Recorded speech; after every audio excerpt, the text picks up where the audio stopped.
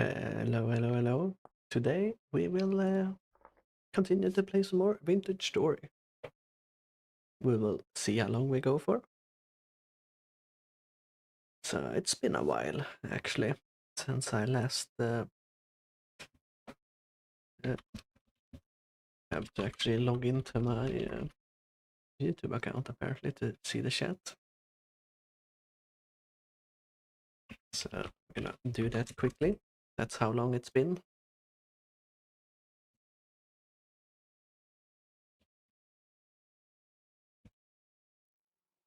Oh, wrong password, apparently. Okay, there we go. And authenticator. So it's been a while. I've been very busy with work, so you know, is what it is, kind of. But hopefully it should be easing up. I'm also been sick, so you know, that is what it is. There we go. Now I can finally see the chat. All right, so let's see. Oh yeah, it was starting to get the winter, right? Let's see if I actually remember the controls. So it's November. Okay. Okay, I have some. Oh yeah, I was probably making rot, I guess. Right, I guess we can go out and feed the chickens and see where we're at. I have 2 troughs, so I should take 16. Right, there we go. It's -4 degrees, so we probably should check on the fields. I think I harvested everything, but I'm not entirely sure. I don't remember there were being snow on the ground last I played, but yeah, that's how it is.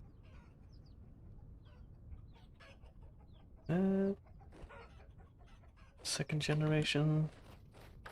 Hoping we'll get some 3rd generation so they stop running away from me. It's quite annoying. And I think we had the kid, yeah, so we're gonna not feed these guys until there has been a few days, because apparently they can't get a kid straight away again, which makes sense and everything. So we have 13 eggs, actually. That's quite a lot. Fresh for 21 days, so should be fine. Oh yeah, I was making some brandy last time, I believe. So I'm waiting for this to turn into... So this is a red currant, okay.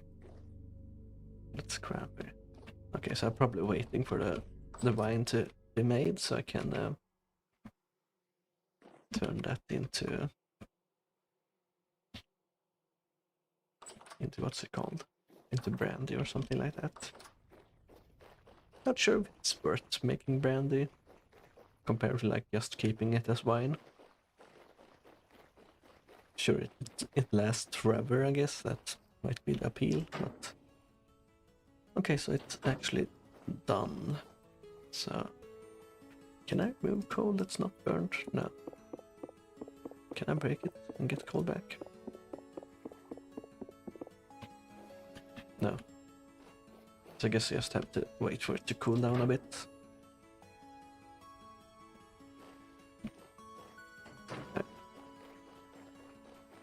It's probably too hot, so I'm probably gonna burn my feet if I go in there, so... we were... So we have 14 steel, 16 blister steel, so 32 blister steel.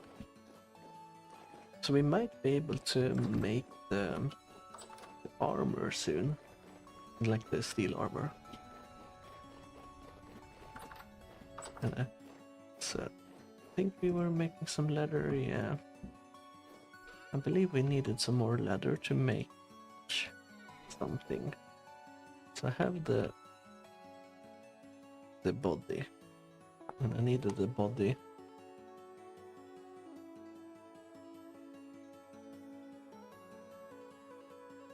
for something. I think I needed the body to make start with the steel thing. Can't remember, but we'll wait for the steel to cool down. I think we were making more charcoal as well, so let's actually check. Oh yeah, not done yet. We need more logs, of course. And I was gonna say I'm low on sticks, but I have 45 sticks, so we're fine on that part. I think I want to cut down some oak trees, because they grow the biggest, it feels like. At least in my area. And I want to use the shears on them as well, so I get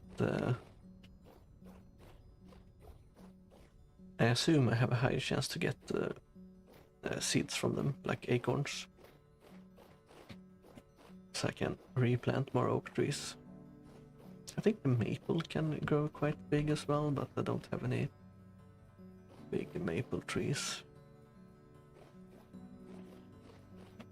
So this, oh, okay, I thought that was an oak, but I guess not. Let's take this maple tree and the one next to it, so we can let the oak grow out more.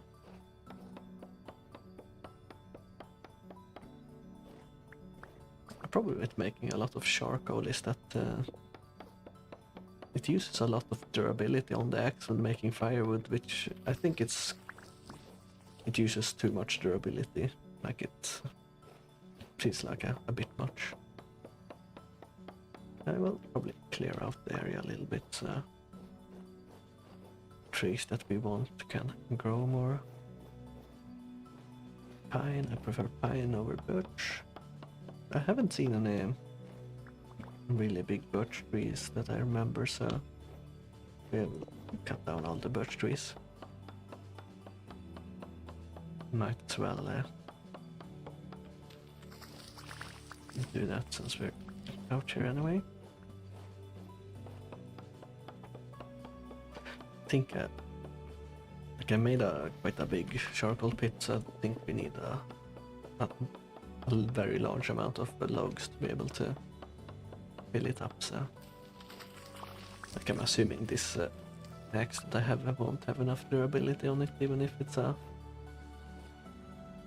half durability with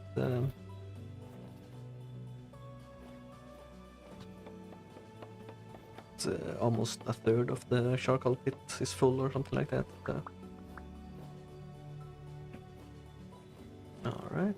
Alright. That's an oak, so let's remove this pine that's growing next to it.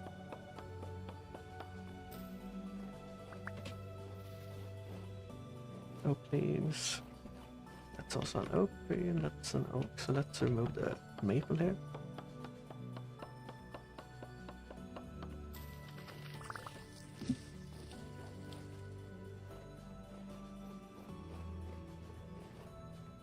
I think that's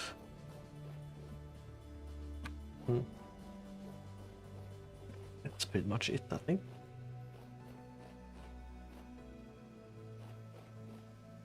Alright, we have some birch here. Let's remove these as well then.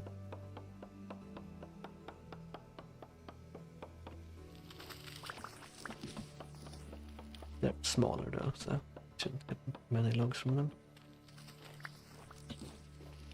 It's like chopping them down takes a while, and you should get more logs, but I guess it does take a while to chop down a tree. Right, we got some logs, so we can start filling up the charcoal pit a bit more. Alright, I need to make ladders. Let's actually make ladders straight away, otherwise I'm gonna forget about it. So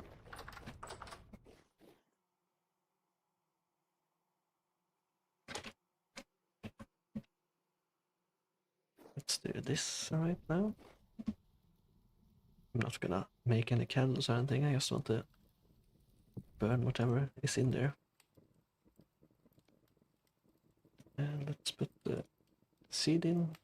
I will put this thing in. There we go.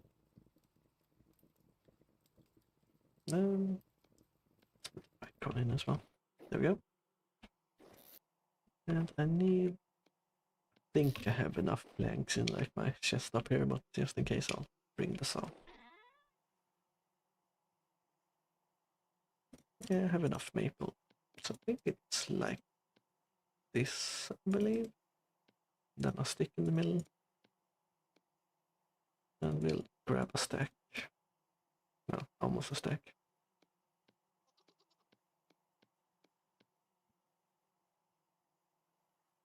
Yeah, that's enough.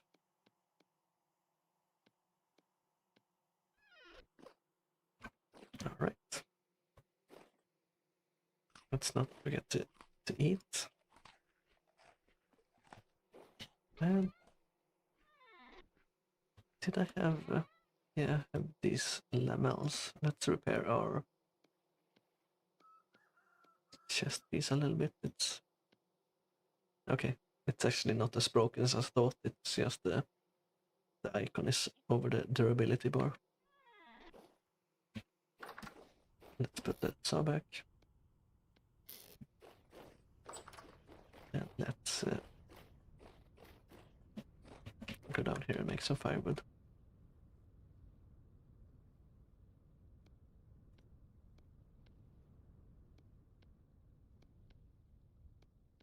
Yeah, this will be nowhere near enough.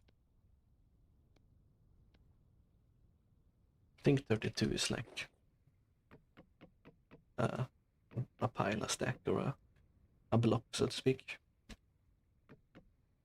Okay, so that one is full.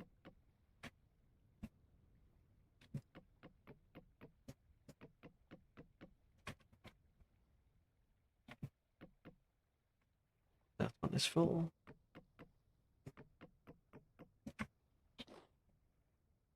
Alright, that's all the logs. Man, didn't get anywhere pretty much. Let's put the birch things in there. Let's put the shears away. Let's refill on food.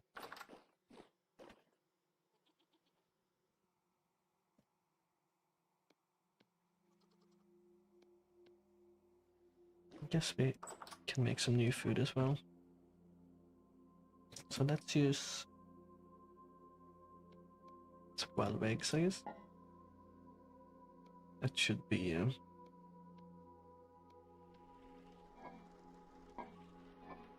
let's see, nutrition, fruit, protein, yeah, so we can use whatever pretty much.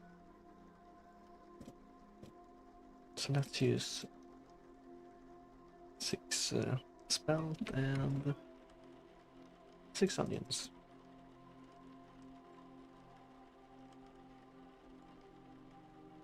Spelt only 60 cent, I guess it is. Okay, I cannot use spelt for that, so let's use 6 carrots instead.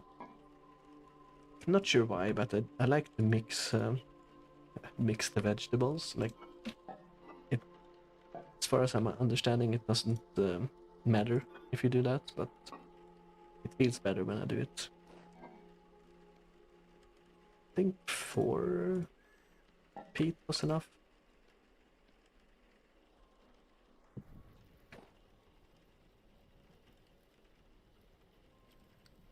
There we go.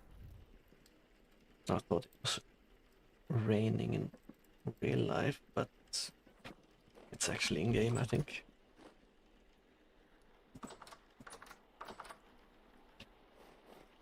Yeah, it is. Oh, I didn't chop up all the logs I had. So I guess we can stack a little bit more. I do like that there's a different rain sound when you're indoors, you know, makes sense. Actually sounds like what it sounds like when you're indoors as well and it's raining, so I do like the sound design in this game. It just makes a lot of sense. So we have ladders and we have like a decent pickaxe. Maybe we should make another one. Let's go and pick up the blister steel here. I think I just... Oh, break. Okay, so... There we go.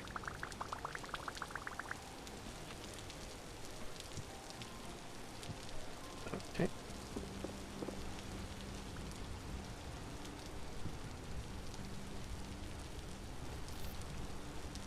Lids in there. And let's fix some of the broken bricks. Might as well do it straight away, so...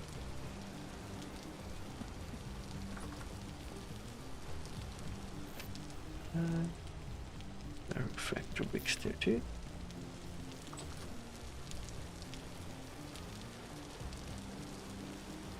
So, let's see here.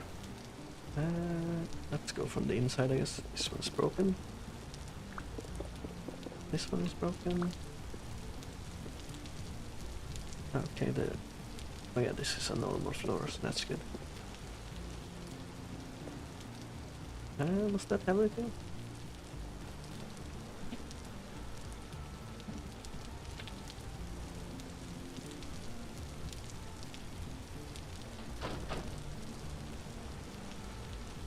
No? Oh yeah, I think it's everything, since I can put the hole in. Alright. Only 2 broken bricks this time. That's quite nice. Oh, I guess snow can come in and mess this up. So, fire clay bricks. Okay. Yeah, I guess I was making the fire clay for the pit kilns, right? For the pit kilns? No, for the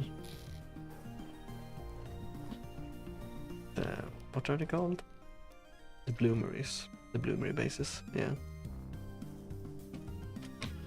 Do I have any cooking there now? Alright, I probably... Yeah, I needed more clay. That's what it was.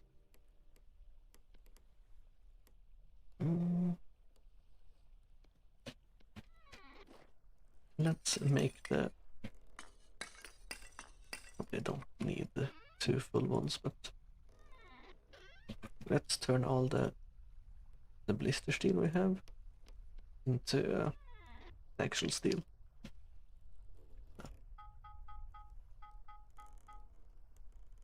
Should be quite quick, since they are they don't have a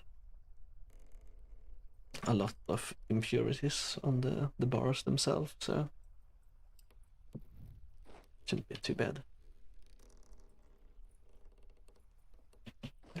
Let's make some bloomery bases while we're here. We're gonna need them eventually anyway, so...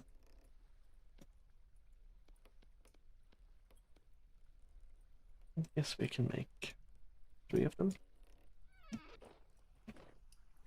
It's a bit annoying that they don't stack, really. I would like a bigger bloomery base, like a stationary one you can build and just throw shit into it. Since it feels like you use so many of these, and it's a bit annoying that they break every time as well. Like, if I could make one of like the tier 3 bricks or something like that requires the titanium and everything, I think it would be fine if it lasts, you know, a bit longer or something like that. Or that you get like more bricks back or something from it, because it's quite annoying making new fire bricks all the time. Right, everything looks fine. Yeah.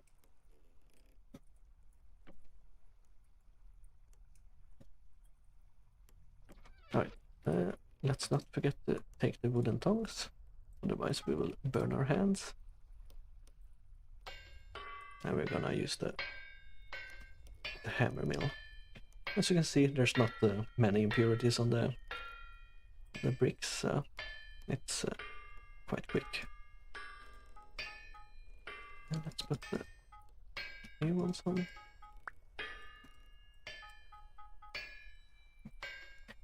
Oh, actually, that's a finished one. Let's put that in our inventory. Yeah, quite bad wind speed. It always feels like it's bad wind speed when I'm doing something like this. So, and once I've completed my steel armor, I'm thinking about going into the modded vintage story. And one of the mods I'm looking at is better windmills. Because it seems like also probably something with bloomeries, like better bloomeries or something like that. And some food mods and things like that. Maybe some animal mods as well. We will see.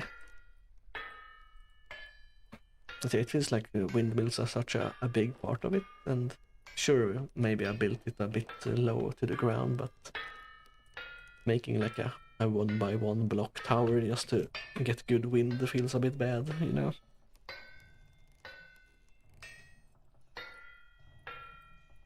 You also want your things to look somewhat decent, even though I'm not that great at building. It feels like, you know, I don't want to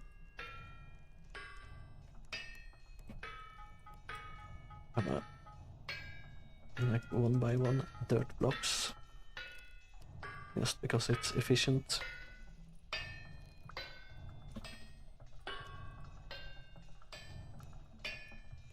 So we should be able to, let's see, yeah, it's only 4 o'clock, so we'll probably do this today and then we'll run out tomorrow. I have a location with salt, but I haven't found the actual salt deposit, so we'll do that. So the goals I have right now is I want to make steel armor, because steel armor is the best steel-plated armor, I should say.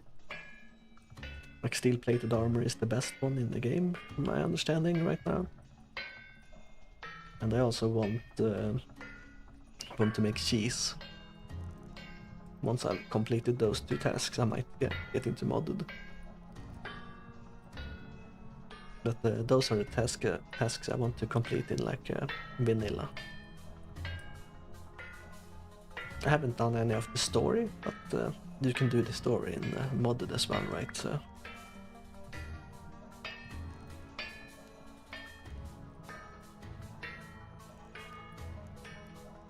Alright.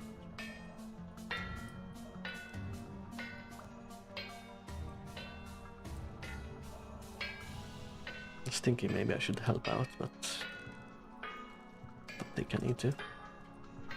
Let's pick up the bricks and put bricks ingots, I guess they are. I think I should have enough coal to heat these up, otherwise I can always add more, I guess.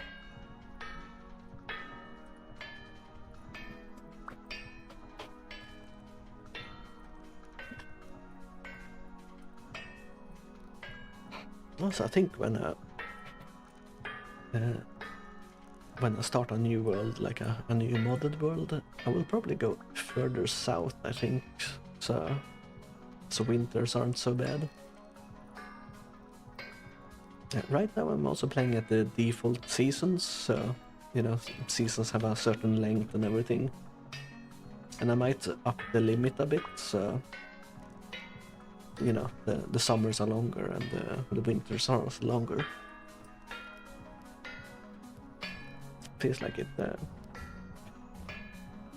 would make sense. Like right now I have so much food for the winter, like I'm so prepared, like no, I'll never have food issues really. With the food I have I can probably like last two years, right? So okay, so it actually ran out of fuel, so let's add a little bit more, just 2 more.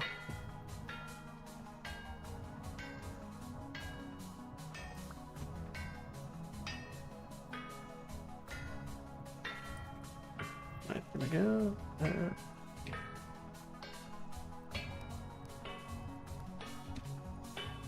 I think with all the steel, we have 32 steel, like making, and then we have 14 steel, so we should have 50 steel. That should be enough to make like a full plate armor, right?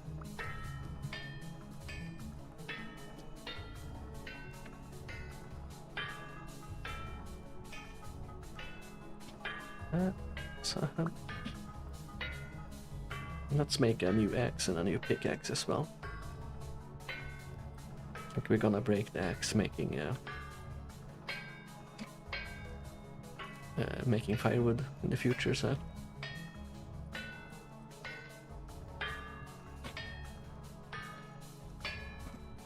You might see that my iron fox blade here has low durability as well, but I believe I have a steel one in my house, so it should be fine. I don't need to make another one.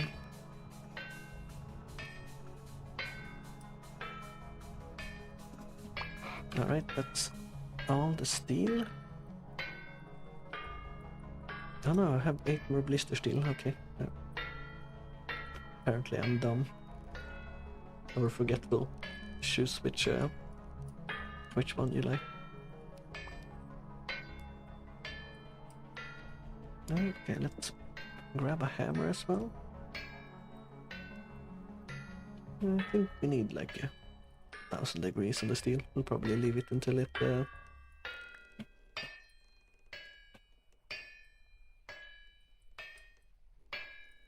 it should be fine. I was worried it wouldn't heat up, so I had to add more charcoal, but looks like it's no issue. Alright, let's grab a... yeah, that's iron. Let's make a hammerhead. Hammer, axe head. I might add something to make it a little bit more efficient to make tools, but I'm not sure yet. Like it feels like making tools is also like a part, like so to speak, of what kind of makes the game interesting. Like it takes a little bit. The flint mapping though in the beginning is what I would call annoying though, since the flint tools break so fast. It feels more like a hassle to make things.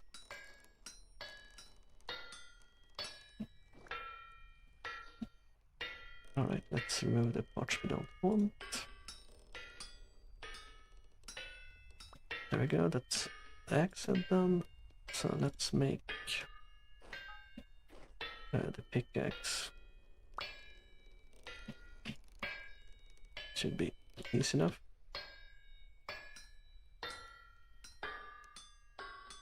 I like to position myself instead of rotating all the time, but that's just a personal preference.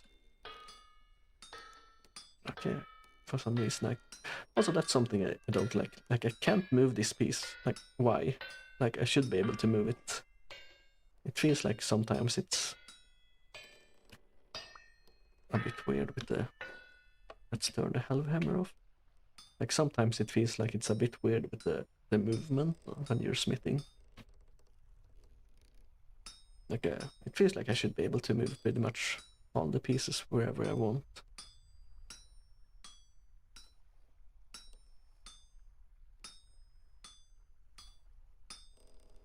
Right, pickaxe head done. Let's hope there's no drifters. Let's throw them in the water to cool down. Is there no water there? Decided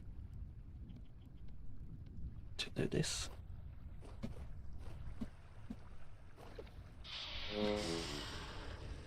I burnt my hand because I took the smithing tongs out of my hand. Okay, apparently filled my food bowl with water.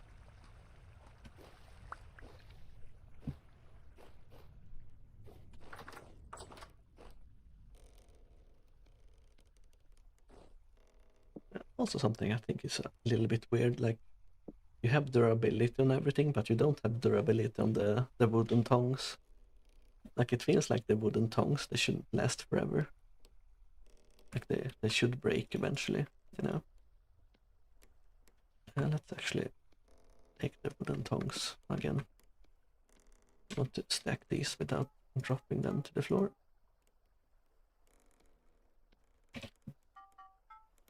I do like how a big stack of metal looks like that. Feels nice. Oh. Why do I have 3 iron axe heads in here? Did I find some when I was out exploring or something? That's a drifter. I guess we'll take the tongs off and then check. It's only 8 o'clock, so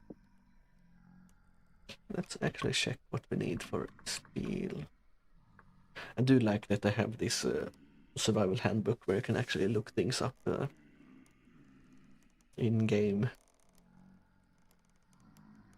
So I think we need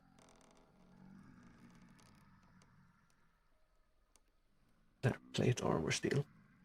So we need chain body armor first, and then we need steel plates. Okay, so I do need the leather thing. So I need to make a bunch of steel chains. And this is just for the torso as well.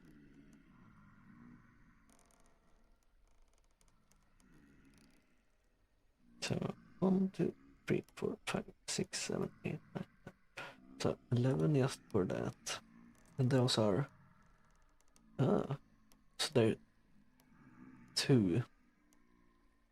So just the chest piece here is 6, 7, 8. 6, 7, 8, 9, 10, 11. So yes, the chest piece is 22 steel apparently. That's a lot. I wanted to go to my house, but they're kind of in the way, these guys.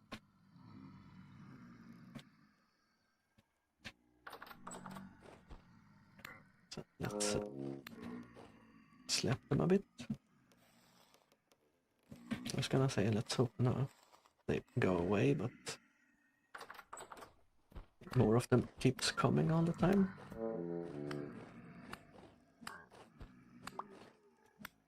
At least you can get some flax from them.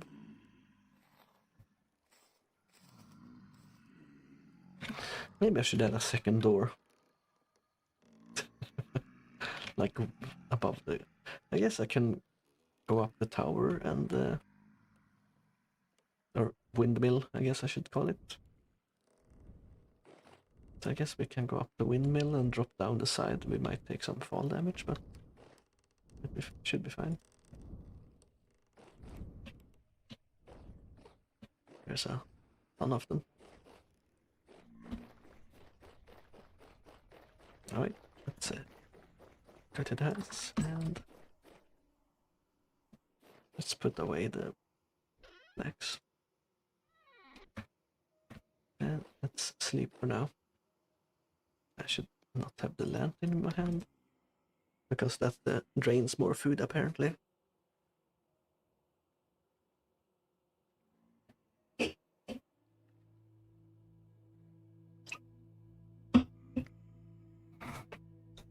Just me making noise with my cans. Okay, so all the mash we had in our inventory turned to rot, so I think a barrel takes 64 rot or something like that. But it's winter now, so it's gonna... Okay, I can't actually seal it if it's not full, I guess. Yeah, 64 rot, so I need a little bit more rot to seal that barrel. Alright, we have some fruit actually. Let's take some apples with us, since we're going exploring today. Let's take... let's take that. Alright, so we have enough food. We have enough ladders. Should we make some torches maybe? I think it's like this, right? Yeah. 6 torches should be enough. Probably more than we really need. For some reason, it's easier to light the torches when you take them out of the torch holder, which feels a bit weird, but it is what it is. Right. Let's take the steel Volk's blade as well.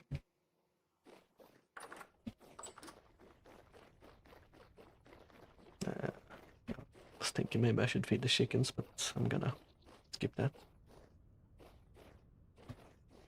Alright, it's this way actually. I have to remember where my transporter or translocator is at.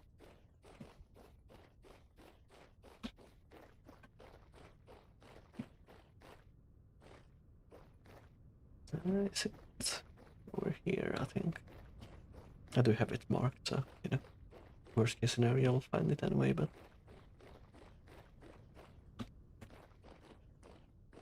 Alright, let's put our lanterns in our slot here.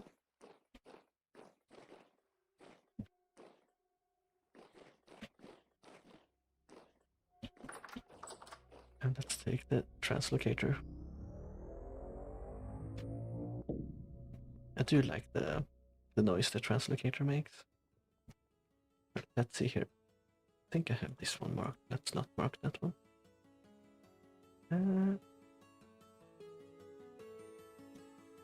Did I not make a mark here? This one. Not sure why it's green. Let's make it white. Or salt. There's also iron and stuff there, so... before I go out, like I have a small hut up here, before I go out of the hut I'll probably put my armor on. There's lots of bears in this area that I've had run-ins with before. One of the mods I want to put on as well is like the... where it puts all your belongings in like a skeleton or like a gravestone or something like that, because dying to a bear and then having to run back because your stuff might disappear if you're not back at your corpse fast enough is a bit annoying, especially seeing like how long it takes to run back, and if it's nighttime you can't really, you know, go back because of all the drifters and stuff.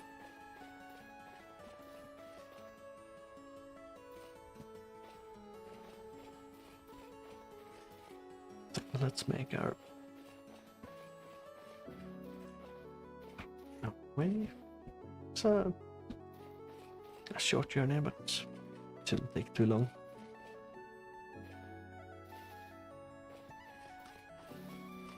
And eat some fruit on the way to get our satiety up and also get our nutrition up. Okay, that's a bear. And he spotted me, I believe. There's some water over here, so we'll fight him in the water. It's a brown bear, I think those are not the worst ones. I think grizzly bears are the worst ones. Black bears are the easiest one I've felt to deal with, but I think the black bears are the slowest ones.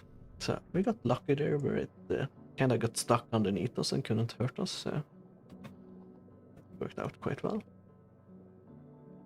Let's grab the bones for farming purposes. Oh, I was gonna check on the farm as well before I left, but yeah, it is what it is. I should have brought some or made some bandages as well, but it's fine. So I did see that you could make aqua vitae, I think it was called. Like from you can distill brandy even further to make that. And if you apply it to a bandage before healing, it heals for a lot more. but it doesn't stay fresh, so to speak, for long. So you need to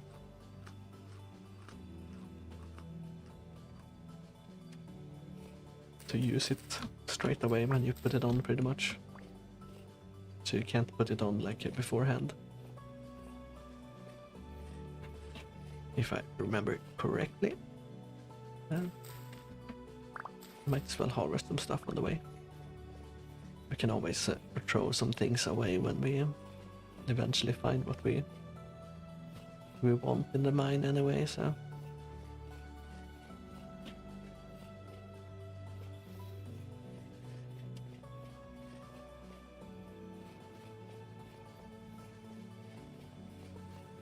I was, yeah, we didn't get any fat from that bear, right?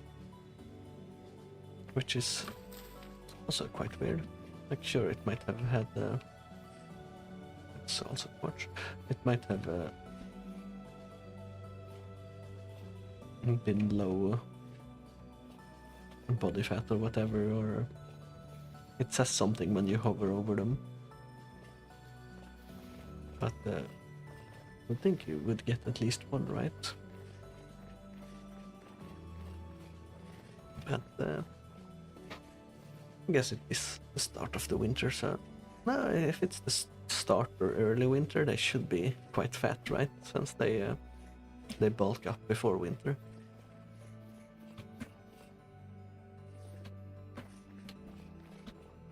Okay, so clay, stone, gravel. Are we getting closer? Okay, we are. Still a bit away though. Let's also pick up flint if we find it, actually. Probably need more calcinite flint eventually. Something I should have been more diligent with marking when I have found it in a while, but I didn't actually know that flint was important when I started out, so. Quite a lot of flint here, huh? Not bad. I think 16 can go into a bloomery base, so. Right, there we go. I have 16, so I have a stack of it. Very nice.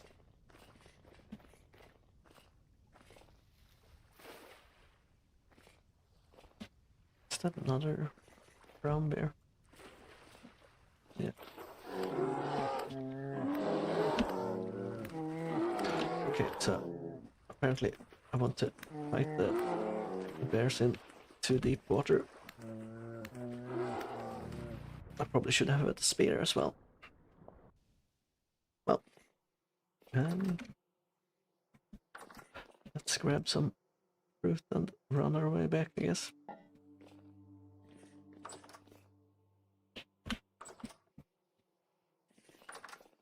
Yeah, so I should be fighting the bears in too deep water.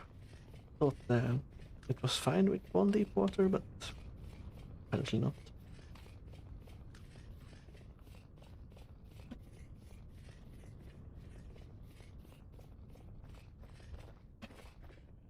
Oh, still have my armor on.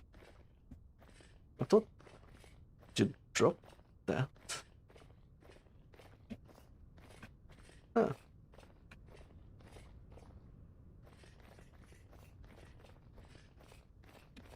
I guess we'll put it away for some. So armor does slow you down, so I probably should have brought that. Oh, I can see in the dark. Okay. Not sure why, but maybe it's something they do when you die. See, I thought you dropped your armor and everything. Am I remembering wrong? I'm pretty sure you used to drop your armor. Strange.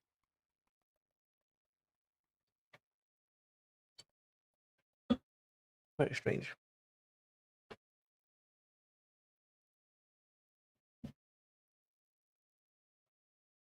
I would like to see them make the bear armor repairable as well. It's a very good armor when you're starting out the game, really. Also gives you heat, or yeah, I guess you can call it heat, like during winter, which is important for the first winter, so I would like to see it being repairable. Like they could even make it like repairable with leathers or something like that. Something more expensive, but that's something I would like to see. Not sure why they put it in and didn't uh, have it repairable. Okay, that's a raccoon. I would like to see some more animal variety as well, so I'll probably do a mod for that as well.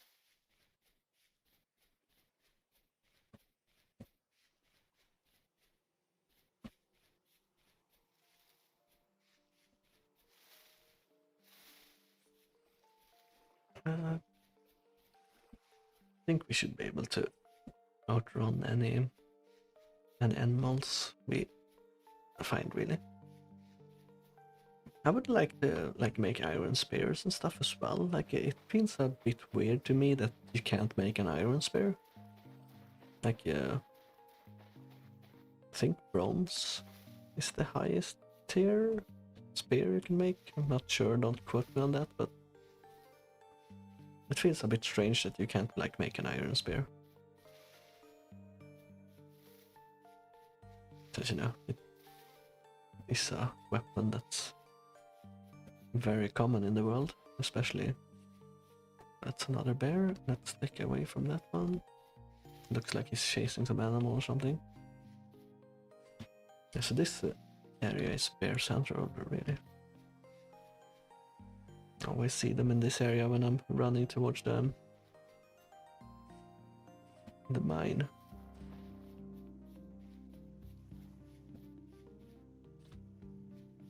Right, it looks fine.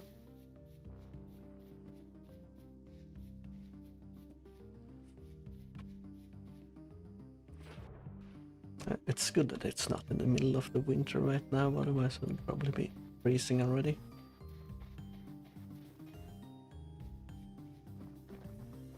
I do like when games actually make winter and stuff a little bit more challenging, seeing how in some games like winter is nothing. I guess it depends on the game though. Alright, so the bear will most likely be on top of our body, so we will be equipping our armor soon. Probably. When I say soon, I mean now.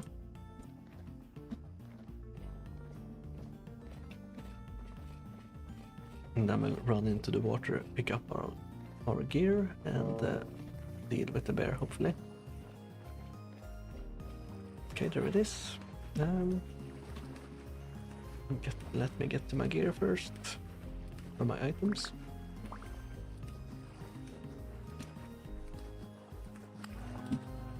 Okay, so it was one hit away.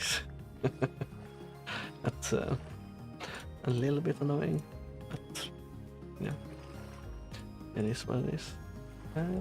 X. Oh, I lost my food as well. That's more annoying though. So if you drop a food bowl into the water, it cleans out the bowl. So that's not good. Well, we got a few fruits at least, and a few turnips. So we do have meat as well from the bears. I guess we can always make a campfire, right? That's actually a little bit. And let's chop down a tree so we can make a campfire and cook the meat, I guess.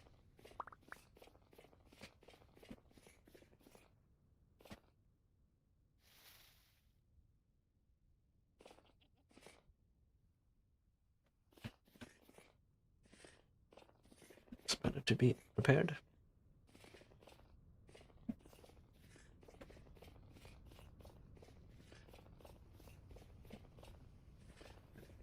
Thinking it does take a while to cook meat, so maybe we should walnut tree.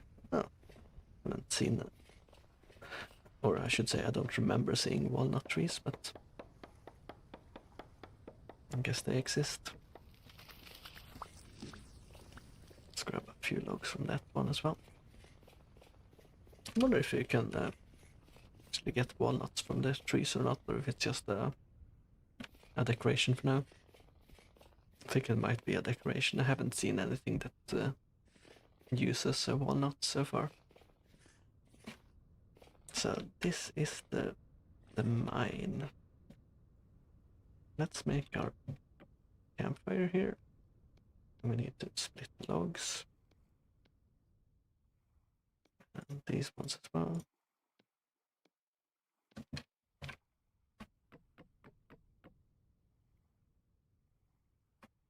Oh, my torches went into the water, so they went out as well. So I need to make a fire starter. How do I make a fire starter? Okay, 2 sticks and one of those.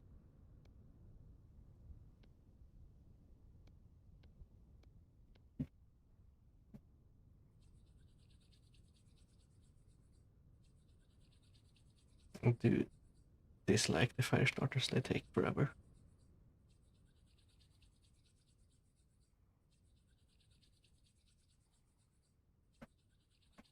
Sometimes they work straight away, and sometimes they just do not want to. Yeah, cold, okay.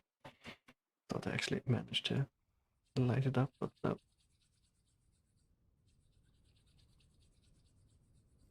There we go. How do I put this down? There we go. Let's put the rest of the firewood in as well. We should light up our torches as well, I guess. Since they went out and everything.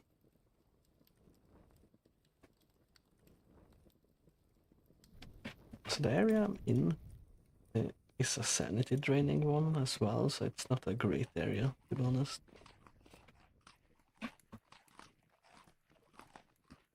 No, I did have a copper spear apparently.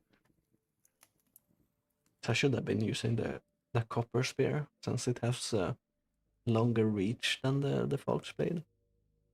Could have hit the bear more times than it managed to hit me, so I think I want to keep going down. But we still have iron left here and copper as well. So we have been a little bit lucky finding a lot of stuff. We're just looking for the salt in this area.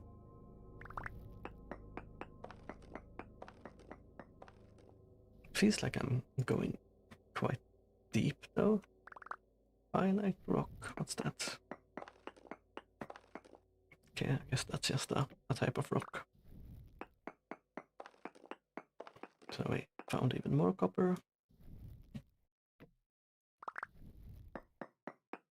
That's what we were after. As you can see, we are losing sanity quite fast by looking at the blue gear here. We're already down to 86. Mantle. Requires tool tier 196 to break. Okay, so I guess that's kind of bedrock then. So we did not find the salt, actually. That's... Oh, I should have brought my prospecting pick. Man.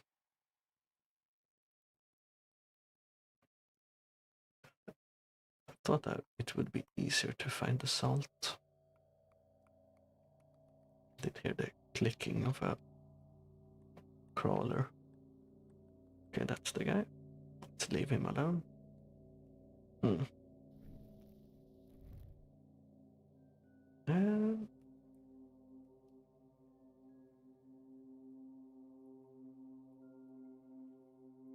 Crack claystone.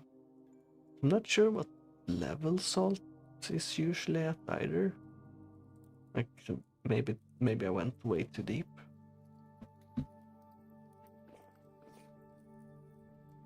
Let's see if I can actually check. Salt. Inquired by halite salt. Yeah, that's what I want. So halite is just a rock, I guess.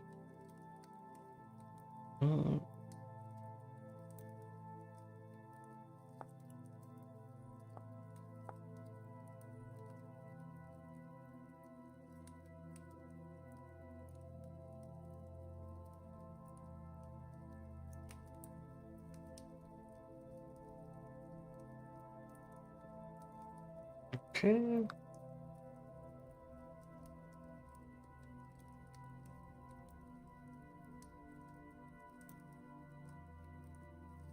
Salt domes.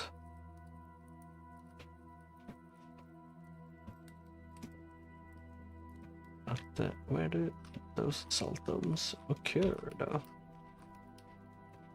It's getting late now, that's annoying. Well, let's get rid of some of the junk we have in our inventory.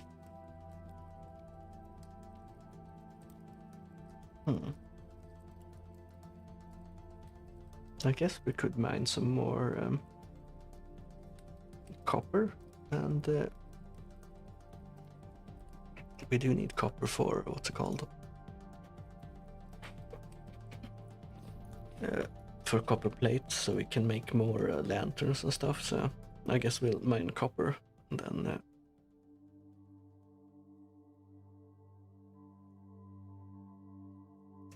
we'll what's it called?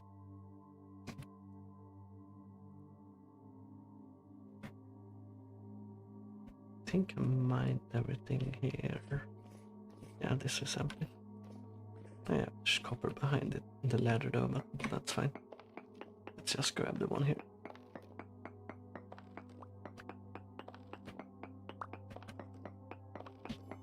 I was gonna say the white dots on the rocks looked like it was salt, but I guess not. No. Okay, even more copper.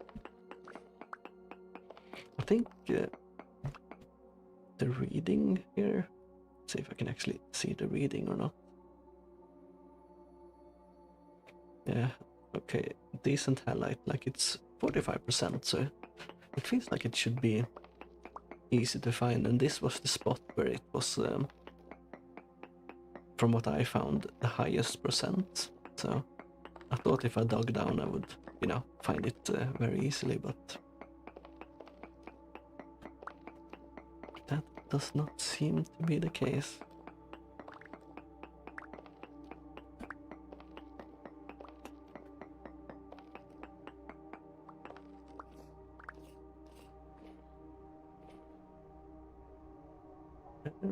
Maybe I should actually get some more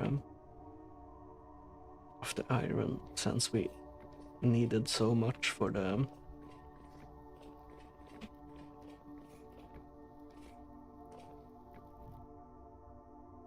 what's it called, the steel armor, like more than I thought we actually needed.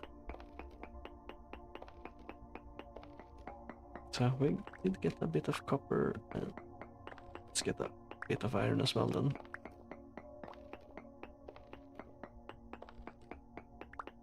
I also do like that the iron here is bountiful as well, so we actually get a lot out of just the...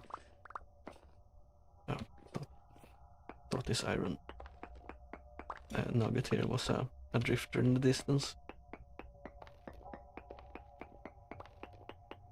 I do like the iron is bountiful, because that means I don't have to mine as much as if it's poor quality. So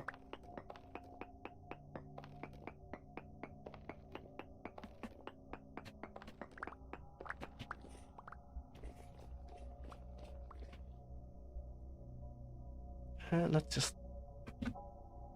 I guess we can mine through the night, maybe, and then we can leave in the morning again. Okay, that's the end of the iron in this direction.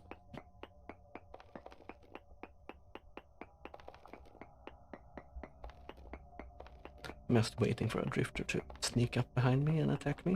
That's usually what happens.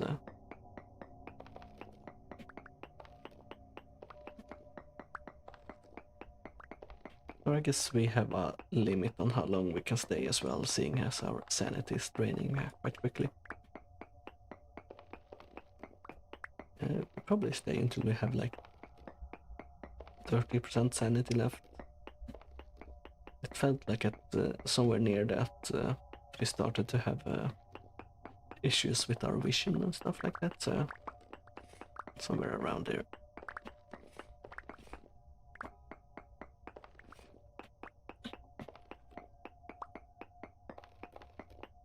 Inventory space is not an issue, I believe, so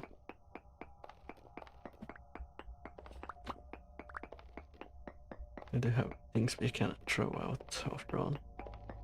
Quite a big iron vein as well, like seeing how I don't remember iron being, yeah, like hematite, very poor.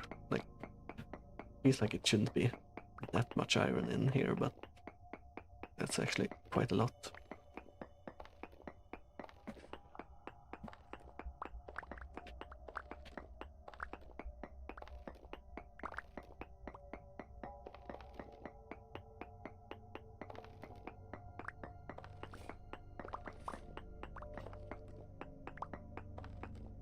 Okay, there's even more iron further down here.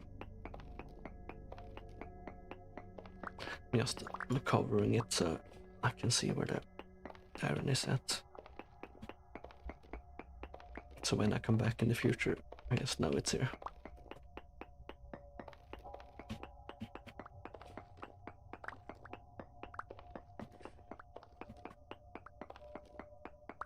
I'm thinking about running back in the dark, but I'm wondering if I actually...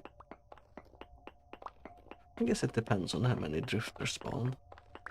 It's the crawly guys and the shooters are not an issue if you keep running. I don't think they hit you that much, but the crawly guys are faster than you usually, so I think those are gonna be the issue in case we decide to run in the night. Okay, so we have emptied this area, I was gonna say, but I guess that connects with that layer over there maybe, or that node, whatever you want to call it. Deposit or vein might be more accurate.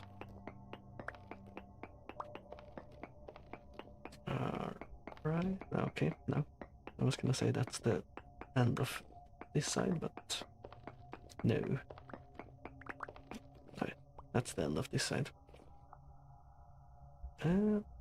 Okay, we have a decent amount of it, so we're gonna throw away the flex grain and pick up that rock instead. The flex grain is not as important since it doesn't give a great satiety, that's why I'm feeding it to the chickens. So we are... Oh yeah, we're at 24% sanity, so let's head up top. I think I still lose sanity up top, but it's not as fast as down here. I think you lose sanity the faster, the further down you are, so...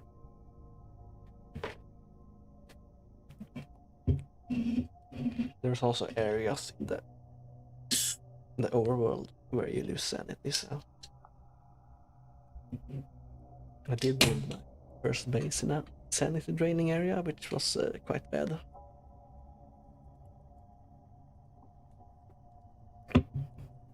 And I only realized, well, I didn't realize it, someone told me that I did it, then I moved away. Alright, so we have 15 meat at least, so we have some food.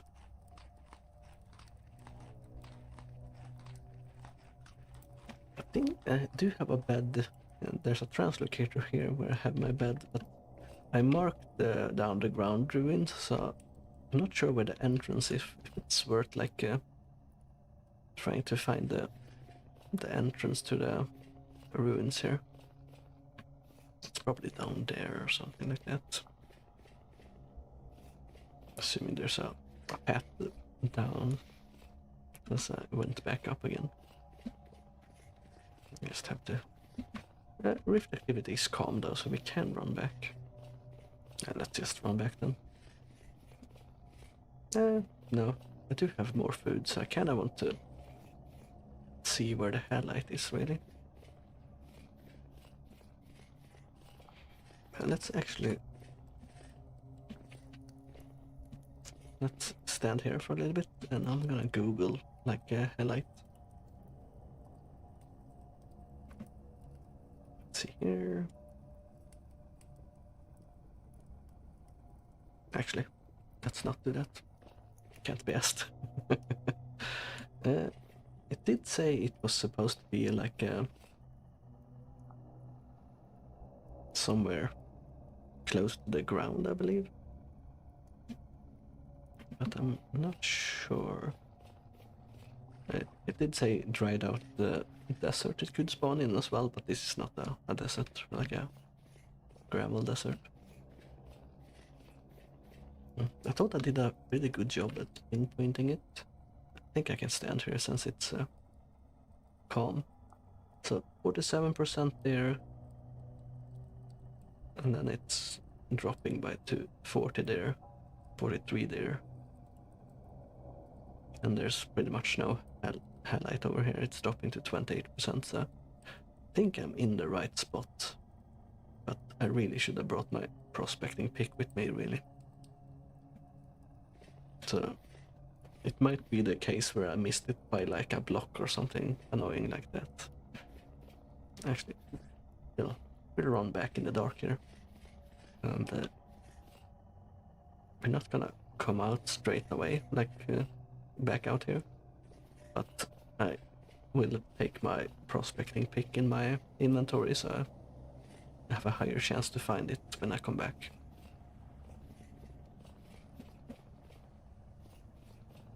Okay, that's a big hole. That's the danger when you're running in the dark. Don't want to fall in and break my legs. Well, you can't break your legs, but you know, lose a bunch of HP.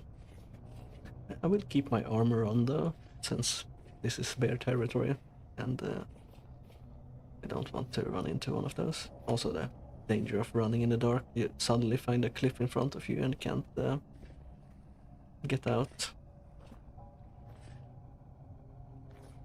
Probably more of a danger if you're being chased by something.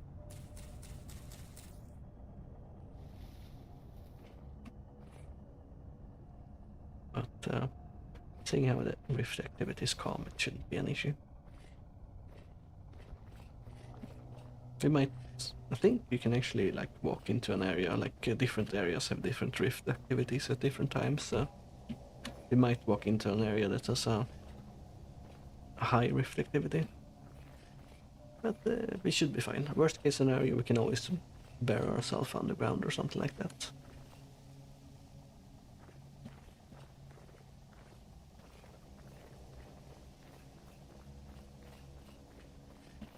So I think the worst rift activity I've seen has been apocalyptic, but it felt like it didn't spawn that many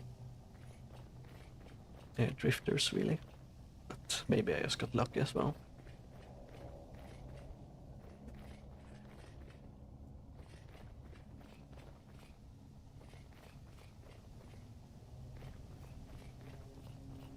Okay, that's a trader over there. I think my house is near the trader here, so... Or maybe that's a different trader. I really should put a lantern next to the exit as well. So I actually know where my... what's it called? Shack is. Yeah, I think that might be a different trader actually. I think I'm still quite far away from the translocator. Yeah, this might be a different trader.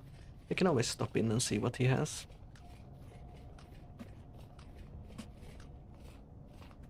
eat some food on the way as well.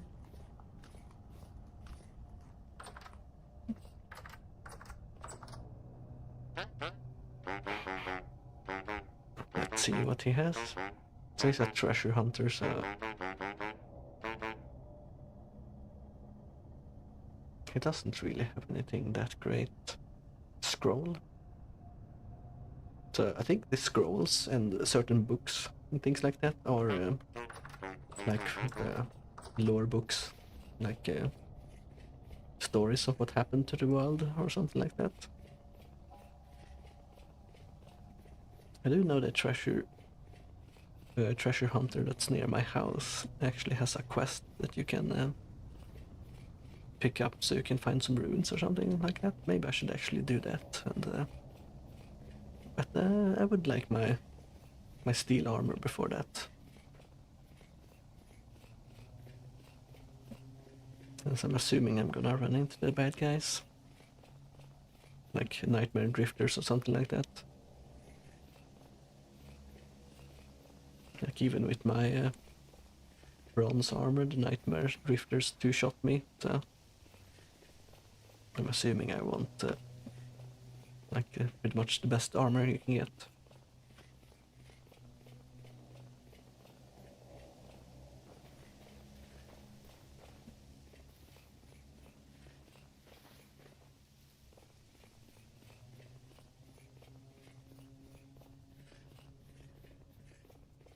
Alright, looks like everything is fine so far. Haven't run into any bears or any drifters or anything really. Not even any wolves, so I think this is my least favorite like biome, so to speak, like these gravel biomes that's full of bushes. Like they are just annoying because you can't see anything.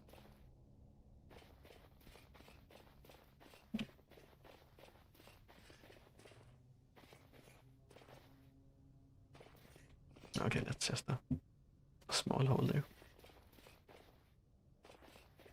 I think this guy is the trader that's near my... yeah. Okay, he's making noise. I guess we can check what he has. See if he has anything good, since he's near our location after all.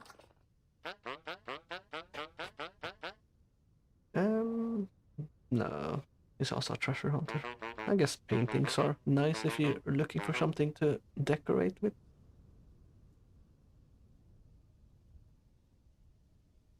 Other than that, nothing that looks too fancy. Okay, we have drifters in this location, it seems. So let's get to our translocator. There's the house. And there's the door. So let's... I think this is quite deep as well. But we're regenerating sanity in this area at least, so that's good.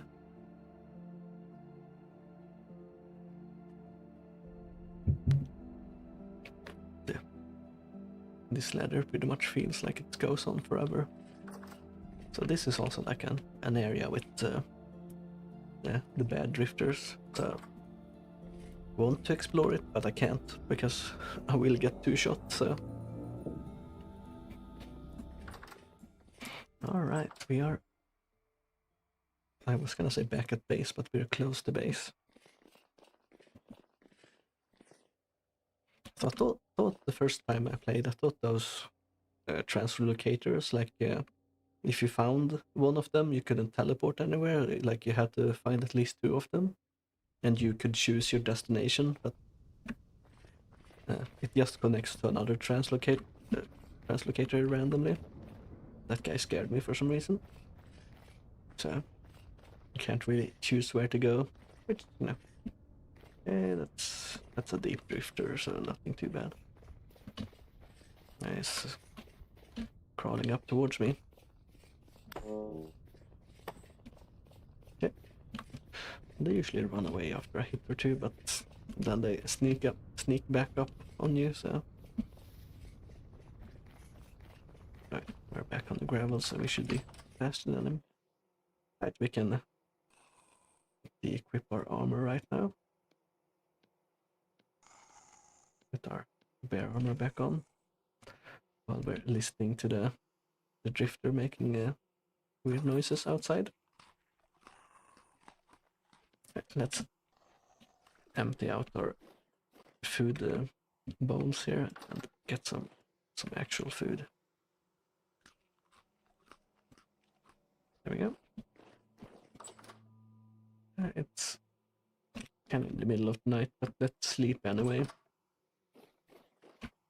I guess we can always wake up earlier, right?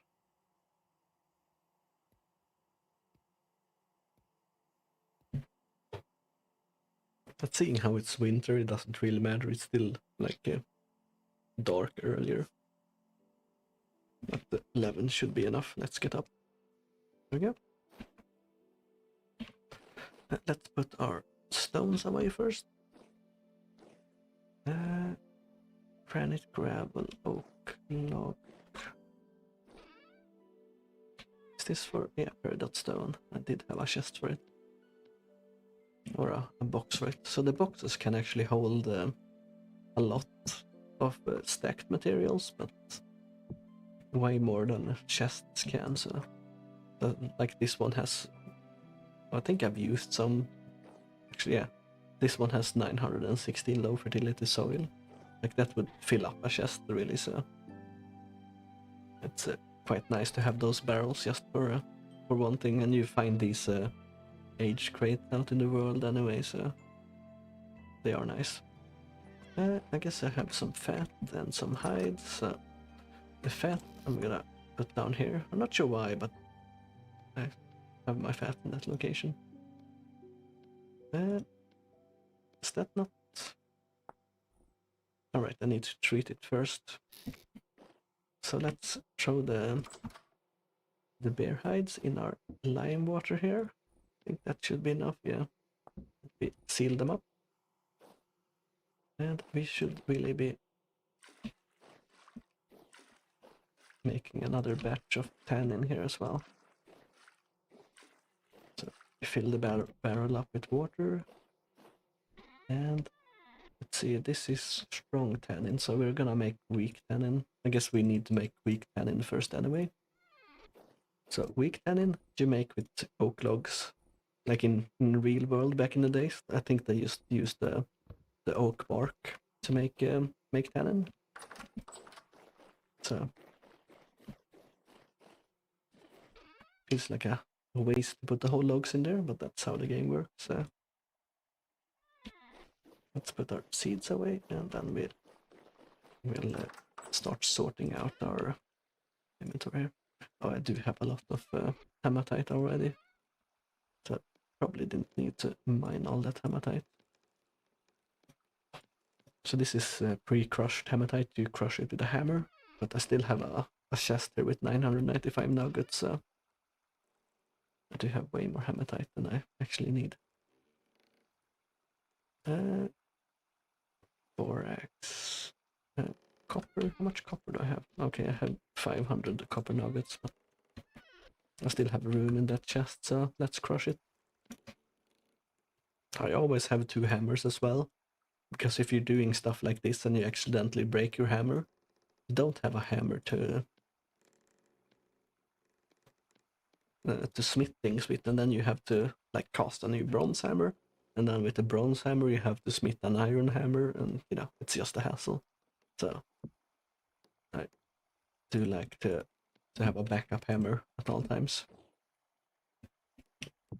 Right, we have 600 copper, and we have some bones, so we can throw the bones in here and turn the quern on, and it will automatically grind it without us having to stand there. So let's actually grab a bunch of the copper. I think I took everything. I don't need the wooden tongs right now. So let's see here. 1, 2, 3, 4. I have 10, so I can only make 10 ingots.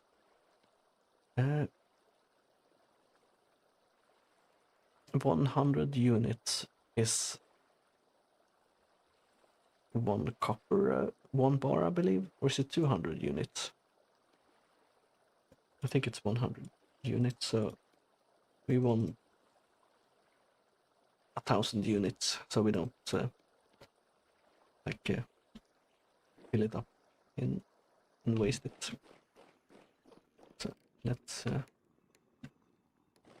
put this away now, and then we grab a torch and we grab some charcoal and we light it up. And that will take a while before it smelts. The more things you put in, the longer it takes, so let me actually... So the more copper you put in, the longer it takes. So I'm not sure if it matters if you split it up like I did, or if you just can keep it in a pile and it smelts as fast. But it starts smelting at 1084 degrees, and the coal goes up to 1300 degrees, so we're fine there. That's gonna take a little while, so I'm gonna leave that. Put the torch back. So the torches doesn't go out when they're in the torch holders. But if you have a torch on the wall, naturally it will go out after 2 in-game days, I believe, so the torch holders are very nice. I think you can make them, but you can only make them out of brass, and don't have any brass. Yeah, it's 4 o'clock, but it looks very dark outside. Alright, we have our farm. Let's actually check if anything's done. Yeah, it's damaged by cold, so we will get less of a yield from it. But it is what it is. Rye is growing. Rye is a hardier crop overall, so... Okay, that's growing. It's mature.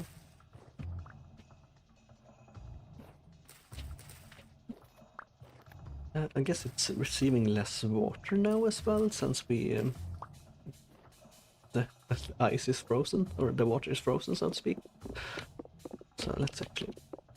Sure, it matters or not, really. It's probably not gonna get... It's only gonna get colder, so we're gonna get less and less crops anyway, but... You know, might as well do what we can. Growing facts... So I think the last stage, growth stage 8 out of 9, looks similar to the last stage, so I always have to look straight at them.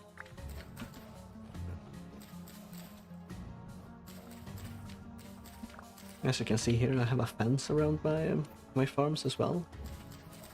I don't live in an area where rabbit seems to spawn, but rabbits are attracted to your crop and they will eat them. But that also means you should have your farmland fully sown, otherwise grass can grow on it, and apparently rabbits can spawn on grass. So. But seeing how it's winter, it's no point in like filling out the farmland and have everything die. So, right, I put all the seeds away. Let's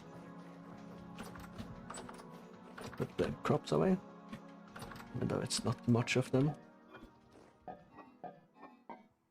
It's been a while. Where did I actually put my things? I was pretty sure I know there. So cabbage is 3 times the satiety of... let's actually move this. Cabbage is 3 times the satiety of, like, compared to a carrot, so cabbages are a lot better, but they take longer to grow as well, so let's put everything in their respective slot. So these storage vessels as well, they, as you can see, vegetables, grain and others last for a lot longer. Like the grain here will last for 16.5 years, but that's also because it's winter. And things last longer in winter, so... Alright.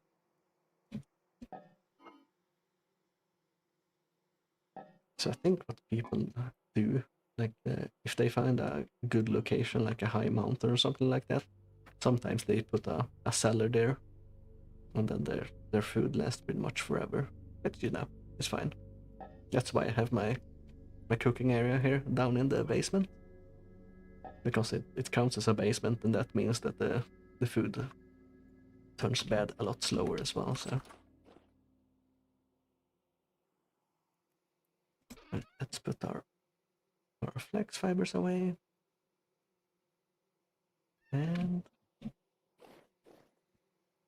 let's see, it's 6 o'clock in game. So oh yeah, I did build a greenhouse as well, so let's actually check how the crops are doing in there.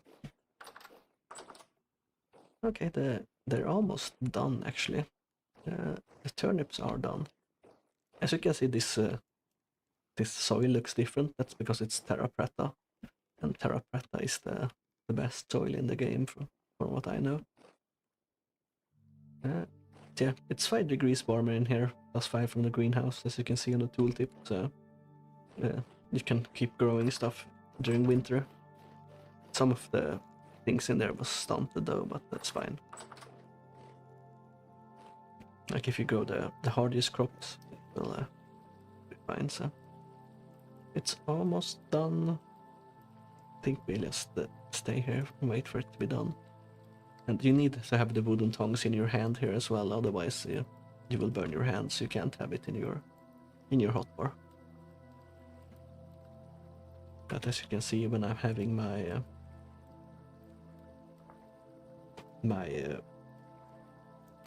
wooden tongs in my hand here, it increases the hunger rate. So if I take them off, so it increases it by 20%, and then the armor increases it by a little bit as well. So right, let's put it in our hand, and then we hit control, and then we pour it into the molds.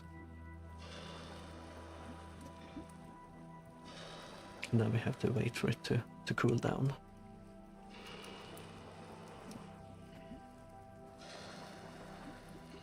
Oh yeah, it does say 100 units when I hover over the ingot molds.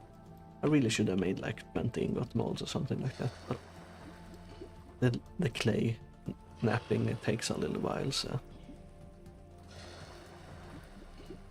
you do it for a bit and then you get kind of tired of it. So alright,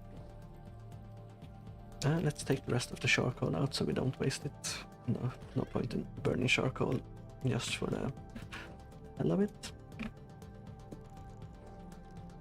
I think we need to go out and grab some clay tomorrow. I should have enough durability on my shovel. Maybe I should make another shovel as well. Well, we have the brown coal, let's put that in. I think 1 coal should be fine to heat this up. So we need some clay to make more fire clay so we can light up our beehive kiln that we have out here. It's calm, so it should be fine to go out. I need to put a post here as well with a lantern on so it lights up there a little bit. Yeah. Do I have my... No, I don't have it prepped. But yeah, we need to fill it up a bit more. Put some more fire clay bricks in or whatever we want to make. Probably should get started with another batch of steel as well, really. Might as well, like, it takes a while, so might as well keep it going all the time pretty much if you can. I do have 30 iron blooms, so... Actually, let me grab the flint in here, and let me grab 2 stacks of hematite, some charcoal, and a torch. So we'll put the flint in, charcoal,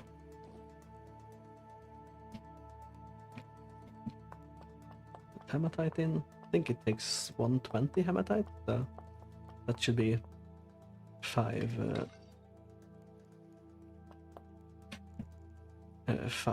iron blooms or 6 iron blooms.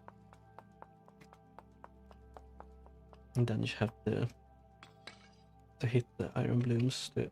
Can I not add more fuel? Okay, I guess we don't need to.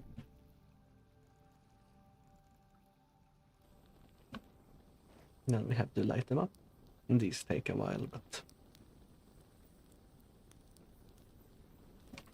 the flint you turn into calcinite flint, and then you grind them up.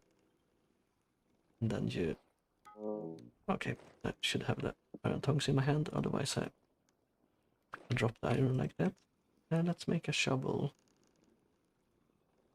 I think it might be hot enough still, but it will tell me if it cools down too much, so let's see how it goes. Well, it will tell me I can't keep smithing if it cools down too much. And then we rotate it. Then we remove the parts we don't want. And we have a shovel head. And then you just use a stick, you know, to make it. Let's put the wooden tongs away. Eat some food so we get our satiety back up. Put the steel back that I accidentally picked up. That's something I actually find that I do every now and then. I accidentally... Okay, I burnt myself when I threw it in the water. Okay. I do find that I accidentally pick up stuff sometimes, just by... that I don't mean to. I do need some more... what's called? Lights over at the berry farm as well. There we go, we have a spare shovel now. It's 9, so let's sleep for the day. Let's actually open the map when we're sleeping and mark our clay as well. So pinned just means it shows up in your minimap, so we should also go down to our translocator area here and unpin that one. I think this is the one, right? Yeah. So as you can see, the translocator actually sends us quite a bit away, which, you know, saves a lot on exploring. So it's daytime, let's go and get that clay. I think I have another clay deposit marked in the other direction as well, so let's actually bring some food as well.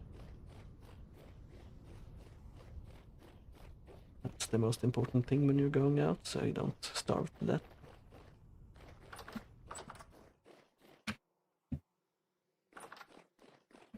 Let's see, everything is kind of balanced actually, so let's grab one of that. One of that. Let's feed our chickens before going out as well. So you don't actually need to feed your animals in the game. You actually only need to feed them if you want, like, you know, eggs, and then have them having kids. So okay, that guy almost snuck out. So the reason that I'm finding eggs outside is that I have the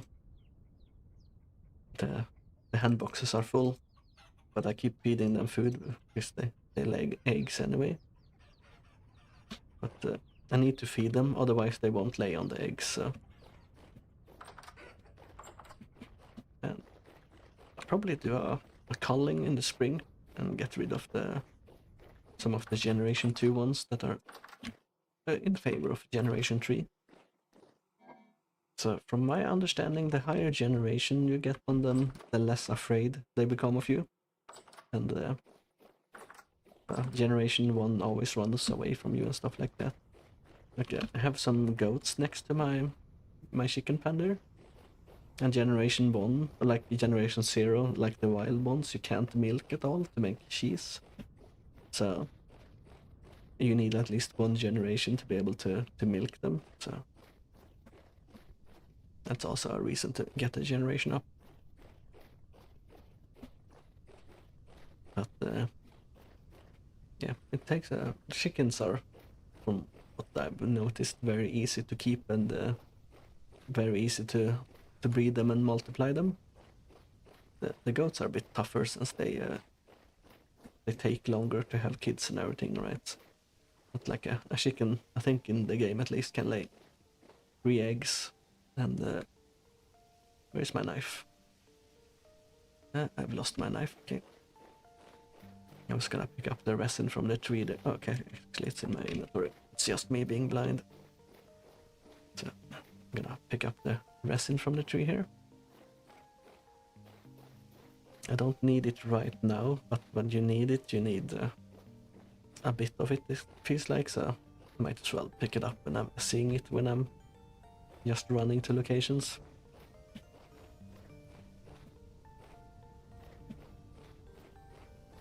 Alright, we are at the clay deposit. So let's see here. It feels like you need a ton of clay in the game, and it feels like it's quite time consuming to go out and gather clay every now and then. Like, even if I gather like a full inventory and making fire bricks, it goes through it very fast.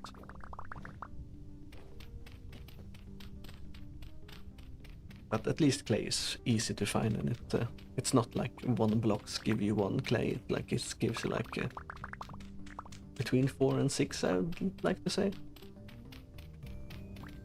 So it's not as bad as it sounds. So.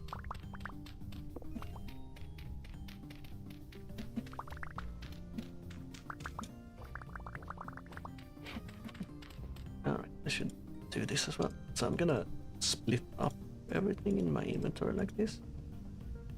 So then I only pick up the clay. And then I believe it will fill up my... No. I was gonna say I think it will fill up my hotbar last, but it actually fills it up first.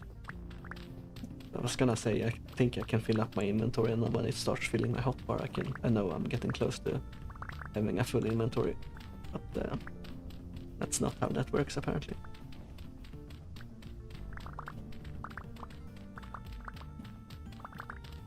Alright, I did also say I was gonna put my prospecting pick in my inventory, but I already forgotten about it. Yeah. My brain is like a sieve, it feels like. I have a thought and then it goes straight through and out again.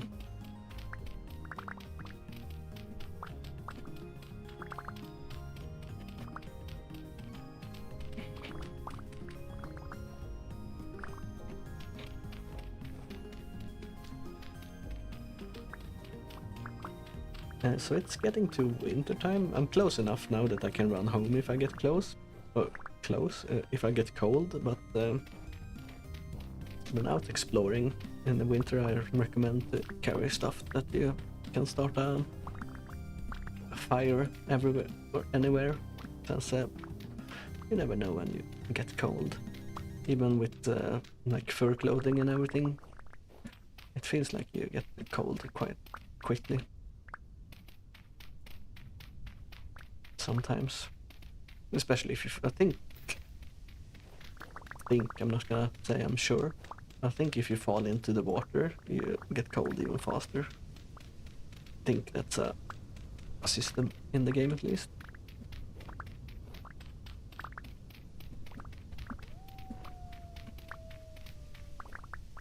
I think that's a wolf somewhere nearby, but it shouldn't be too bad. Just in case, let's put our armor on. One wolf we should be able to take, no problem, but 2 wolves without armor might take us down, and that's gonna be annoying to run back, so might as well take our armor on. We lose some of the heat that the fur armor provides though, but that's fine.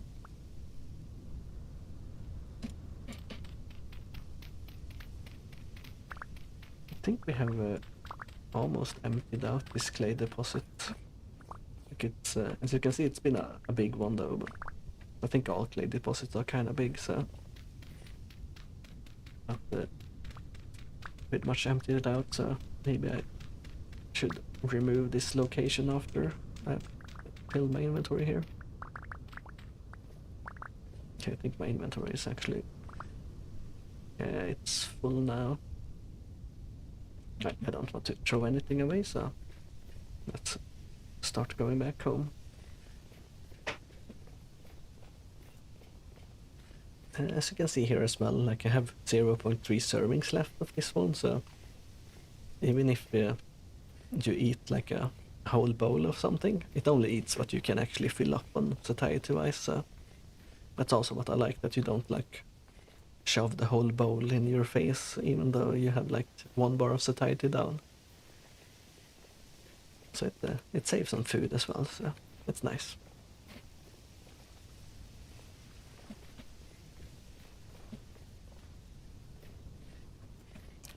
Okay, let's grab this resin on the way as well. I think this is the hole I went down in, where the nightmare drifters are at the bottom. I did see there was like some kind of iron at the bottom as well, in like a circle.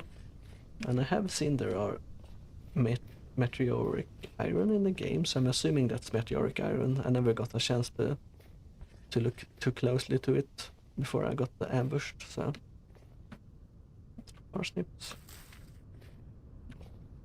Oh. Never mind then. I forgot I didn't have any inventory room. So I think I pretty much emptied out all my... No, actually, there's quite a bit of honey left in my beehives. Let's actually put the clay where it should be. And I'm gonna straight away use some of it to turn into fire clay.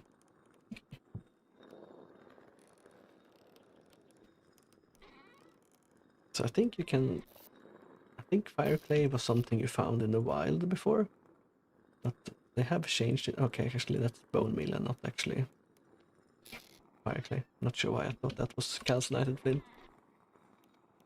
So I think back in the day, like earlier version of the games, you did find the fire clay in the wild, but I've never seen it in the wild here. So maybe you can still find it in the wild, but it's more rare.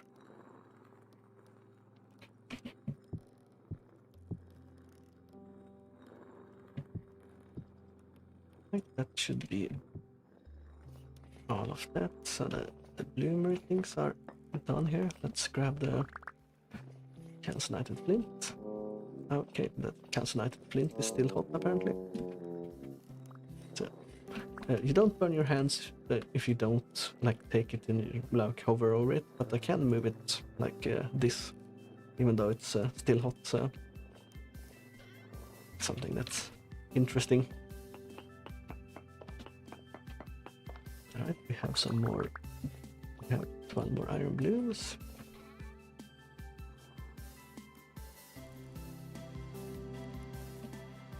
Let's see, let's make some more. I can make one more, right? So let's make 3 bloomery bases and make 3 hats for those.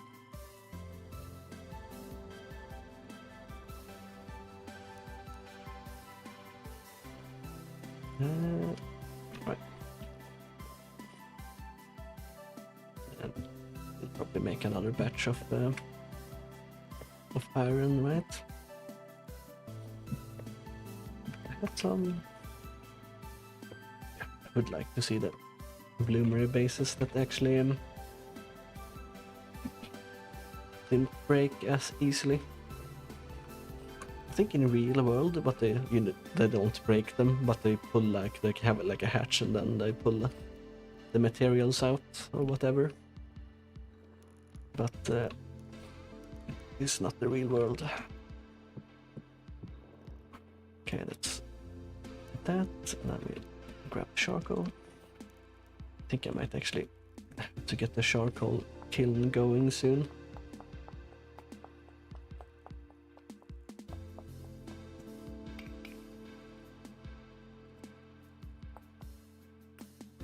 I think they have changed something, because before you could put in all the charcoal, you like the max amount is 6 in these, and now I can only put in enough to smelt. So maybe there has been an update, and I haven't really checked any updates. I don't really read patch notes, so I think they I have added something or changed something.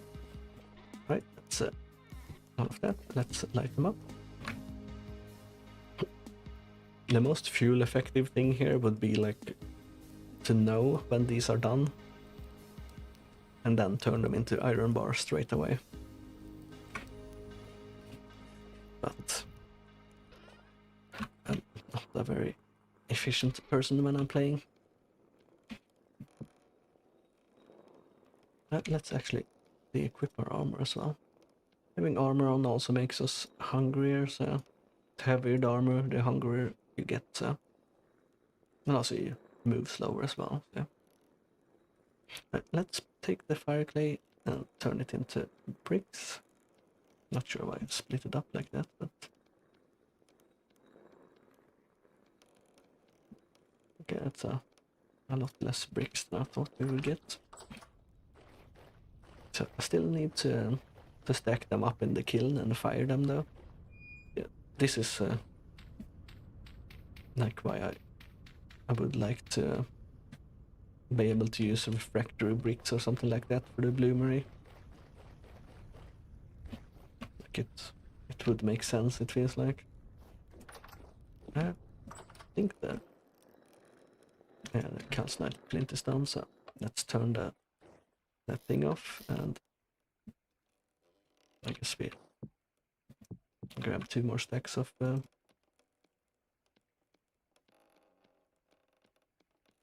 clay here.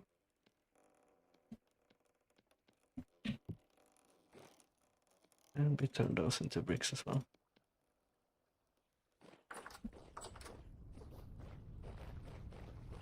So I would like to see either a more efficient way to make fire bricks or fire clay, but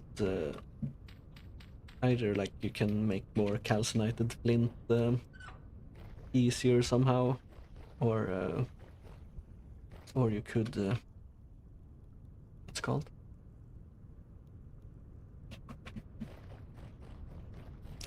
Like use refractory bricks for the bloomeries, since you always need to make iron and stuff, right? Okay, let's put our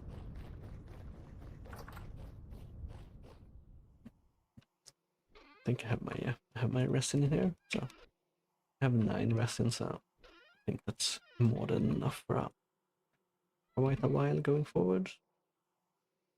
I did see that you could make mining bag. No, I think it was like beams, like wooden beams, and I think people use them for support beams. Ebony. Okay, so there's quite a lot of woods I actually haven't seen. Purple heart, I have seen walnut. That's the first time I've seen it today. Ebony, redwood, I haven't seen. I'm assuming like the acacia, redwood, and things like that. Purple heart. I'm assuming those are in the warmer climates. That's also why I want to move to warmer climates in the future. So 1 debark log. How do I debark a log? Steel hammer and an axe. Okay.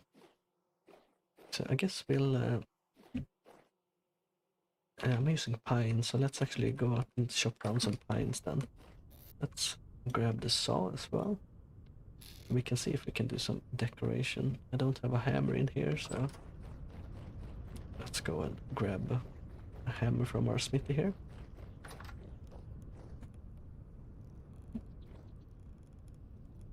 Oh, I have both hammers on me. Okay, that's just dumb. So I think I want to leave this pine tree here because I can use it for beehives. So I have a fence around my beehives because raccoons are apparently attracted to beehives, and they can like plunder them or whatever you want to call it. Let's chop this one down. So that's why I put them up a bit and have them around trees, so the raccoons can't reach them.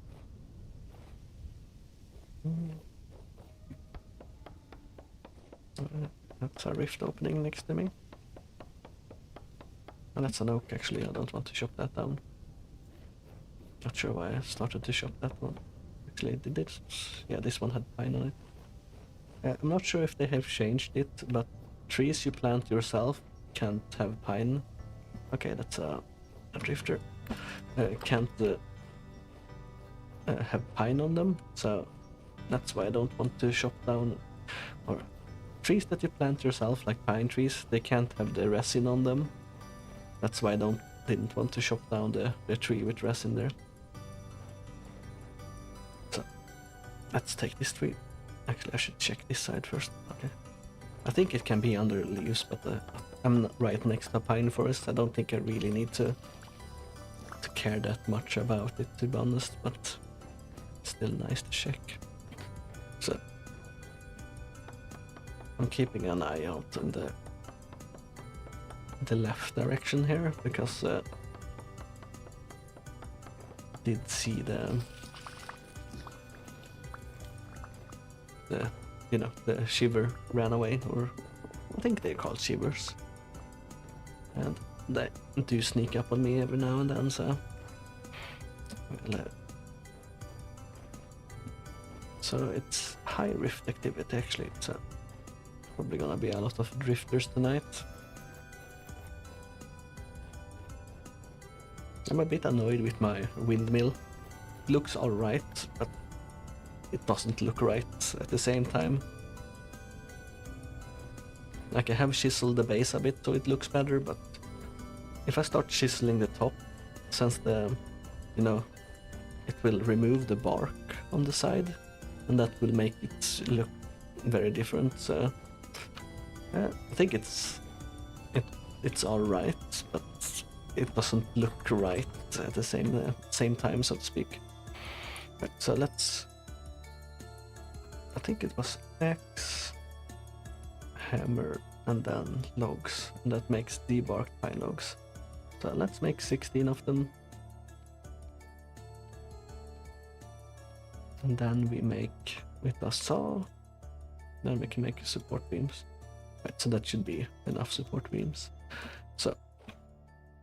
So support beams, I think I'm playing on normal difficulty, like the standard one, and you don't really need support beams. I think if you play on the higher difficulties, like you can have mine collapses and stuff like that, so you need to use support beams. But I don't need to use them since I'm playing on the normal difficulty, or whatever you want to call it. So let's make some food. 12. Let's actually make 2 pots. 12, and then some vegetables. I guess we can use carrots.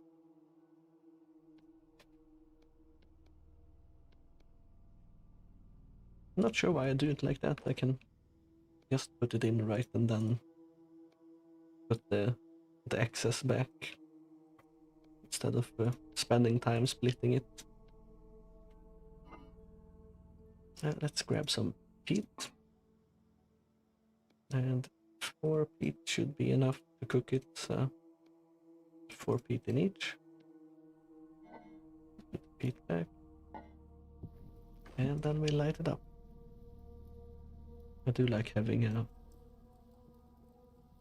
torch near the area I work in, so I have chiseled this area out to look more like a fireplace as well. Like the chimney doesn't go anywhere, but there's no mechanic in the game where like, it generates smoke or anything like that. So, alright, let's check in our wine making. Alright, so we can make some more red currant brandy here. So let's grab some water. So we fill it up. I don't think I actually need to fill it up or anything. Let's put the bucket back, and let's grab some. Yeah, we can just. Actually, I think I did put some firewood down there. Yeah, I did. And we put the firewood in. fuel for 8 hours. That should be fine. We actually need the bucket to move the current in there. And then we need a torch. So let's grab the torch from in here.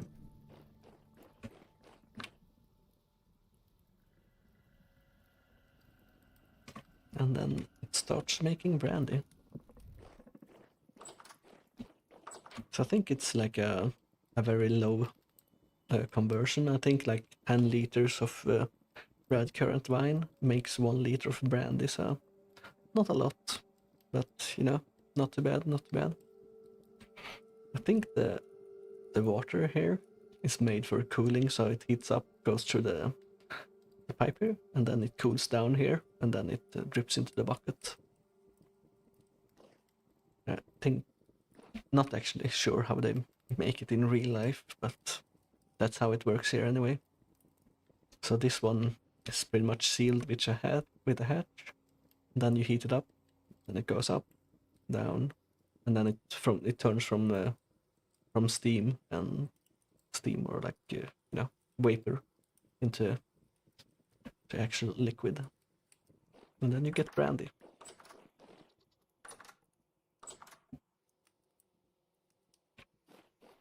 At least that's how it's made in the game. Here's my 8 iron gold ingots that I like to keep next to my bed. Because, you know, nothing says rich like having 8 gold bars next to your bed.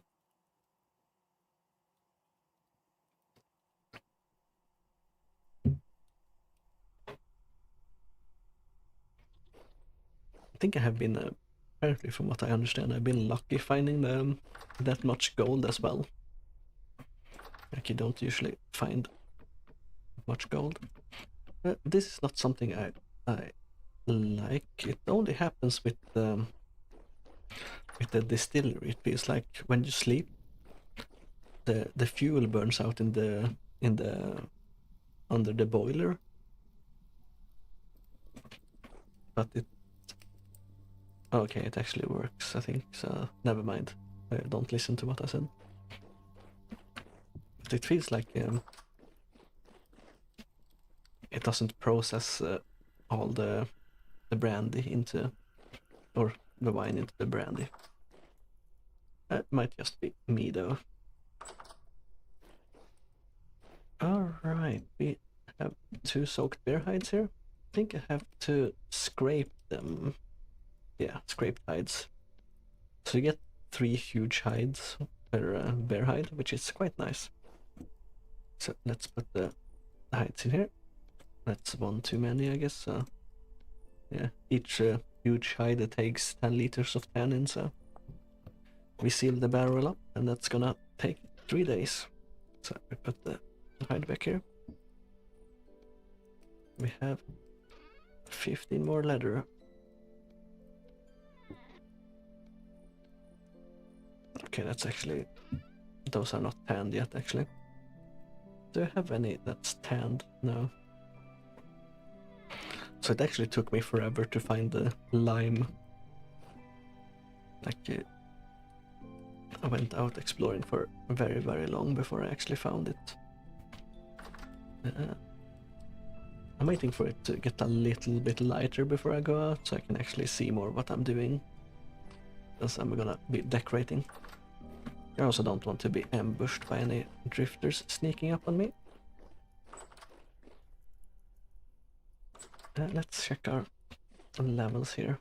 Yeah, everything looks fine. The higher you have these bars, the more health points you actually get, so it is important to get these bars up as much as you can. I don't have any dairy because I don't have any. I have goats, but they're not tame enough that I can milk them yet, so I can't make any cheese or anything like that yet. But that's something I'm working towards. Talking about that, I should feed them and see if they are ready to have more children yet. So let's grab some carrots. There are a few different kinds of cheeses you can make in the game as well, from what I understand, but I'm not too fussed about what kind of cheese I make. I just want to have made it so I can say I made it. Alright, we did smelt the copper as well. I kind of forgot about that. Let's grab those.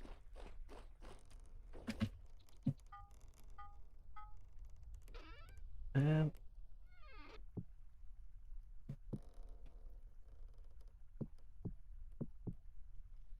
let's actually smelt some more copper as well.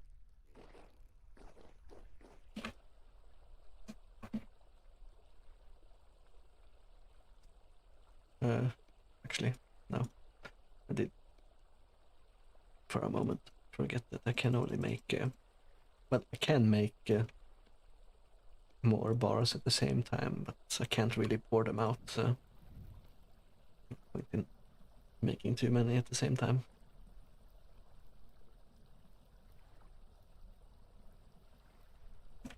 Maybe I should actually put fuel in before I try to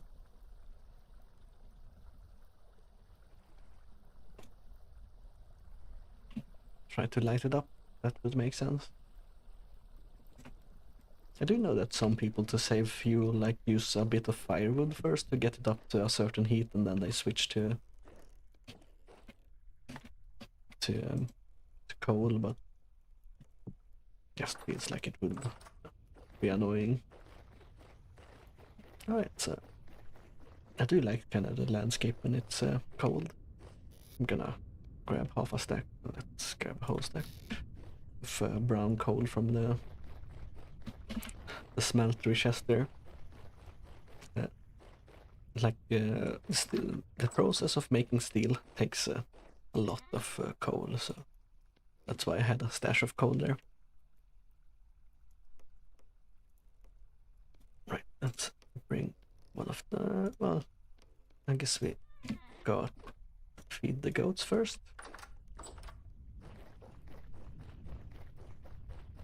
So these are like a stone path block. You move faster on them actually than off them, so I do want more stone paths as well.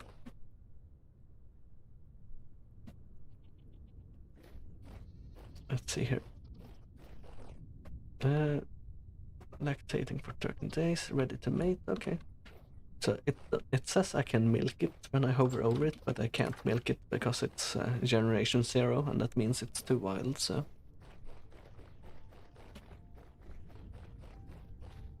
let me actually...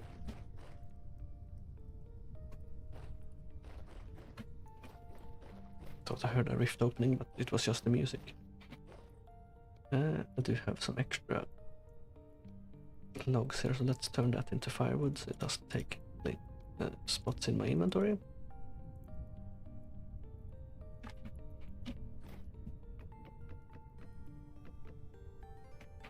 Okay, that's full, that's full, that's full. So when making a charcoal pit, it is important that you stack it all the way up to the roof. If you leave any air gaps and you light it up, it will actually burn all your materials and you lose it also. I'm gonna go out and chop down some pine trees just to get enough logs that I can actually start the fireplace there. And then we'll do the support beams. But I'm running a little bit low on coal, so it would be nice to actually get that going. So no, I don't need to worry for a while. I'll take this one, it's very big, so... I do like that you can also chop down the bottom of the tree and the whole tree comes down.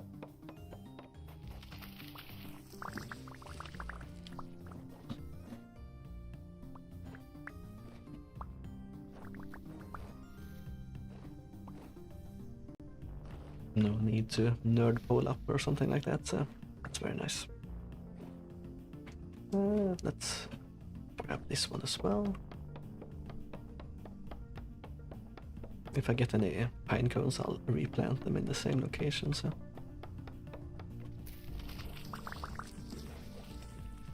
Not sure what knocked me back there, but...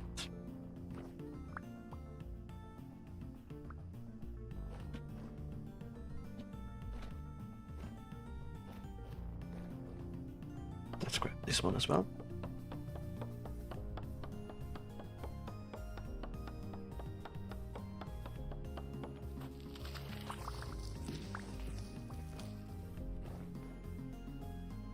Felt like it was a bigger tree, but it didn't give us many logs. I guess they look bigger because they're higher, but you know.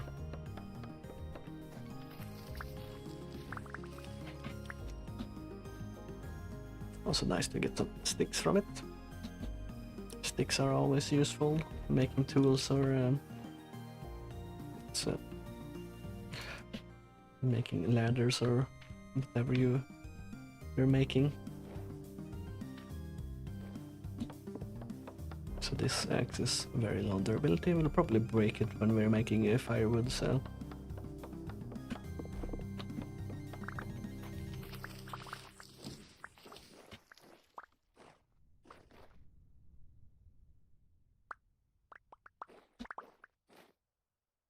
let's see. Is that enough? Should I get a little bit more? Let's grab another big tree.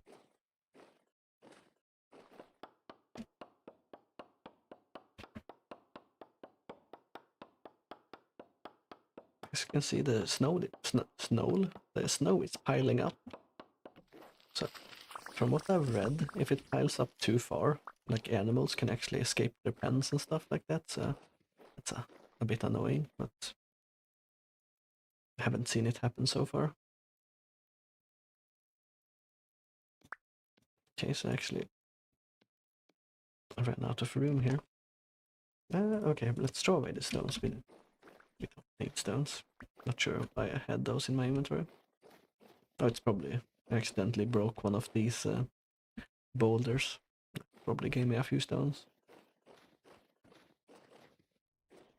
That's the best way I've found that, like if you want a lot of the small stones to make like pets and stuff like that. The best way I found was just running around and breaking boulders instead of mining with a pickaxe, because I think when you break a block with a pickaxe, it gives you like 2 or 3 stones, if I remember correctly. And the boulders, as you can saw, can give you up to 7, so it feels faster. If you're in an area with lots of boulders, of course. Right, so let's break this axe. So it has 114. No, actually, maybe they have made it so it doesn't take as much as I thought it would. So I'm just gonna make it a bunch of it so I can keep picking it up on the ground there. Let's break it all the way. There we go.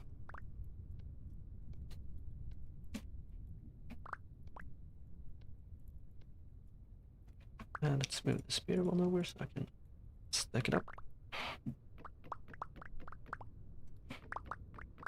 So you can hold down and like stack up a certain height. I like to just hover over the bottom like this to fill it up.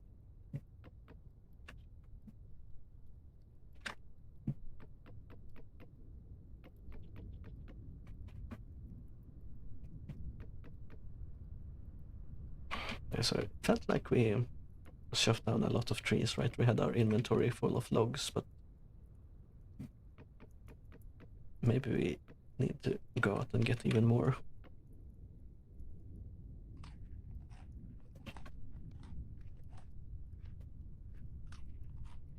Sure, we have some other junk in our inventory, but still. Right, so we need the axe. You need to place the axe over the logs, or otherwise it won't work. But I don't think this is enough firewood, actually. Yeah, it's not gonna be enough. We don't need a huge amount more, but still need some more. Yeah.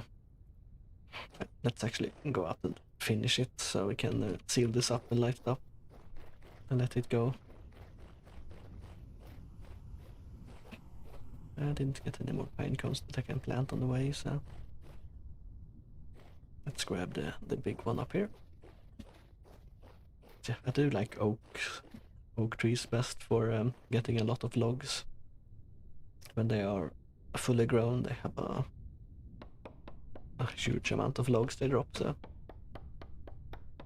I do prefer those trees, but I think I've chopped pretty much all of the big ones down, so only small ones are left growing now. So I have to wait for those to mature. And let's go and look and see what the trees are the highest or biggest.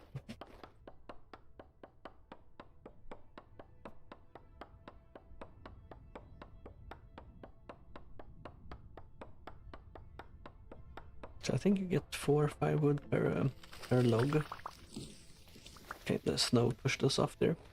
So the game actually has some physics. Yeah, that didn't work.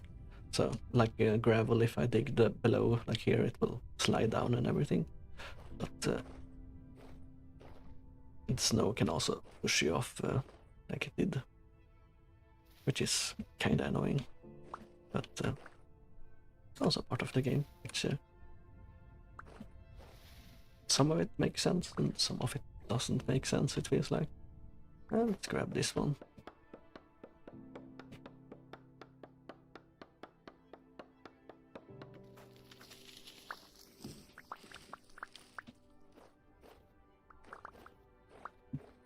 So I'm not as dependent on sticks anymore, so 50 sticks will last me for a long time, but when you use pit kilns, like not the big beehive kiln, you need a lot of sticks just to light the pit kilns up. So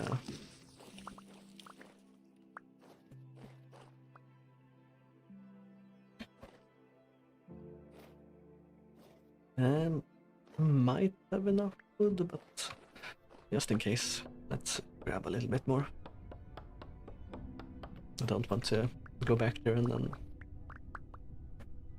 just be missing a few pieces. That would be very annoying.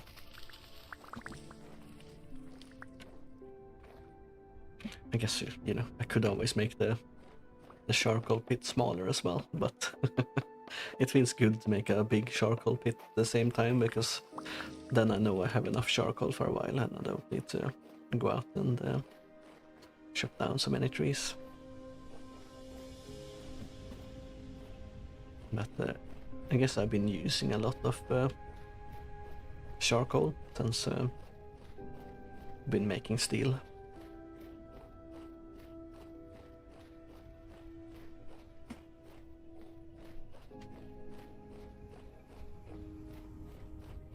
Right, we should have enough wood now, at least for the charcoal pit here.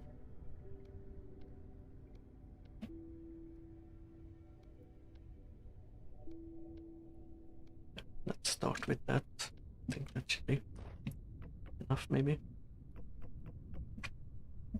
No.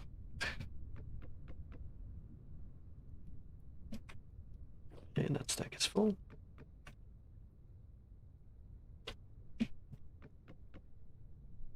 That stack is full.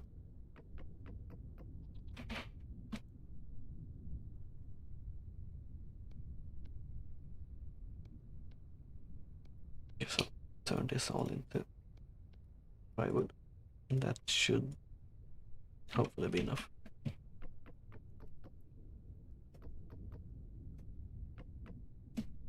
Alright, those are full as well. Always a bit paranoid when I'm sealing up my charcoal pit. I might actually be slightly too few of the firewood actually. Let's grab one of the blocks here. Place it on top there. Yeah, it might be just short Yeah, I need 4 more firewood. So I think I have a log in here.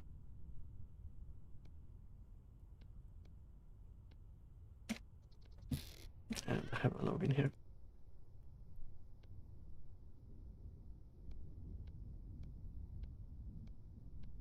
Right. 8 should be enough.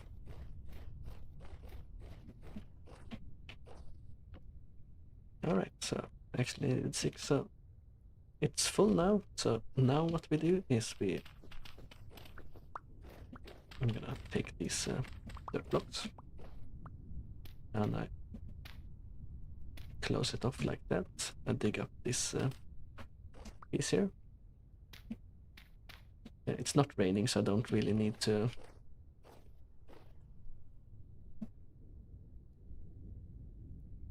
seal it off all the way. Feels like I'm gonna take a few more blocks actually. I'm gonna seal it like that. And then I need... Oh, actually I need 2 more firewood. I think it works with aged firewood, but I'm not gonna risk it. That's my stomach. If you actually heard that, I don't think you did, but... Right. And then we pick up a piece of grass with our knife. Because you don't get grass apparently if you don't use a knife for some reason.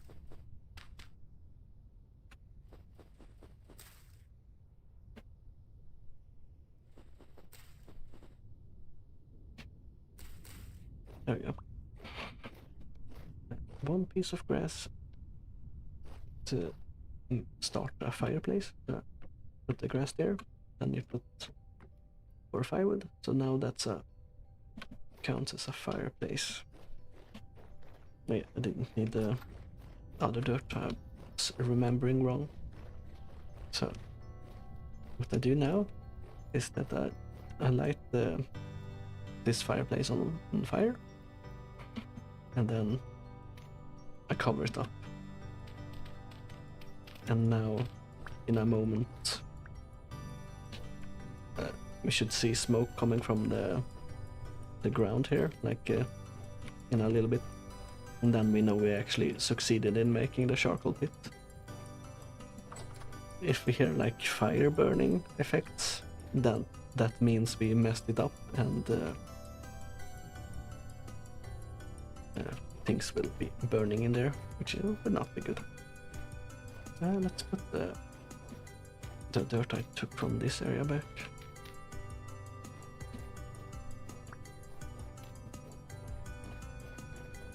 But we don't know until it's actually starting. Let's grab a little bit of food.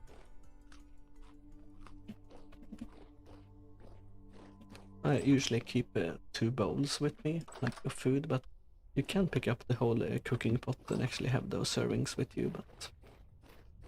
Okay, so it's working. As you can see, the smoke is coming from the ground here where the charcoal pit is.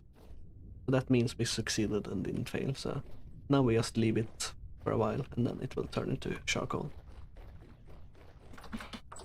I did almost forget that I was making copper down here. It might have cooled down actually. No, it's fine. Actually, it might be too cold. Yeah, it's too cold. So let's heat it back up. Thankfully it heats up quite quickly. So I probably wasted some charcoal here, not being what's it called, on point with it. Let's pour the copper out.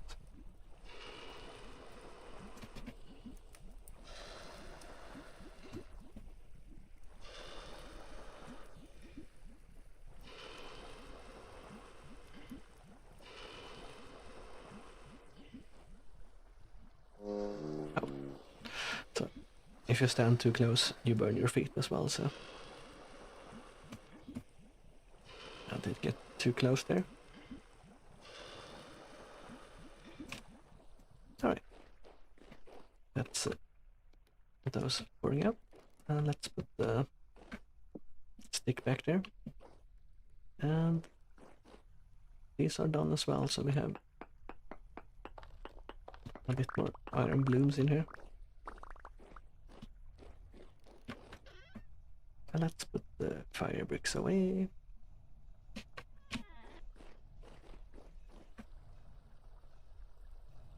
Shove the firewood in there so we get rid of it.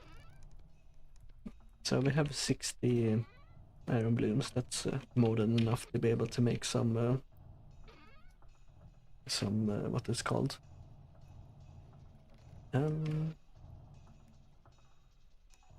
name, some iron ingots, so we can make more steel. So let's start making the arduous process of making steel. So first we need to turn the iron blooms into ingots.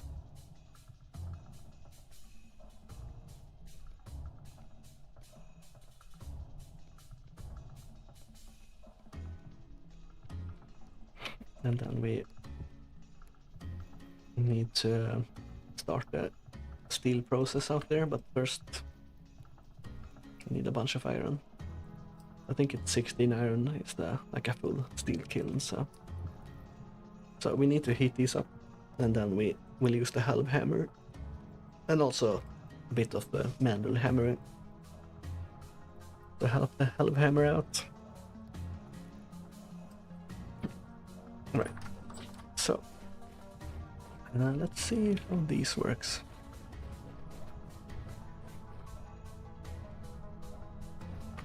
Oh yeah, so I have seen people do like things like this, which, you know, matches kind of the aged aesthetics. Also, it uses 1 per block as well, so like one of these beams uses 4 blocks. So I thought I made a lot actually, but maybe I didn't actually make as many as I needed, but it's good to know that it's actually quite easy to add some texture, so to speak, to your buildings.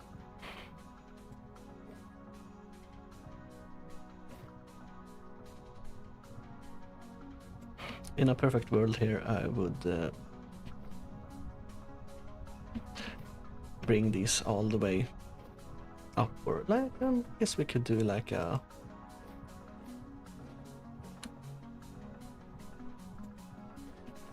something like that. Probably don't have enough here, but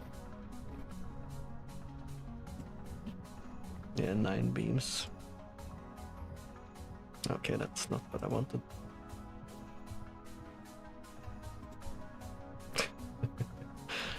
Need 5 beams.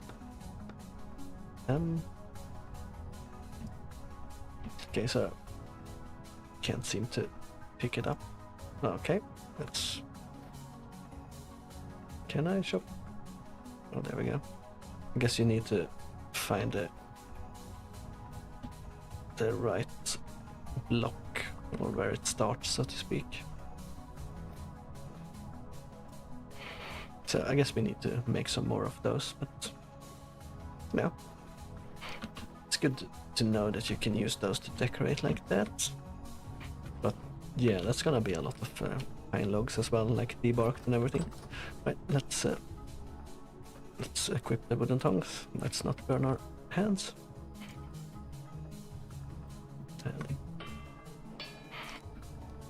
So, what I usually do is I come in with hammer and remove the slag, because one hit removes multiple pieces of slag at the same time. And the halve hammer only removes 1 pixel at a time.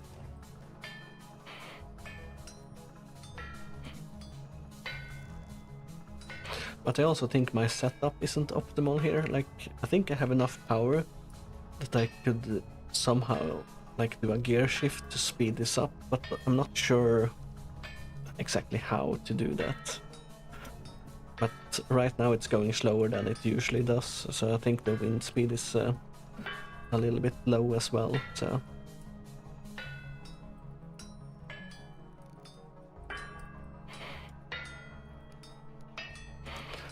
But, like I said before, always feels like the wind speed is low when you're gonna use the halve hammer. And this is with 4 windmills as well, like, I think they're fully stacked, like with the blades, but I'm not sure. So it's not the best. So I usually help out a bit to speed up the process, but it is quite a long process actually. I have seen people that have setups where they have like 4 halve hammers hitting the same anvil, and that is of course super fast, you know, but I don't have that kind of power.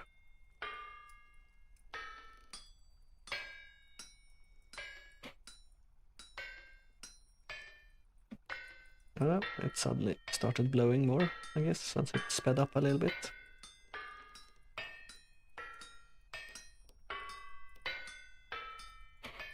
If I knew how kind of slow a fully powered halve hammer would be, or a halve hammer would be in my location, I would probably have built my windmill in another location, but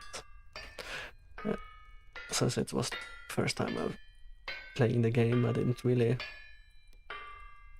know anything.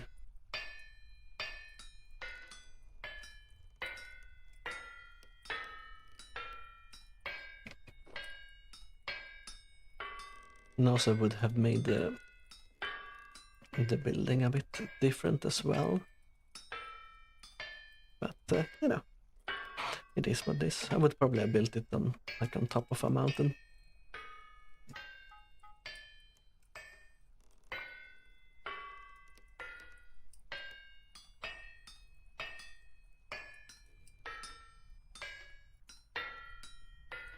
Since I think it adds like a certain degree of power the higher up you are, these windmills. But not sure. Oh, I'm already out of coal. I was not very optimal with my coal there either, really, to be honest. Like I should have been switching them out more, but I was outside doing the beam thing, so wasting materials really. But that's fine.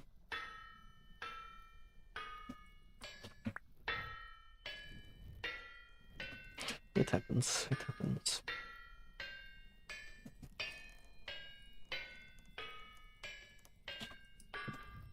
But it is a noise that gets to you, the halve hammer hitting things after a while. It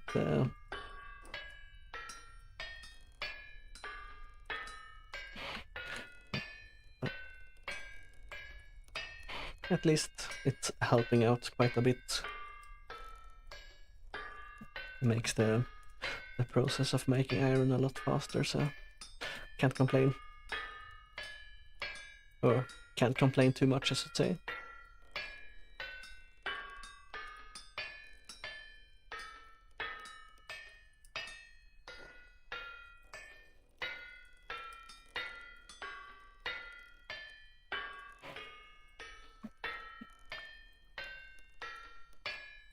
It's actually outspeeding me right now, heating up the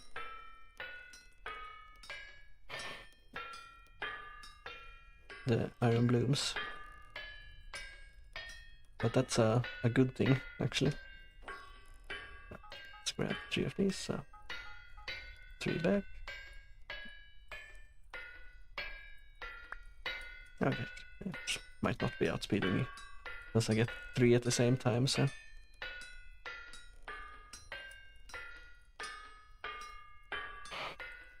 Yeah, I think this is the max speed on my halve hammer, so...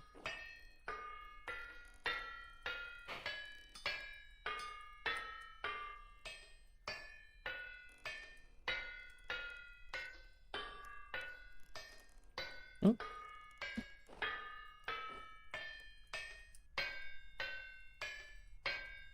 Huh?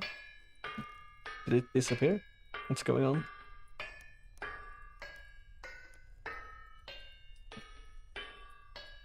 What's happening?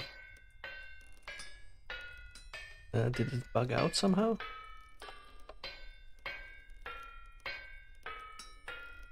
Oh, no, it's working. Not sure what happened there.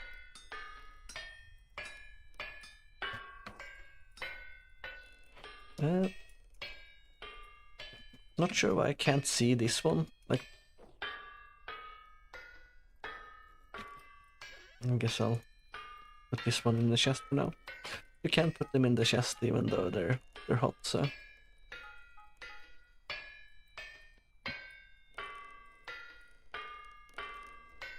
I don't burn the chest or anything like that, at least not yet. That might be something they do in the future, I don't know. Haven't heard anything about it, so. It might have bugged out or something because I was hitting the thing at the same time. That does happen, so I try not to interfere too much with the Hellhammer, but I guess I shouldn't be doing anything with the last few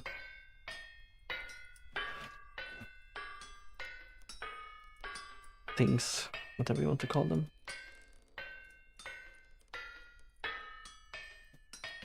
Pixels.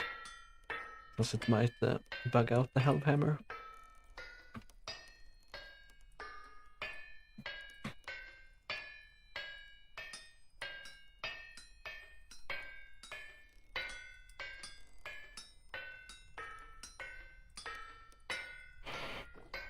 Okay, there was a piece on the floor there. So I do know you can set up like a hopper system and everything, but I'm not sure exactly how to do it. So. And I'm not sure if it actually puts the iron blooms on, or if it only catches the ingots that fall off. So, not sure how efficient it actually is. So.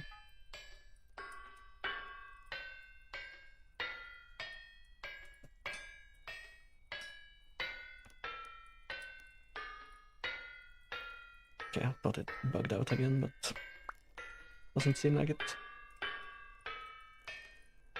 Is the iron bloom gone here as well again? So weird. Not sure what happened with that one.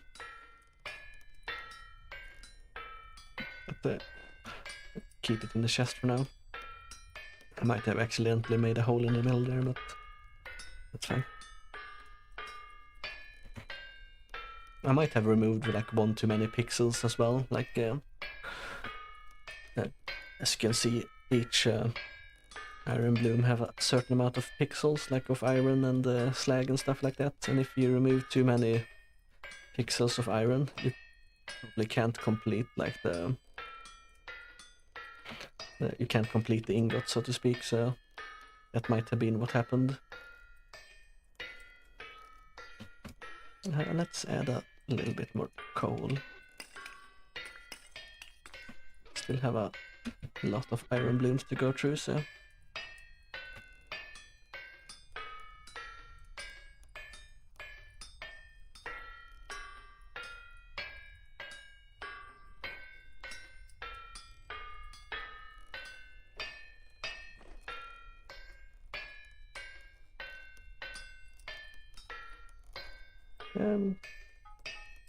Might as well keep going for a while, so we don't need to do this again.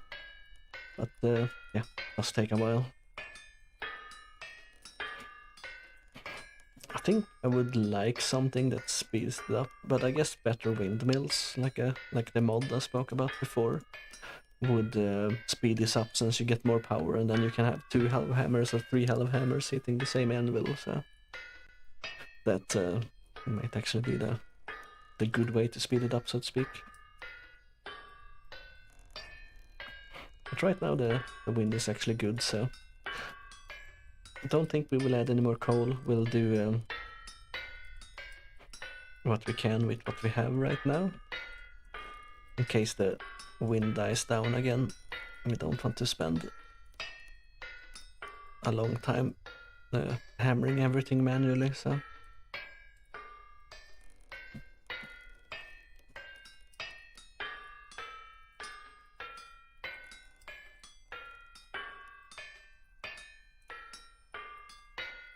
I also should have put the anvil in a different location, so I don't need to keep jumping over things. Let's stack some of the iron up. So they stack slightly different depending on what heats they have, which kinda makes sense, since you can only work some metals in some heats.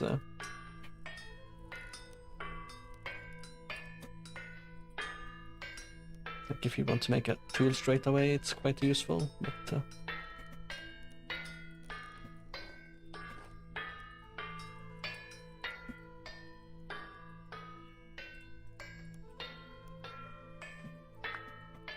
it feels like it takes longer to heat up the iron blooms compared to before as well.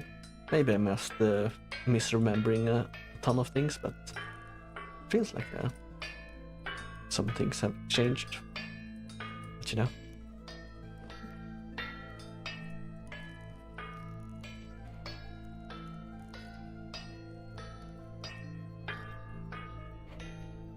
Alright. I'm getting there slowly but surely.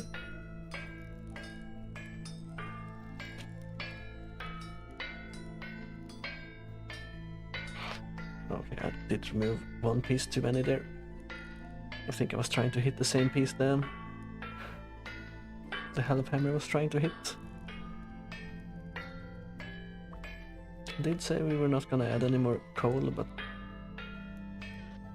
I kinda want to add one more. That's not. We're gonna mix them together with the other iron blooms. So that actually reduces the temperature of the, like the ones I took off, I think was like 700 degrees. But when I put them in with the other stack, it reduces the heat to 40 degrees. So. Alright, let's turn the half hammer off so we don't need to listen to it. Very nice. Alright, so let's put that on the ground. Oh, I'm very low on satiety.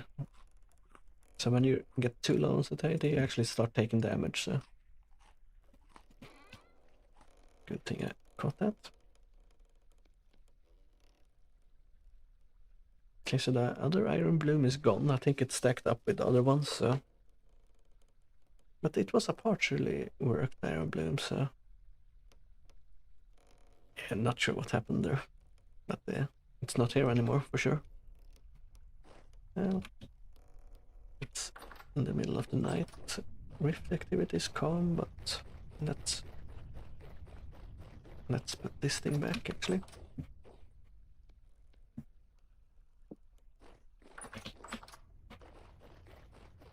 And then we'll sleep for the night.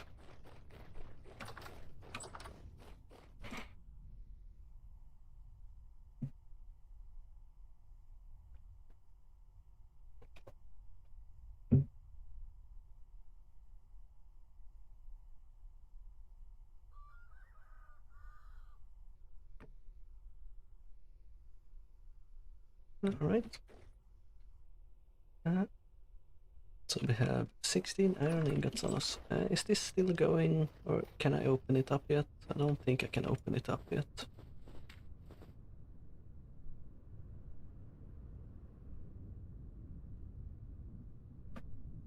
I think it goes for a few days. I don't want to risk it to open it up. Did I? I think I used up all my charcoal I actually had, so. So you can't use the coal I have when making steel. You actually need the charcoal. You need to put it in like this coffin section. So a layer of charcoal, then a layer of iron, then you put more charcoal, and then you put more iron. So let's just leave this here for now.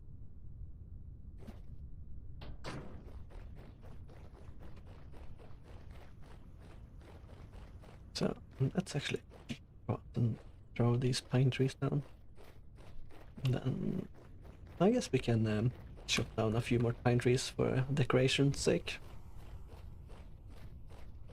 Let's plant another pine tree here.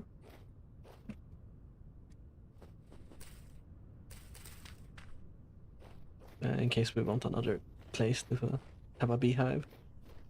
Or more beehives, I should say. I think I have enough beehives already, but you know.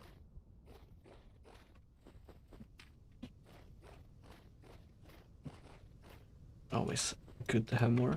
That's how you make candles for the lanterns after all.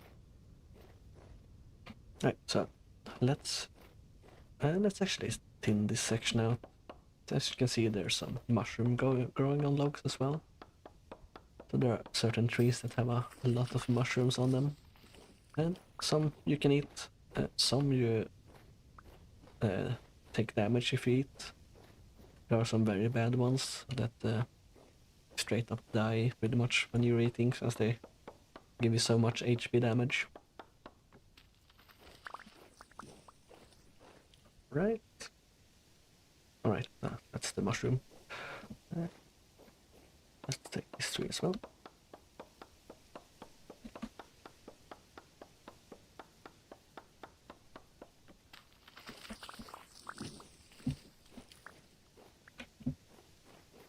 And let's replant that pine cone.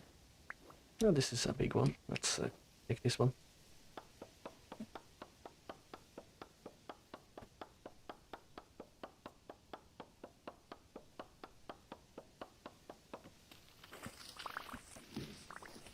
Very nice, very nice. And usually I go a bit around, since there's, as you can see, there was some logs down in the trees there. Alright, I did just remember, I said I would take the prospecting pick, so let's do that right now so I don't forget it.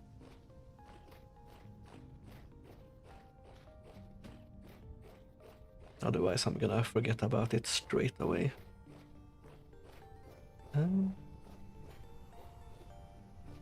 Why is that? Actually, let me grab the... This is the prospecting pick, right? Yeah. So let's keep that in our inventory for now. I do have too many sticks, so usually I stack up a few of the sticks in my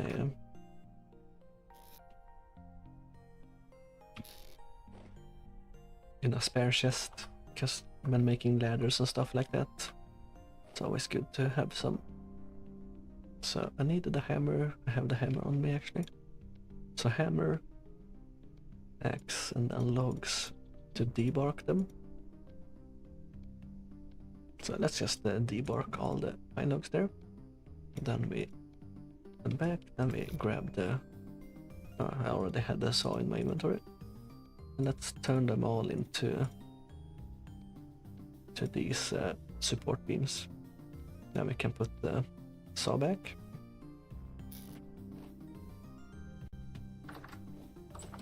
And let's finish this side before we do anything else.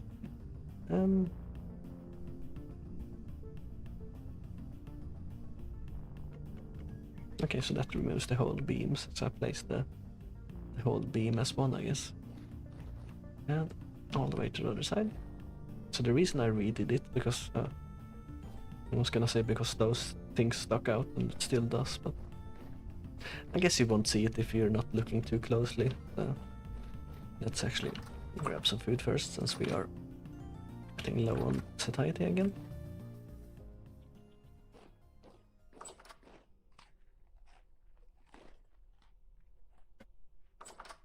I think I can place ladders on the ground to climb up, so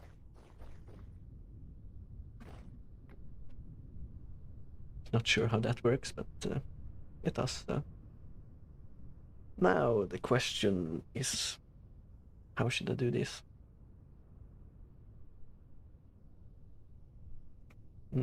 No, definitely not. Okay, that's the wrong one. Okay, that's the right one.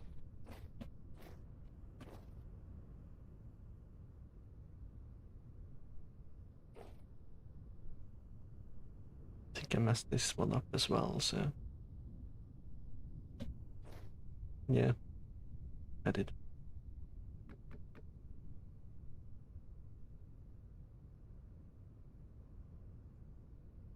Okay, that's the one. Okay, there we go. Yeah, the question is...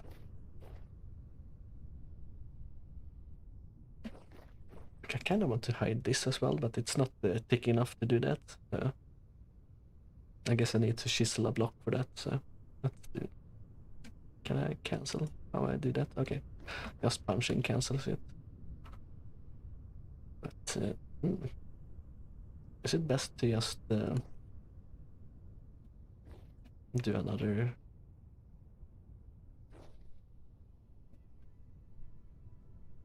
layer like that, and then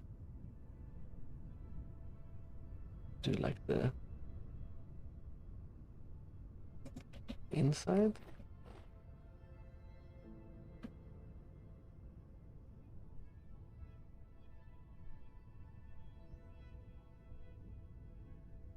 Then one in the middle.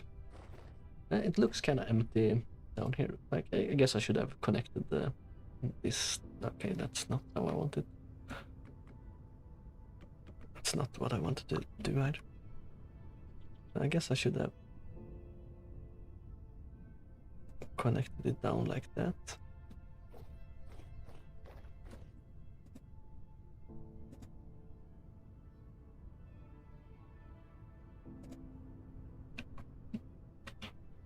Not sure why I can't grab the beams from my inventory, but...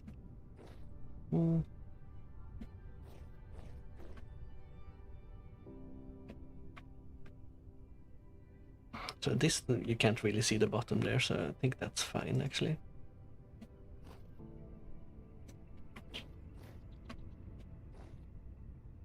Yeah, I did that one to the side there. But yeah, as I said, I'm not that great at building, actually. Is that fine? Kind of feels like there's missing something in the middle here, like...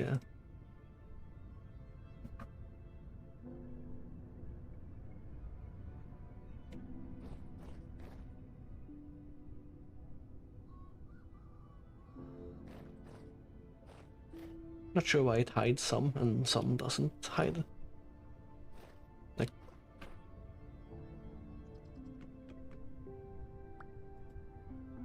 Okay, that definitely looks wrong. Not sure why it removed this one and... Man. Okay, that's also wrong. I never used these before, so...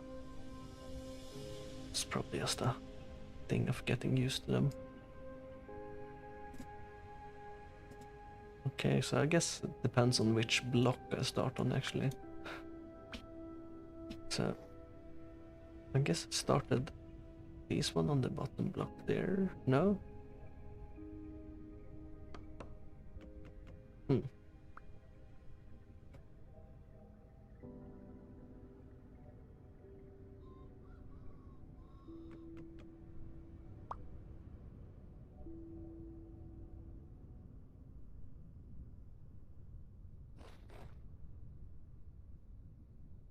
Whatever.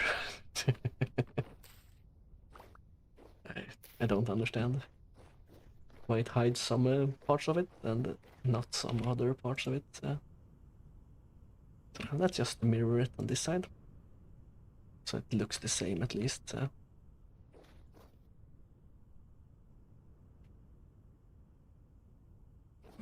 Then we lay some ladders down so we actually reach. Then we go from the bottom there all the way up to the top like that. And, okay, that's Let's fill up our inventory, so it doesn't say we don't have enough. And middle one, and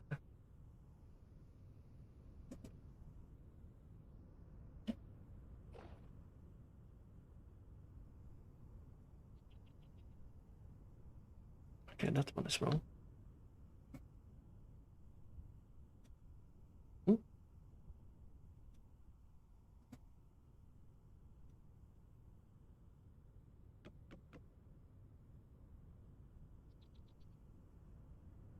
Okay, that one is definitely wrong.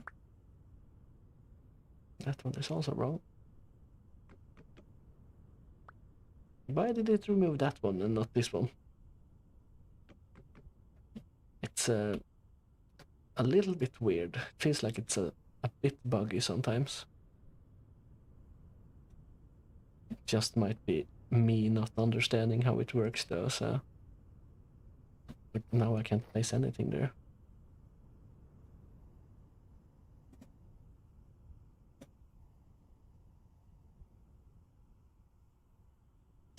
Can't place anything at all, apparently.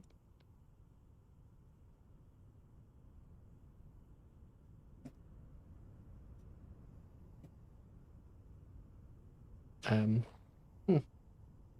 Not sure what's...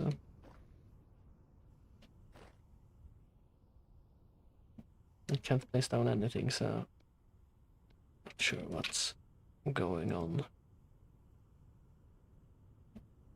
Okay. I guess we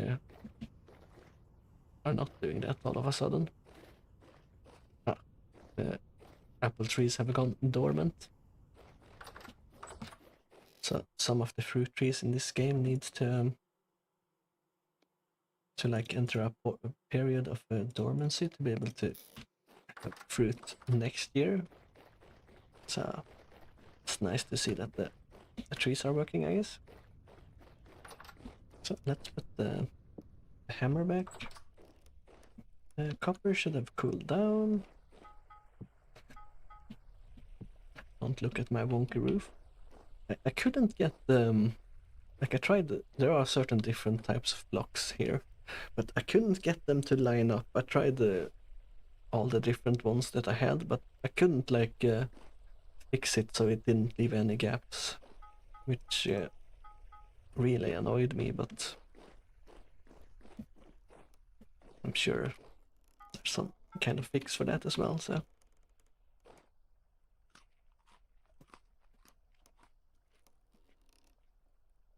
Right, so let's go out and try to find some salt tomorrow then. I have my prospecting pick on me. I do have my pickaxe, that should be fine. Even with like, it looks like it has low durability, but it still has 872 uses left on it, so it's not as bad as it looks, so...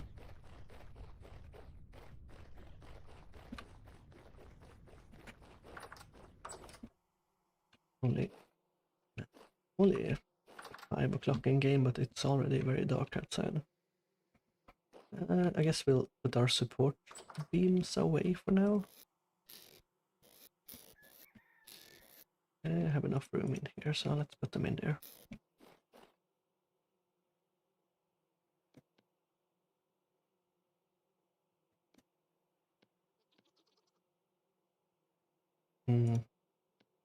Ladders, armor.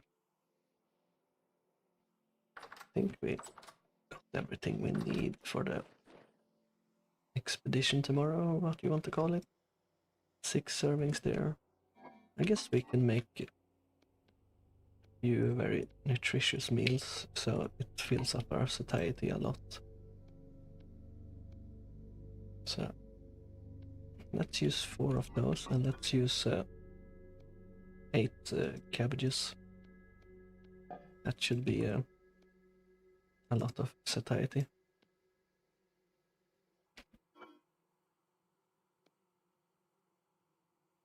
Compared to our normal meals.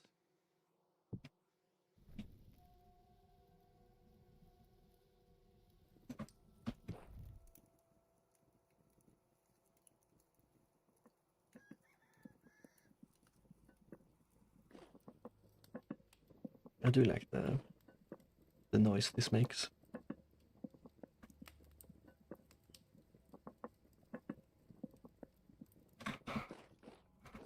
A very nice, like a clay noise where the lid is going up and down. We're a little bit low of fruit, so we'll take 15 pears with us. Alright, we're making some brandy. So, 1 liter of brandy. Did I just pour that brandy out? No. So you can accidentally right click and pour things out on the ground, which is not great.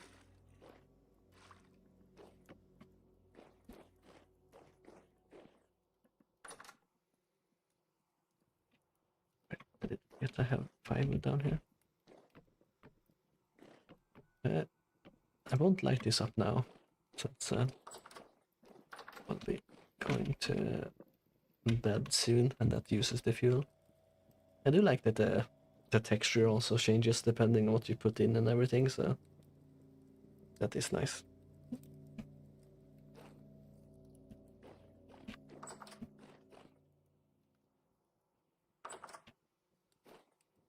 Let's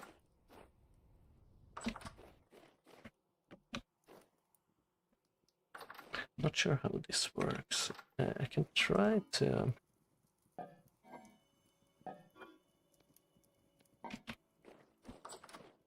milk the goat we have, but since it's wild, I don't think it actually works. I never actually tried it before, and I'm assuming it doesn't work. This is the male. We don't want to milk that guy. I think you right click with the bucket on her, but as you can see, it's running away, so it's probably not gonna happen, right?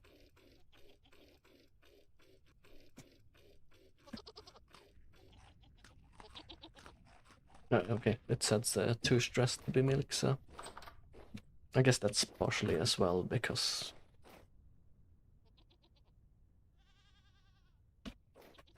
it's wild. I guess the more tame they are, the easier it is to milk them. So we can at least fill up their food trough, so we might get some more goats in the future.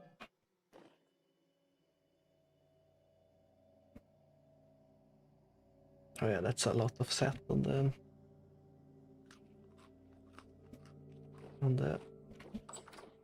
that portion. Very nice, very nice. I guess we can go to bed for now. It will be early morning, but that should be fine.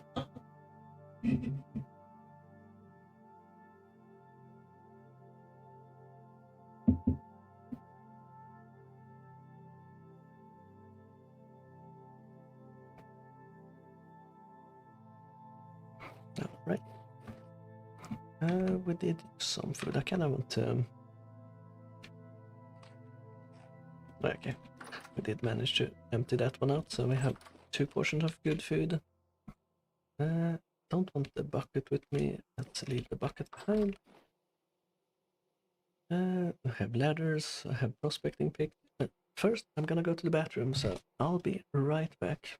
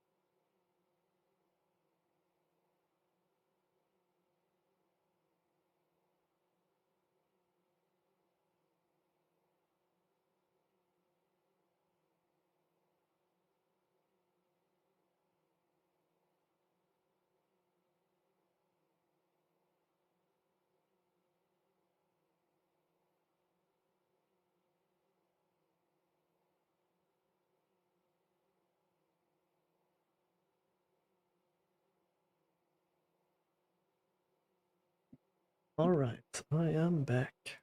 Let's see here.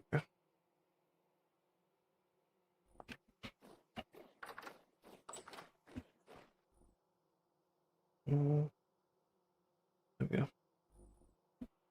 Right, let's head to the translocator.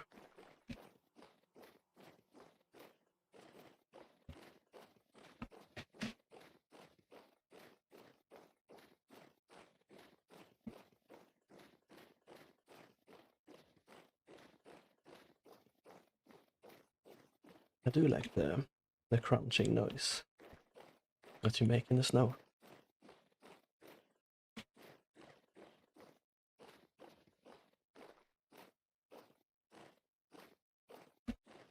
Rift activity is very high, so that's not great, but should be fine.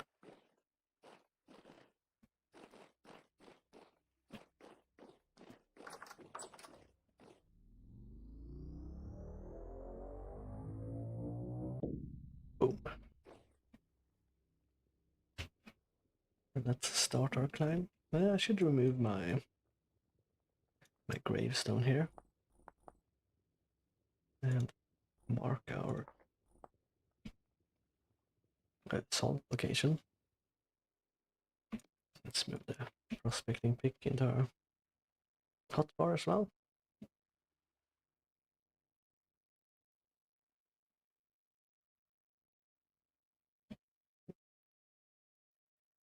Is the ladder not making any noise? I thought it was making noise before. I was thinking the game sound maybe bugged out, but it makes noise when I'm hitting the rock, so.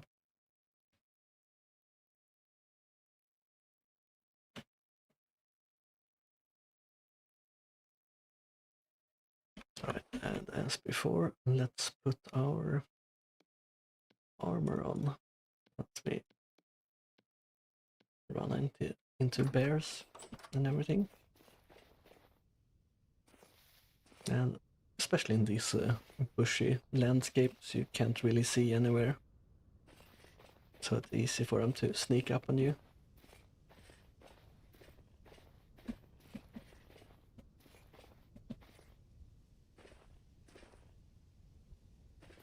Not sure if the animals are more aggressive during winter, like the bears and the wolves.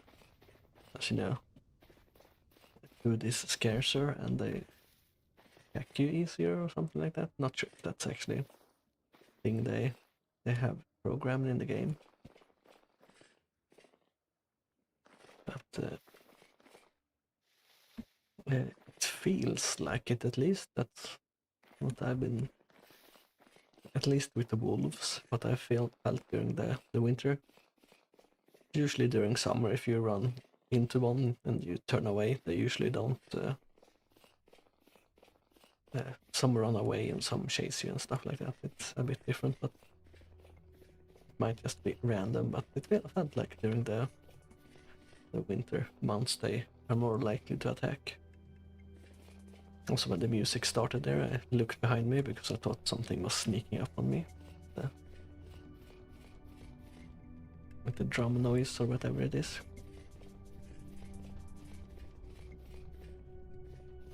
I also do like the noise that you make when that's a deer, that you make when you have armor on. Like it actually sounds like you're wearing armor, you know. I saw something move there. Okay, I'm checking the stone. Like you see the quartz and stone there. They are deposits underground that are directly beneath those stones usually, so I'm checking the stones with the white dots just in case they say salt on them or halite, which halite is salt, so.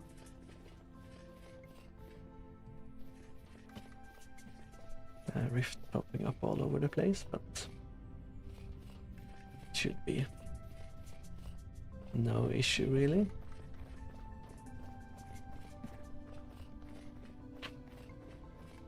Let's pick up some more flint on the way as well,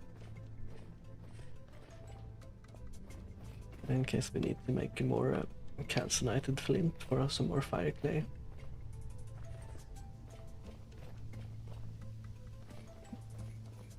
What's this? No, it's a blueberry. Guess a raccoon dropped that. No, actually running low on food, so let's eat some pears and we get our fruit nutrition up. That's shoving 15 pears into my mouth at the same time. Well, 14. Quartz again. So quartz is very common, so can mark it on my map and stuff like that, but I have so much quartz near me, so I don't really need to mark it. I did use a lot of quartz when I made my my greenhouse, so it is very useful. It is very useful in early game as well, because of course you need the quartz for lanterns. So you can get by with torches, but it gets annoying having to relight them or remake them every now and then. So lanterns are the superior light source. I don't think there's any better light sources at least. So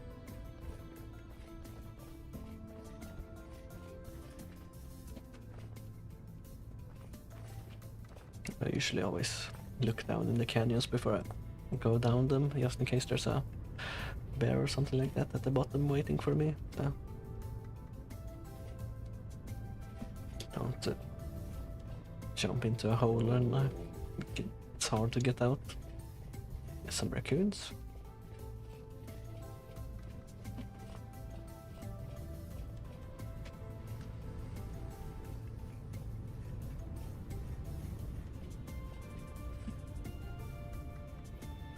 Those holes that lead straight down are kind of scary. Like if you fall down, it's hard to get out of them, and depending on how far down you fall, you know, you're losing a lot of HP as well.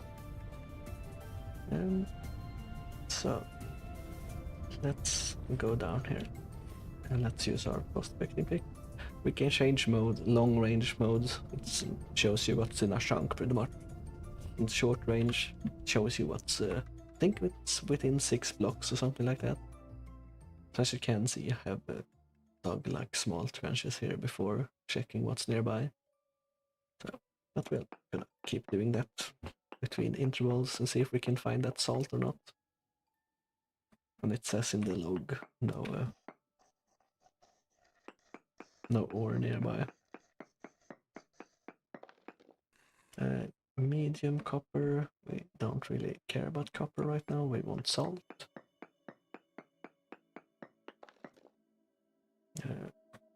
Hematite and copper. Don't really care about either of those right now. Peridot trace amount. I think peridot is a gem. Kinda interested to see how they actually look in the rock, if I can see them.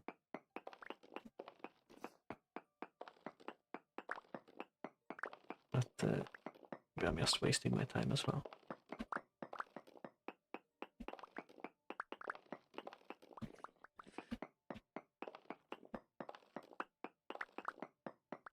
Because peridot is the rock and it's also the gem, as I'm understanding it. It might also be behind us, I guess.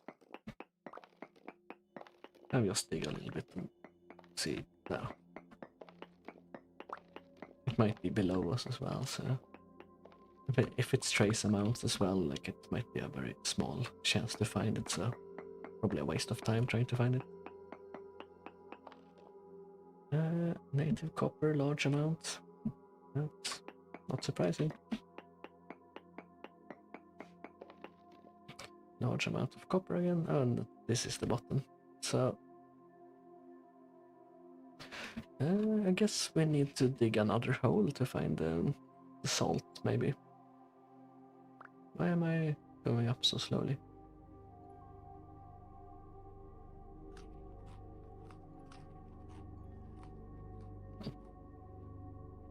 Yeah, I guess we could check in the areas we have dug out a little bit that are a bit to the side. Copper. Let's actually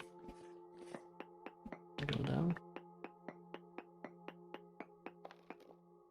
No ore nearby. So I guess we'll check the nearby locations. It felt like halite was the highest amount where I hematite. Okay, hematite and copper. I thought it said halite for a moment there, but hematite is iron, so that's not what we want right now.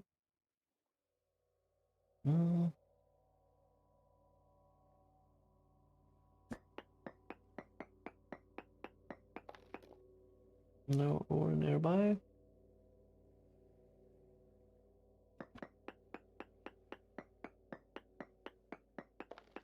No ore nearby.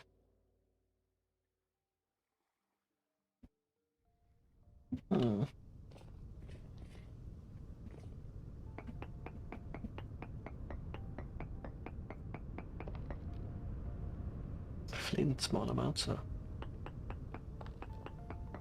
I guess we can pick that up. We probably need it anyway, right?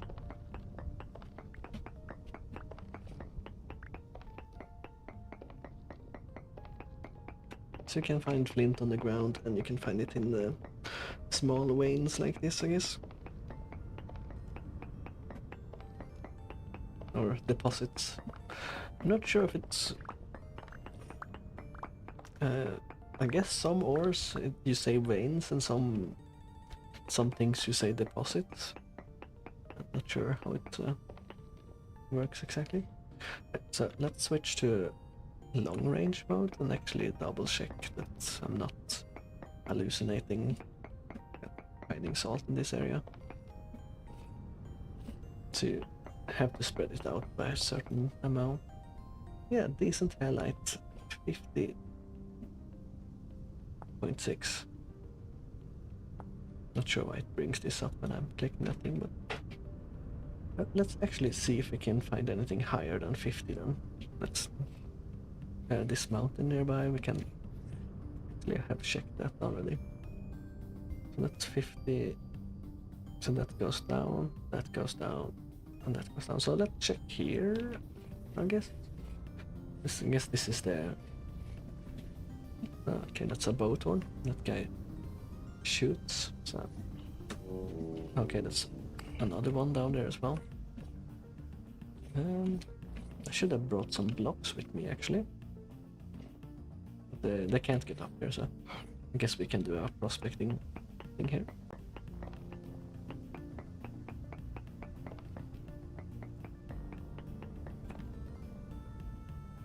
Highlight goes down here, so it should be...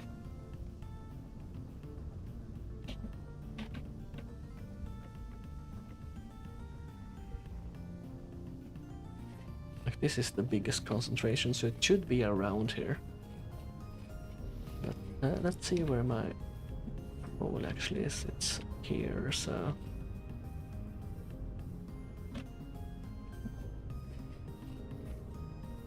let's just go down straight on the hole here then, I guess.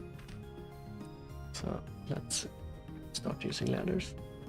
You can place the ladders with like a 2 gap between them, so you can still climb them if you do that, and you save on ladders a bit. Let's move the ladders next to the pickaxe. Don't need to scroll so far.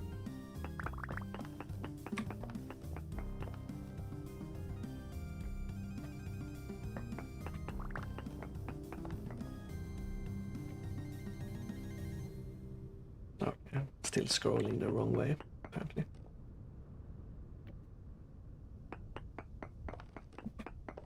So let's dig a little bit first, and then we do a little bit of prospecting.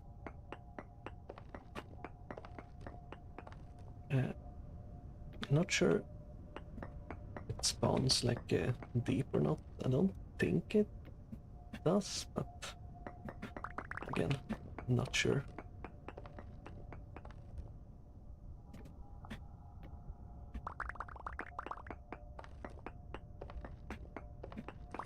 Okay, let's put some blocks down so we don't dig straight down and fall into a cave or a hole or something like that.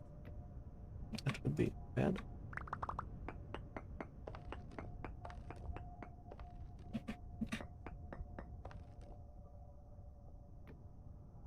Okay, so let's use our prospecting pick here now.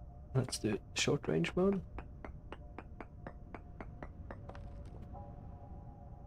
And no ore nearby.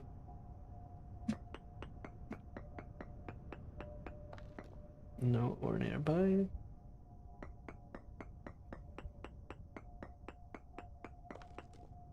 No ore nearby.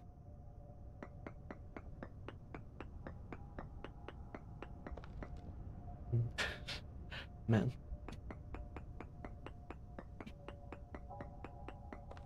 No ore nearby.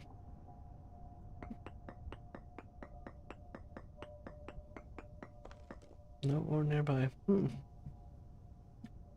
The salt is being trickier than I thought to find. I thought, like, since it was 50%, it would be like a dig down and you find it everywhere kind of deal, but that's not what it's looking like.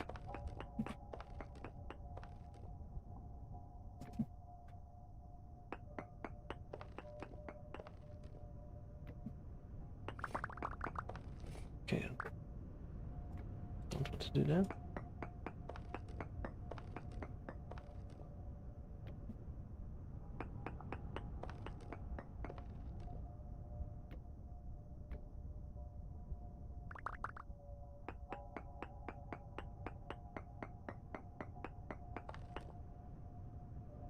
Native copper large amounts. It's not really what we want right now. No ore.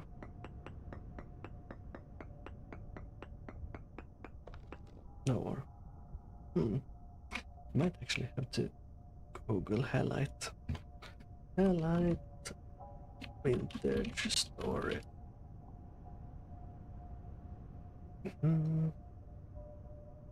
In sedimentary layers, whatever that means.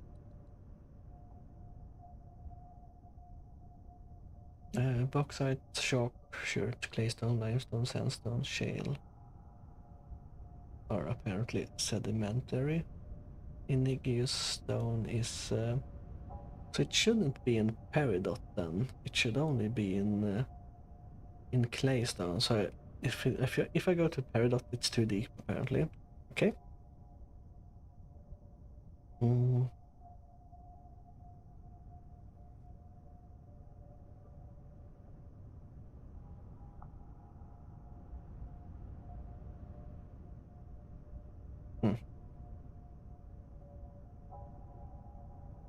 Alright, so I guess what we do is we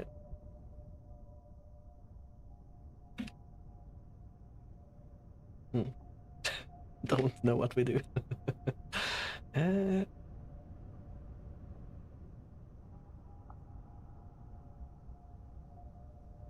So I guess we dig different holes and dig straight down until we get the peridot, and then we scan the area pretty much. So let's go over here, dig a hole.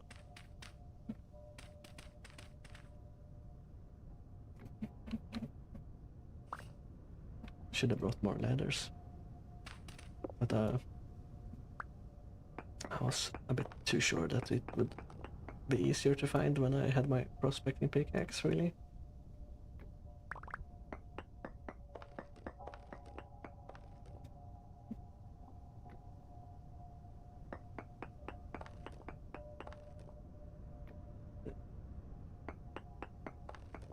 At least we know how it spawns now, so let's see if we get the lucky this time or not. I think I only have enough ladders for this hole, so I can pick up the ladders from our are other holes, but I'm worried I will fall down later in the line and then not be able to get out. That's why I'm leaving them there. Like I might be down mining iron or something like that, and then I find the old shaft and fall down it somehow. So yeah, don't want to risk it. Is the Fjard not really that? Can I make? I think I can make ladders with just sticks as well. Yeah, I can. It uses a lot of sticks though. Not sure why I put the sticks there, but I got 12 ladders only. I do have more sticks stashed in our... Okay, that's actually under. So let's search here. No ore nearby.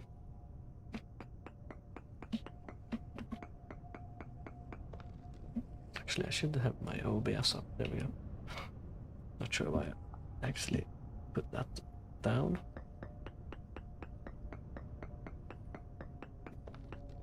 No ore nearby.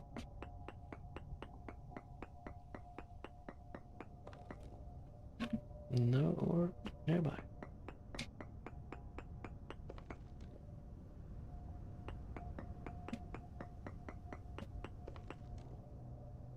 Alright, so there's nothing here pretty much, so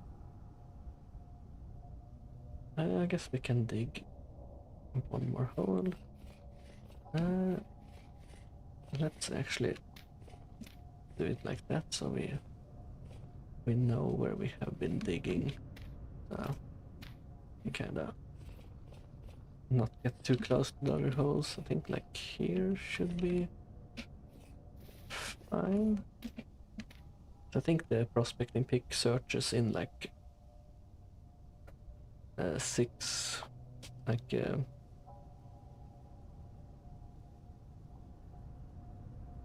6 what's it called 6 radius. So we should be far enough away.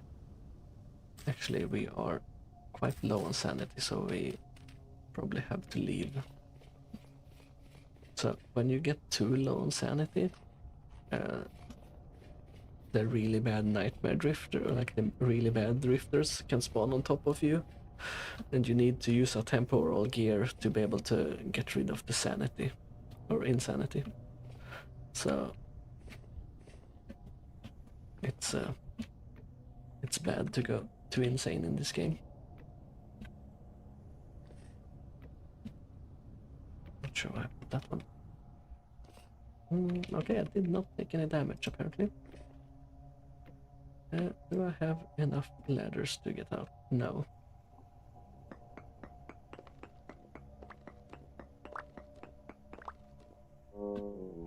Oh. Okay, that's dirt up there. I thought it was a drifter, but that's actually grass up there, swaying in the wind. Can I? Oh yeah, I can't climb that ladder, so let's get out of here. I was looking down this hole to see if the highlight was down here. Like, okay, that's a lot of boat horns. Let's run away. You can hear them shooting behind me. Ow. It's the surface one, so they don't actually do much damage, but I think getting hit by drifters lowers your sanity as well, so it's not good. But we got away from them, so. Yeah, you can hear the ominous music even when I'm above ground now, and that's because my sanity is so low.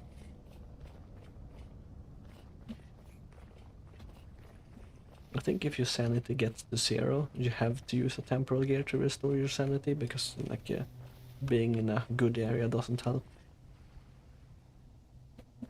Temporal gears are a hassle, but once you have the first one, you're kind of safe because you can set your spawn with the first one. If you don't have a temporal gear, you have to run all the way back to where you built your base, and if you ran a long way from the start where you started, or where you spawned into the world, it can be quite a hassle. But at least you know you have waypoints and stuff like that, so it's not too bad. Ruins like this can have like the cracked vessels and cracked jars in them. So okay, it's a wolf. Okay, it's not too bad. I thought it was a bear at first. That's another wolf chasing something.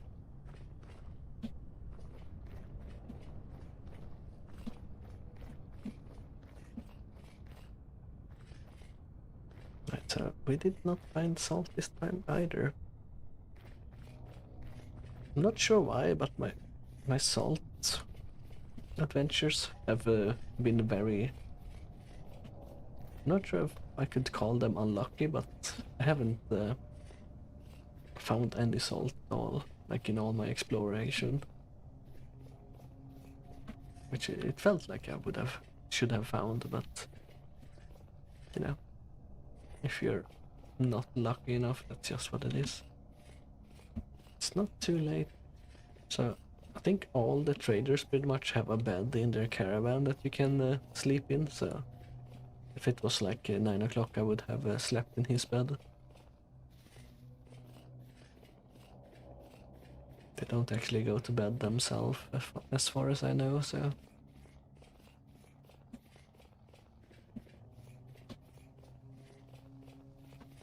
Let's quartz again.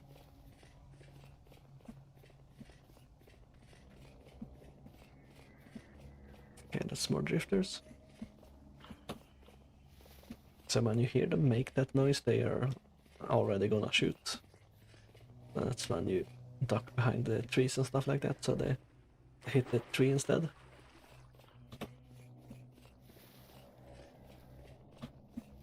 And there's a lot of them here. At least it's not a temporal storm.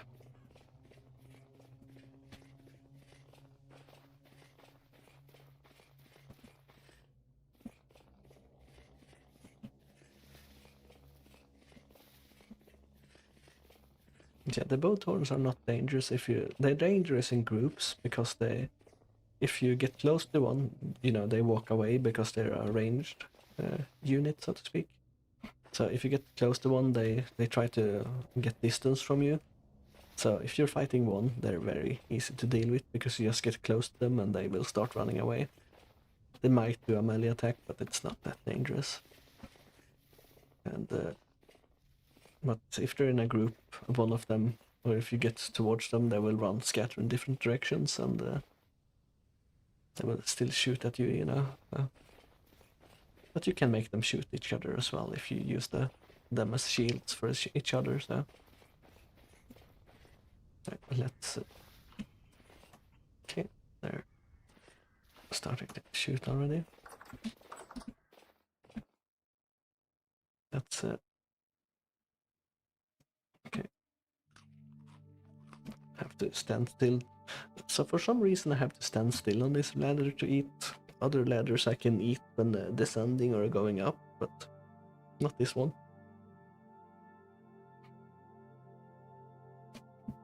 Let's put our things away. And let's take the teleporter back. Or a translocator.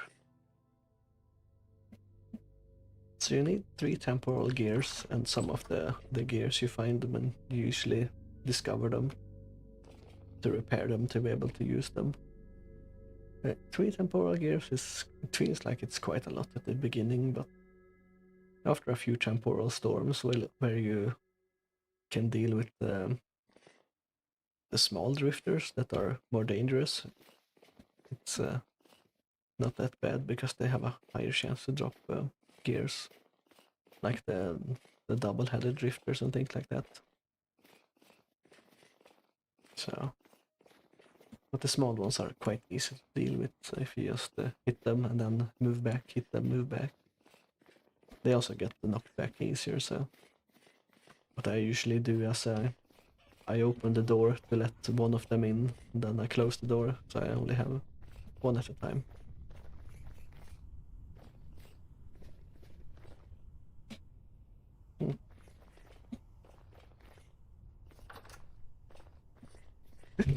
Jesus. Man, that guy scared me. He came out of nowhere as well. I was looking towards the my berry patch there, and I was about to say I can finally take off my armor now that I'm inside. It's a surface drifter, so it wouldn't have done too much damage, but they do sneak up on you, those guys.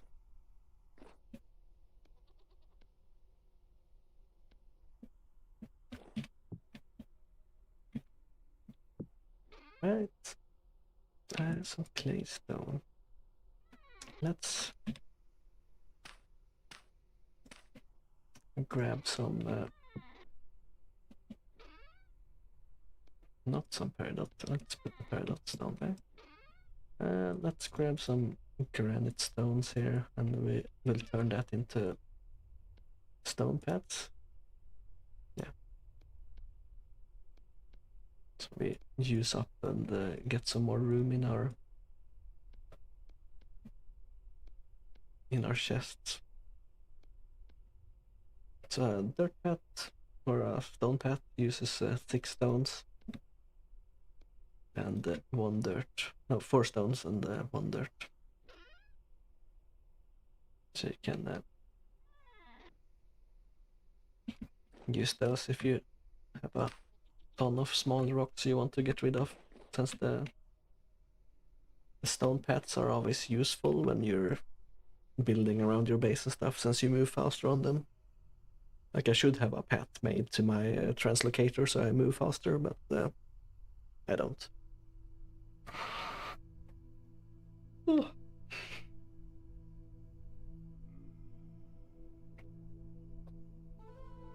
You can see the drifter clipping through the wall there.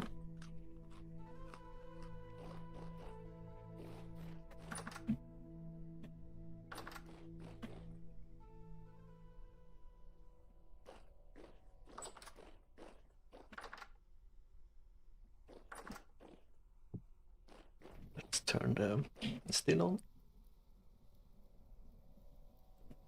As you can see the wine here. Wine for 9.5 years, 12 years.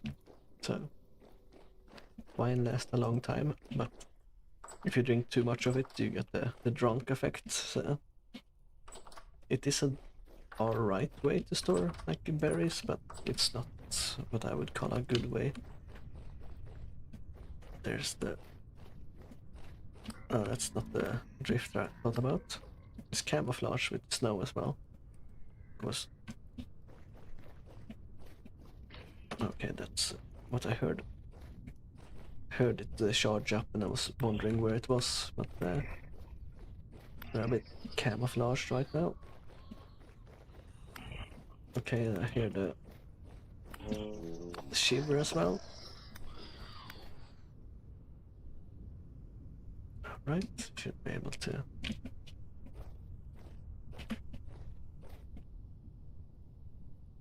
Where's my knife?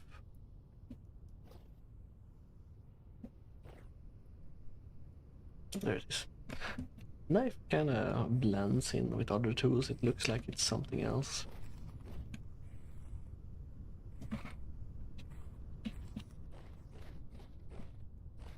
There's the guy. Okay, so mostly the surface drifters, they might have flags on them, otherwise they are pretty much empty. Oh. Don't really get much from them. Alright, we should check our charcoal pit here. Yeah, it's done. Very nice. So you can use a shovel on the charcoal and it digs it faster, or you can just use your hand, whatever you feel like using. Gonna I usually leave the dirt for my charcoal nearby. Can always put it in a chest, but yeah. So you don't get a 1-per-1 conversion to the logs you put in. So as you can see from 2 piles, I've only gotten 33 charcoal, so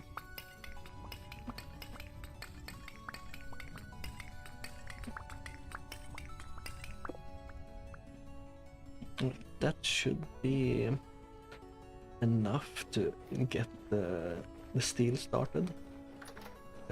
Once you have the steel started, you can like not cancel it, so to speak, but it doesn't matter if you stop it because you can start it again whenever, really. So if you forget to fuel it up again, you can just go over whenever you have time and start it again. So I'm gonna close the door behind me in case of drifters. I should pick up the iron I have in here as well.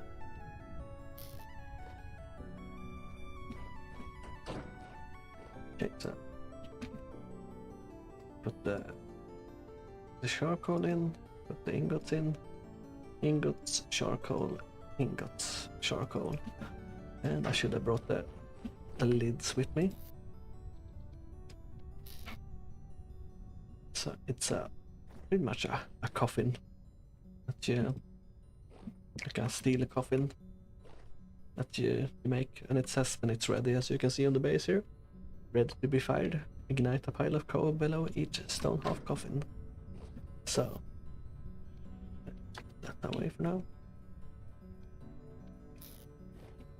So now we put charcoal here. So as you can see, the charcoal dropped off and fell into this area. That's why I have stone pillars here, like between, so it doesn't spill out to this side, because you only need to light up the middle there. You could also put blocks, of course, but you need something that stops it from coming this way anyway, so I chiseled these stone pillars in. And now we light them up.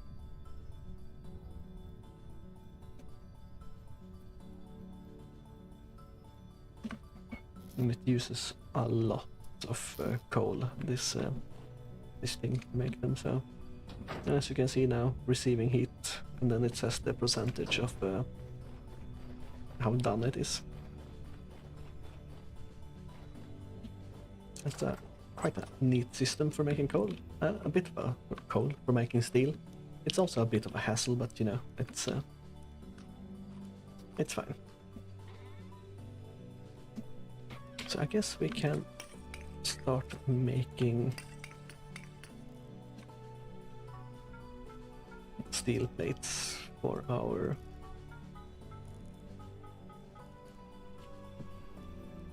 armor, right?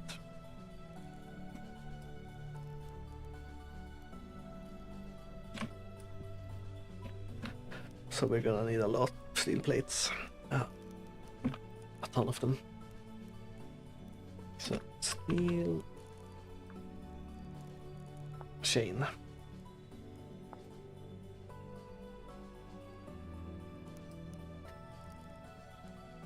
So first we need 11 of the steel chains to make a chain body armor, and then we need 8 steel plates to make the body. So that's a lot of steel. As you can see, it has a percentage protection of 97, so a lot. But it also has an increased hunger rate of 24, because, you know, steel is heavy. And walking around with this is very heavy, so makes sense, right? So we're gonna use our hammer here to make the steel plates. And each steel plate is 2 ingots, so we're gonna be busy. Well, the half hammer is probably gonna be busy. Hopefully it doesn't, the wind speed dies down or something like that. Wait, I need the wooden tongs. Forgot about that. Right, turn the hellhammer on. Then we put the food tray away. So I'm gonna keep piling these up and keep heating them up and adding them to the same stack. Because that keeps the whole stack. The bigger a stack is this is what I believe anyway, I'm not sure if it's true. The bigger a stack is, the longer it keeps its heat, so to speak. Is my feeling of it.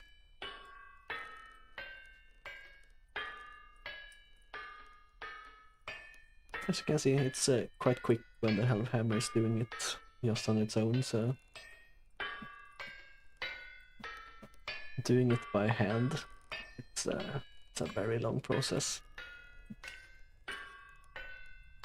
So that's why I like leaving it to the hellhammer. And the wind is quite decent now, I say, as the hammer slows down. So we'll probably heat up enough until the coal runs out and then see where we're at.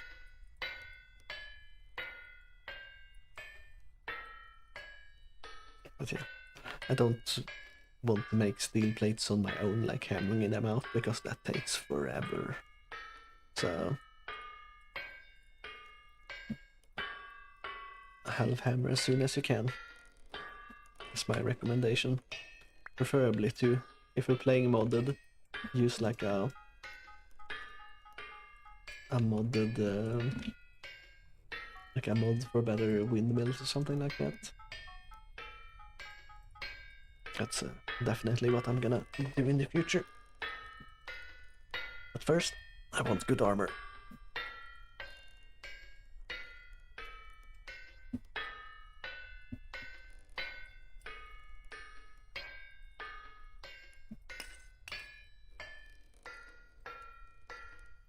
I just said I wasn't gonna add any more coal, and then I added it anyway, so...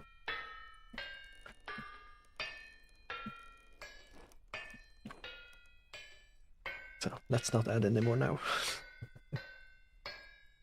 So I have 3 on me, 8 for 7, 8 making,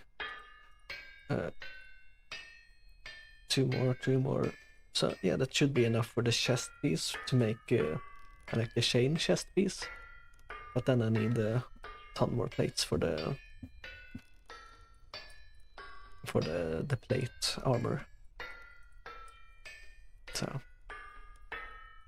a lot, definitely a lot.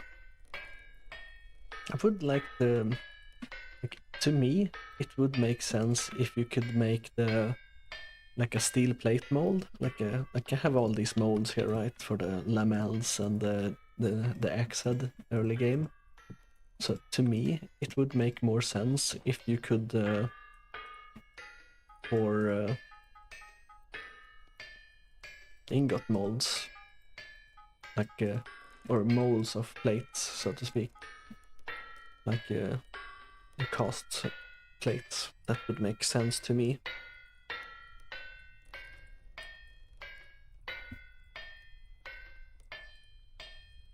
Because that's what I'm assuming they do in real life as well, but it's usual, this is a game and not real life, but it would at least make sense to have plate molds for like copper and things like that, since you already pour the copper into ingot molds and things like that, so it would speed up like making lanterns and stuff like that when you are early game, not having to bash the plates out by hand.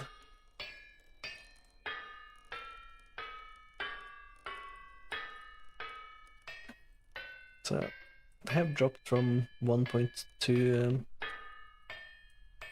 thousand degrees to 180. Not too bad. So you also have to choose what you make when you put the first ingot on, and then you just add the other one. The reason I'm adding a second ingot straight away is because I know the plates need 2 ingots and not just 1, so... Okay, they're going up to heat, very nice.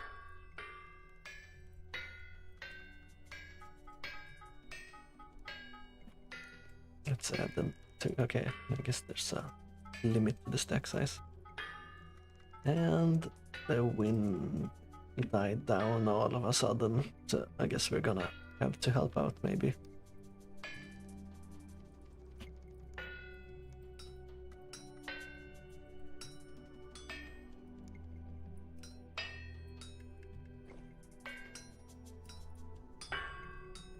Man, the wind, like it was so good, and then all of a sudden... Okay, I don't want to touch that just in case it decides not to work.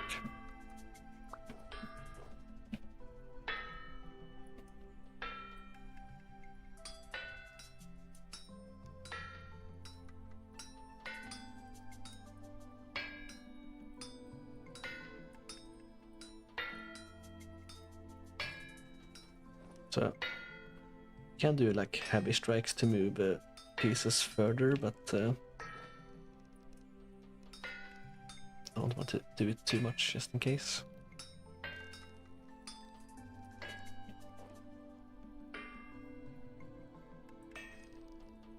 Yeah, man. Would have liked the wind to keep going. Okay, I guess that took my my pixel I was working on there. So we are not gonna add any more steel or new steel. We're gonna heat up the old pile we have here.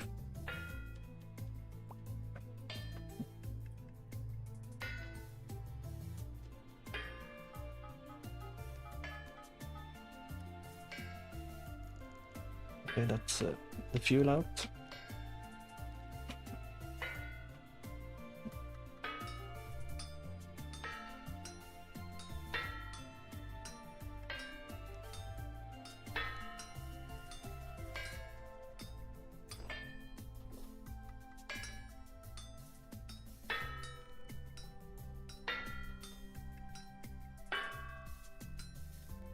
Okay, there we go. Helped a bit at least. Man.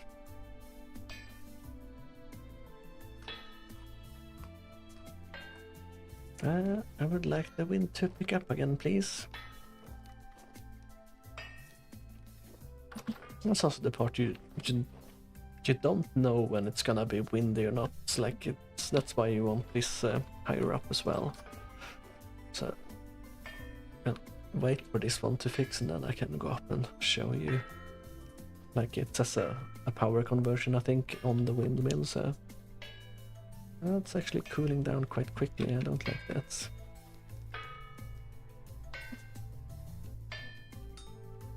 Let's do a few heavy hits to help out in the beginning.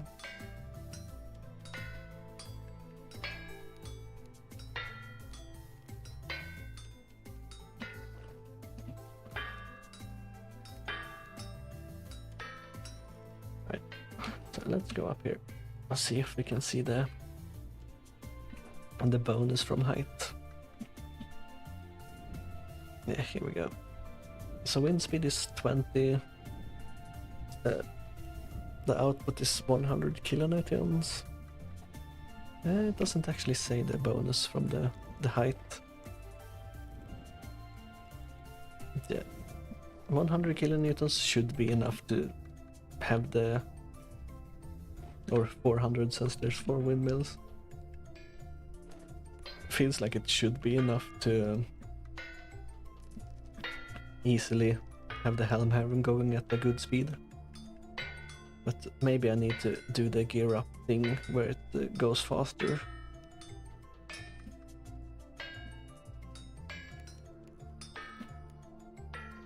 But I'm not sure how to do that.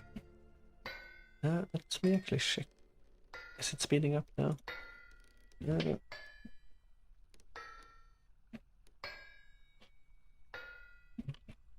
Windmill gear up, vintage story. Mechanical power.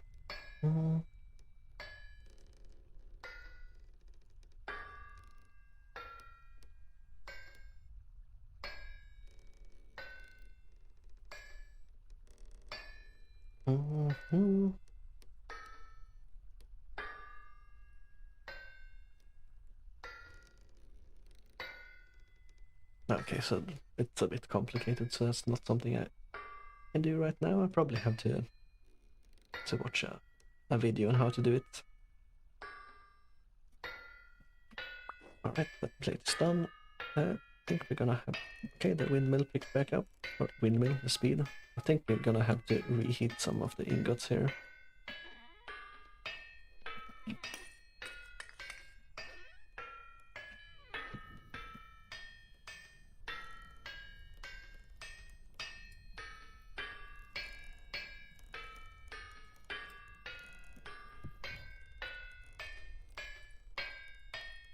Man, such a big difference in speed, really.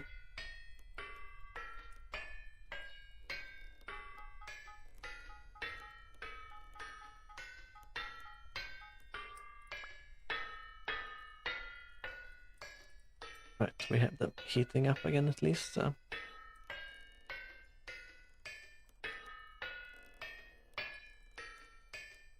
gonna leave them on there so they at a nice and cozy temperature. So I only have 1, 2, 3, 4, 5, 6 ingots left here actually. Let's okay, plates only stacked to 8. So we have 12 plates here, which isn't too bad. And we have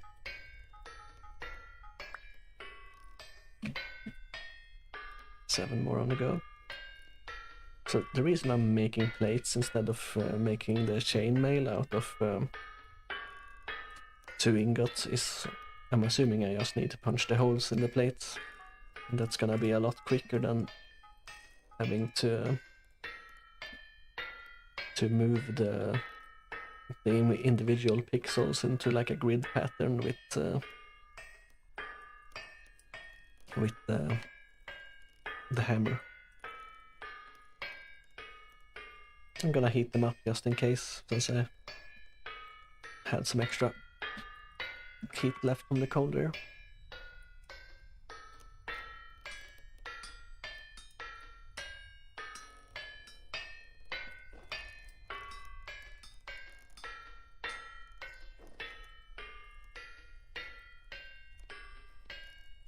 Uh, 14 plates, very nice, very nice.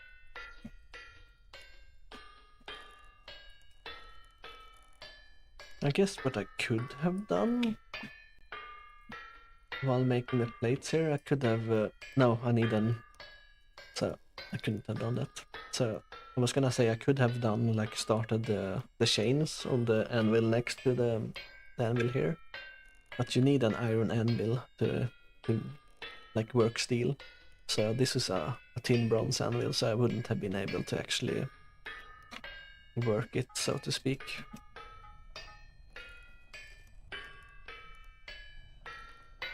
So I still need this anvil to do it. So.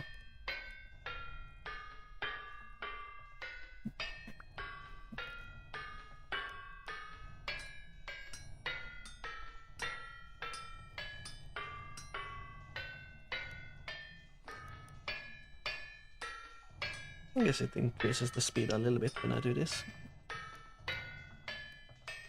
A medium temporal storm is approaching. Great. Just what the doctor ordered.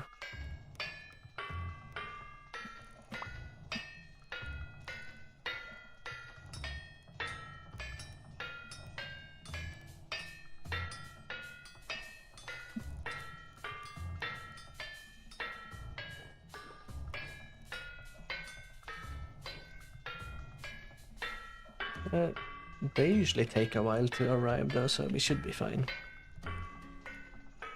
And then we have to survive it, which shouldn't be too difficult either, really.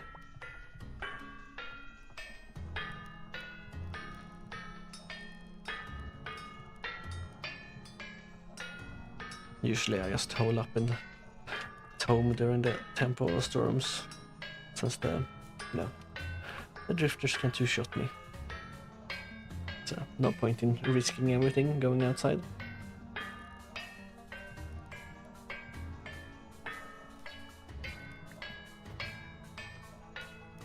We have at least started our steel armor journey with making things into plates. So I'm gonna put these back on the floor.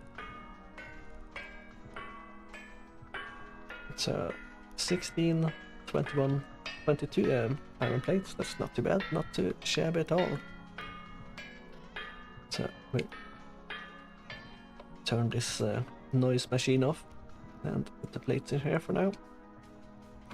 And we will equip our armor straight away, so in case we get attacked, we will survive the first few hits. We will put the wooden tongs away, the iron thing away, and let's go and prepare for the temporal storm.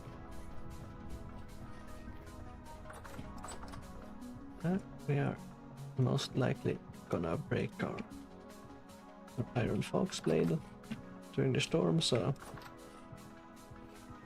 let's grab some food. And I'm gonna sleep straight away because the temporal storm is gonna wake me up anyway, and I can't sleep during that one.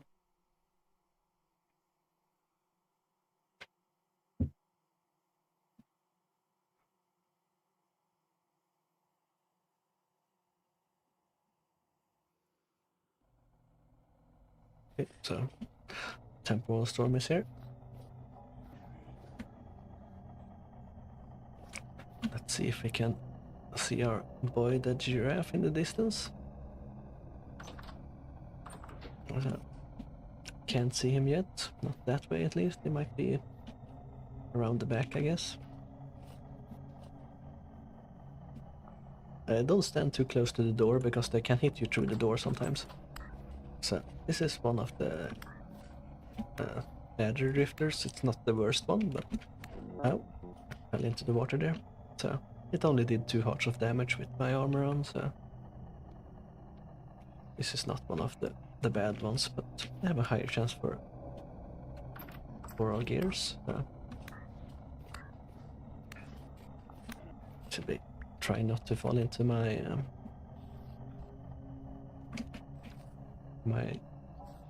water source there again. So this is usually what I do during temporal storms. I open the door for the smaller drifters, take them out. Like the big spider drifters can't get in, and the shooters don't get close. The temporal storms can spawn drifters on top of you though, which is very dangerous. So it's something to watch out for. And as you can see, they spawn them on my second floor, and also sometimes in my basement. So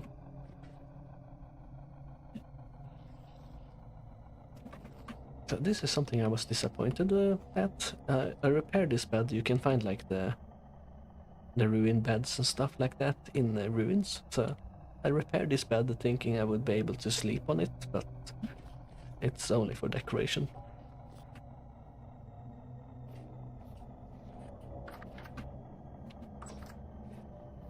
Apparently it's brighter when I'm looking through the windows rather than when I'm opening the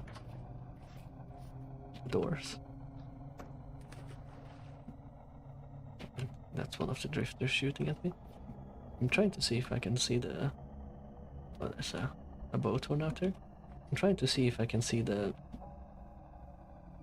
giraffe outside, or whatever you want to call it. I haven't seen it yet, so...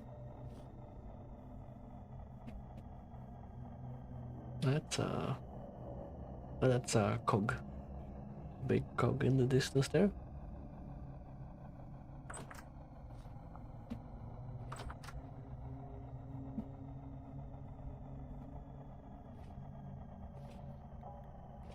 At least the drift... Oh, there's the leg of the big boy.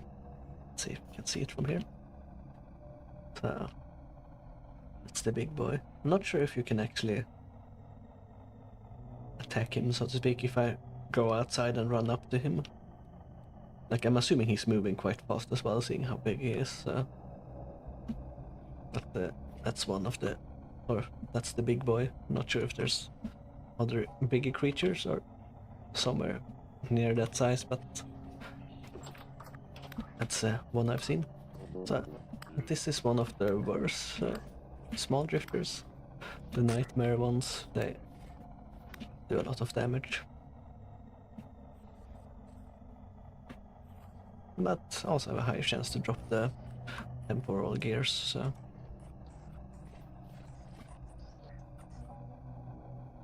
Okay, so normal one.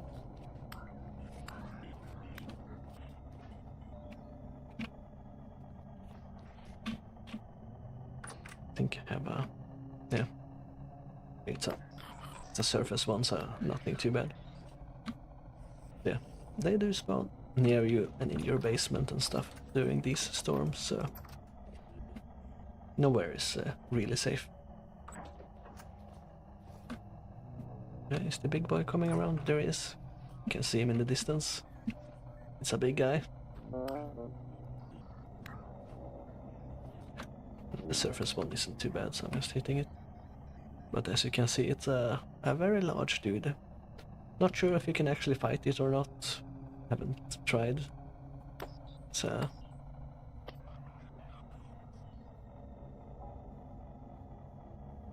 it's probably moving fast enough that I can't hit it really. You can make bows in the game, but never made them. I'm also not sure why he's circling my house really. That's also something that's weird. Okay, it was a surface one, so not too bad. They might have reduced the... or maybe I'm just getting lucky with the drifters that are spawning. Since there's some very bad ones, but some not so bad ones. The surface ones are the easiest drifters, so not too bad.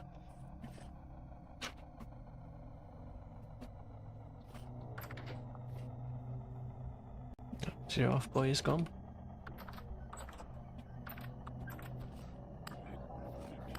I still like to take them out, since you get flax from them, and you also can get the temporal gears from the surface drifters. So I think I got my first temporal gear from one of these small surface drifter guys. So they can still drop. It's just it's rarer, but you also take out more of them, since you know they spawn on the surface, right? So see. Yeah, he's back around the back now. As I said, not sure why he's circling my house. But I guess he's some kind of stalker.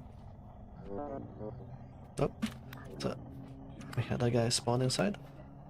But it's a surface one, so didn't do too much damage. The temporal storm is waning, so it will be over soon.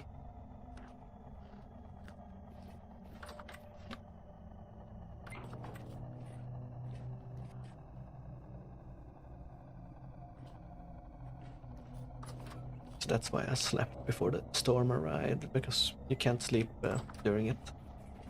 Like it says, if I go to sleep now, I will no longer be able to wake up. So, you know, makes sense. Go. Now let's see here. Strong tannin, prepared hides, 5. And the prepared hides, I think I need to scrape them. And they turn into scrape hides? No, maybe not. Okay, so strong tannin, 2 hides, okay. Will turn into leather 4.5 days. So we're gonna do that. Keep our prepared hides in here. Maybe we will... I think I had, yeah. We will make some more weak tannin for the rest of our big hides, or huge hides they're actually called. So let's switch back to our armor that gives us a bit of heat. Something that might be good to know as well, like when you have survived one of these temporal storms, there are usually bad guys around. if you want to... Ow. Speaking about bad guys, if you want them to despawn, you know, run far away from home and then run back and they will have despawned. Especially, like, I think there's different kinds of temporal storms. Like some temporal storms spawns more boat horns and stuff like that shoots you. And if you have a bunch of those around your house, that's just gonna be annoying, so...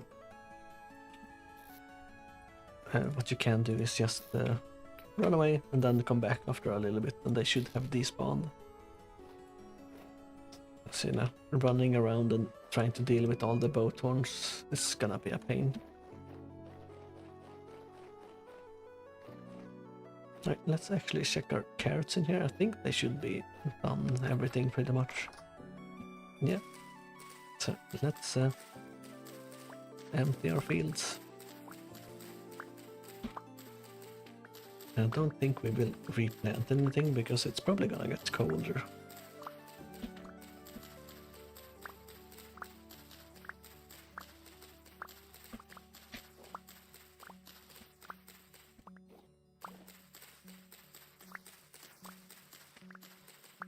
Our turnips here have cold damage, so they give us a little bit less of a crop, but they still grew up, at least.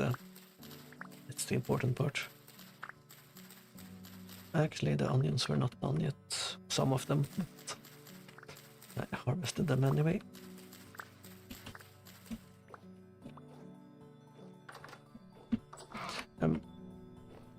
If I remade my greenhouse like right now, I will use olive line instead. Olive line glass have a green tint to it. I don't really like how the normal glass looks, because it looks like it's not there right, which is what glass does, but I would like to put some framing or something on it next time I build a greenhouse, or use olive line so it's actually green tinted, so you can actually see where the greenhouse is a bit more clearly. From what I understand, it doesn't matter what the color of glass you use, so... we have a ton of carrots. I guess we put them in here.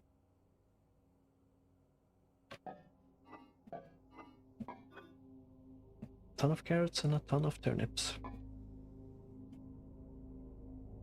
So I think you drain extra satiety when you are injured to heal up, so to speak. If you go to bed when you're injured, it drains the satiety very quickly. But if you're very low on HP and it drains satiety very quickly, you can also eat while you're sleeping. So if you have a bowl, you look up to the ceiling, you can eat while you sleep, so you can regen the satiety. A little bit of a trick there. I was thinking about something, but already forgotten what it was. Fire clay. Let's make some more bloomery bases and fire some more so we get some more calcinated flint. So let's take these out. Let's take the flint out. Let's grab some charcoal.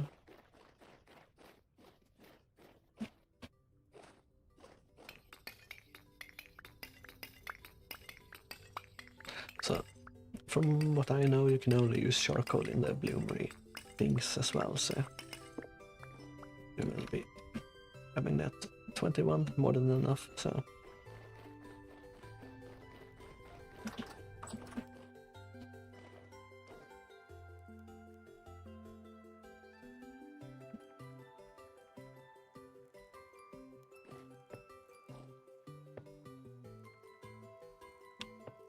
Put the hats on, or chimneys, I guess you should say, not hats. Wait, you can do 1024? What? I thought you could only do 16.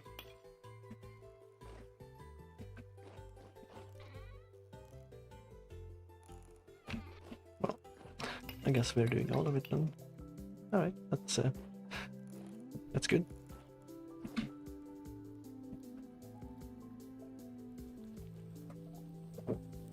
Sorry about that. There we go, some more calcinated flint on the go. The torch should not be in the chest, it should be on the wall.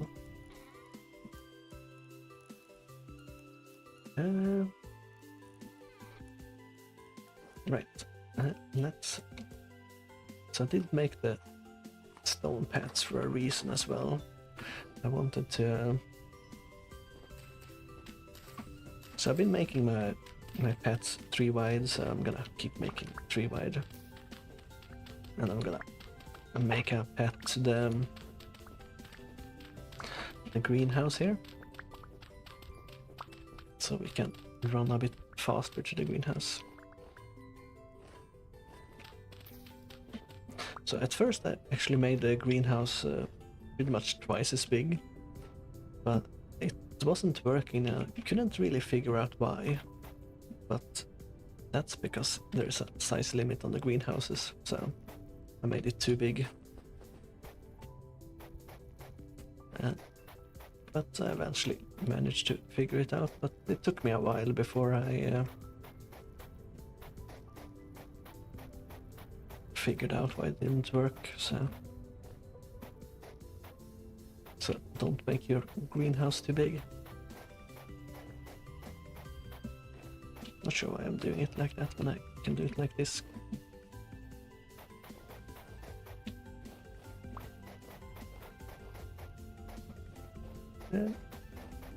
It's probably a waste to make it like pretty big, but it's better. Maybe I should have actually made it so it lines up. Yeah, I'm gonna dig it up. I'm gonna leave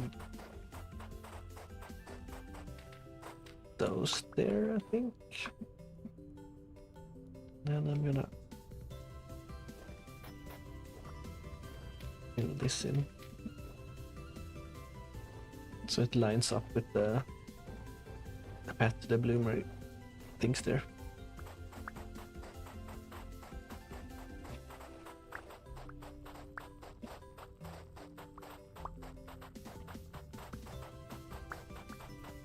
Symmetry is it's somewhat important.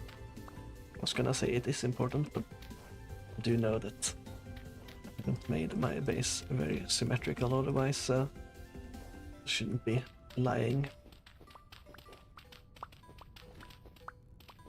It's important, but it's easy to fix. Like a lot of things. When it's easy or cheap to fix, like in the corporate world. If it's hard to fix and expensive, they don't want to fix it. There we go. Let's line up the corner here so it doesn't look so dug out. I guess we can fill the whole area in here. Eventually, we do have more dirt in our base after all, so we can start making a path towards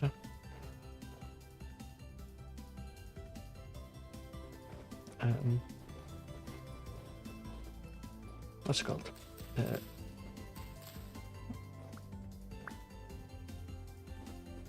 was gonna say greenhouse, but that's not correct. Translocator is what it's called.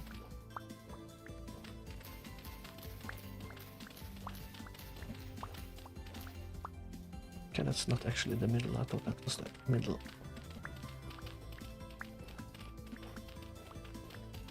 It's the middle.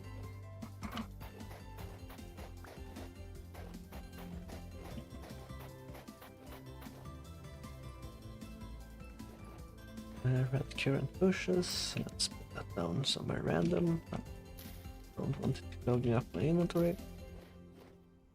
There's a lot of like foliage and stuff like that you can pick up that very easily clog up your inventory. Do I have... Not sure if it matters if I close the cellar door or not. Do I have more stone paths anywhere? Feel like I should have stone paths somewhere. Like I believe I made them. Something that annoys me a little bit is that the temporal gears doesn't stack, but I did have some more stone paths. We're gonna use them up to free up some more room in our chests. So. I think we can make it too wide to our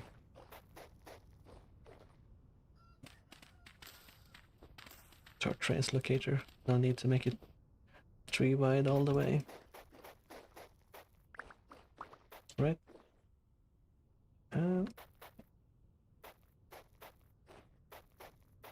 Kinda have to make it 3 wide when I do it like this though.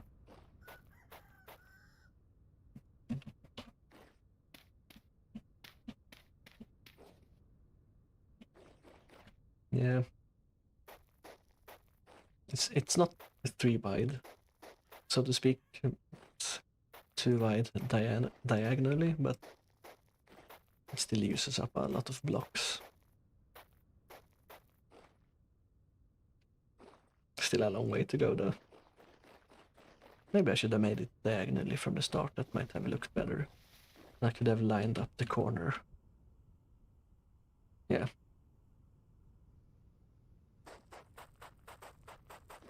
And let's dig it up.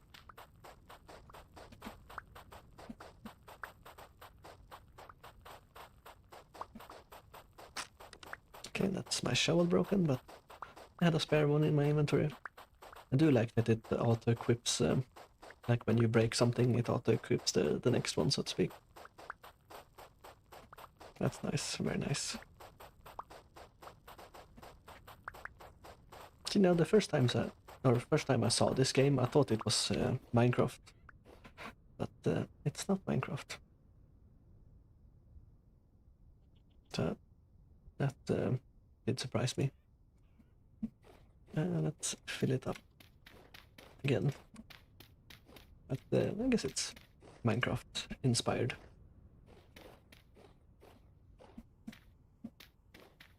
I would say this game has more going for it than Minecraft right now. Like it has more potential, so to speak.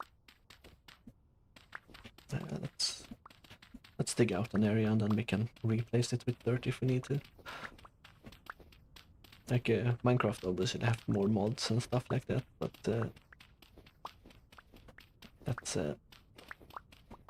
just how it is because it's been around for longer and it's popular as well. But I think Vintage Story has started to get more popular.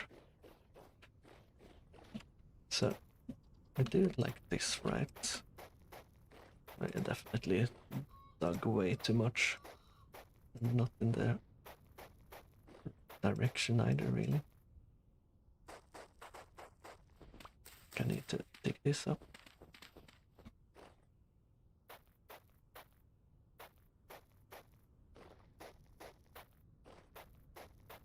Right, so let's fill this in.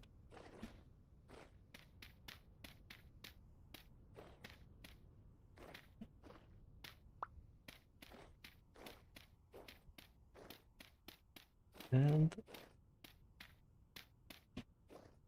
let's dig the path we placed. We didn't really place them wrong, but we got a different idea in our mind, so happy accidents, as Bob Ross would say, right? But I guess he never removed anything really.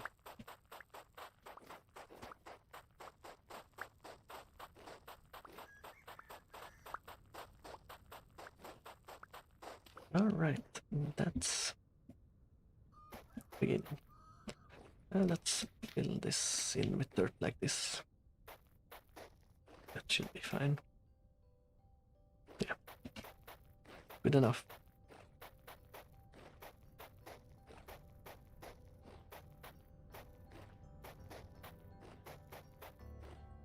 I might be going over a pond here. I'm seeing cattails sticking out of the snow, so can always go back when spring comes or whatever and fill it in with dirt in the bottom. Let's place the berry bush there. Alright, we have a started up path towards our translocator. Very nice, very nice. I probably should have fed my chickens actually. They do need to be fed to keep having chicks, so let's put the low fertility soil away. Let's take out 16 of the flax seeds, or flax grain is what it's called. And I will check up on the steel making, if we need to refuel or not. That's a lot of chickens hanging out there. And I guess they get kind of trapped in the snow from what I remember seeing. Like they can't jump up when the snow gets too deep. So I guess they end up getting trapped. But you know, happens. Let's check on our goats. They're in their goat house here. Stand still. It's pregnant. Okay, so I don't need to feed them anymore. Which, I guess they get stuck in here as well when the snow is too deep. Since I couldn't get out of the house, they probably get stuck as well.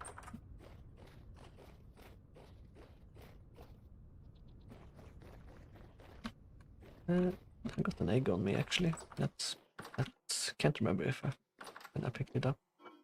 Probably when I went to feed the chickens, but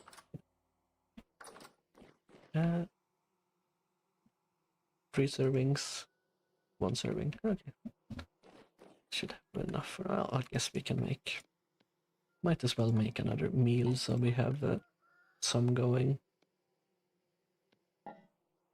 I guess we have a ton of carrots, so let's grab some of that.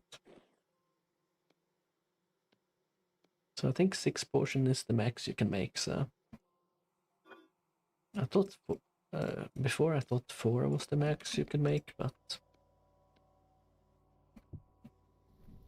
6 is apparently the max. So I do have some crock pots full of blueberry jam and stuff in here as well. That stays fresh for very long, so I do have some fruit and stuff that's not tied to like or I guess berries I should say, that's not tied to fruits, but I did notice that the fruit trees give you so much fruit that you're pretty much set for winter. Like sure it's cold now, but they last for 2.6 years. So, you know.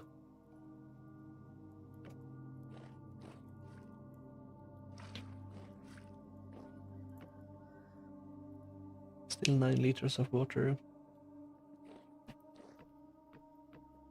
I think you can do more than 1 batch if you pay attention to when the distillery gets empty, but I'm not really paying attention, so it's using quite a lot of firewood. It would be nice if you could make a bigger one, like a 4-tiler or something like that, to make a bunch at the same time. But you know, it is what it is. And starting to get late, but we still have a little bit of daylight, I was gonna say, but it's not really daylight and I can't see anything. I think these have stopped growing pretty much. Oh, will only yield 75% of produce. Okay, haven't seen that before. Only seen the 50% before, but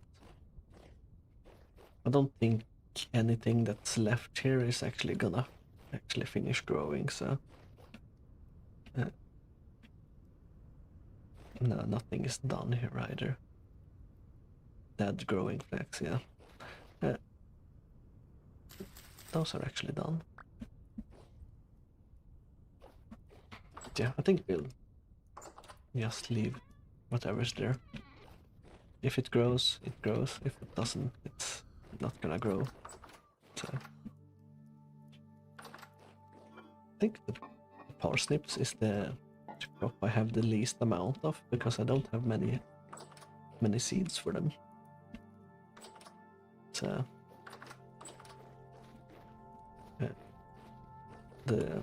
you need to actually do like crop rotation as well. You just can see there's nutrient levels on the field, so you need to rotate the crops. So or put the compost or whatever nutrients the crop needs on them. So but these are still going.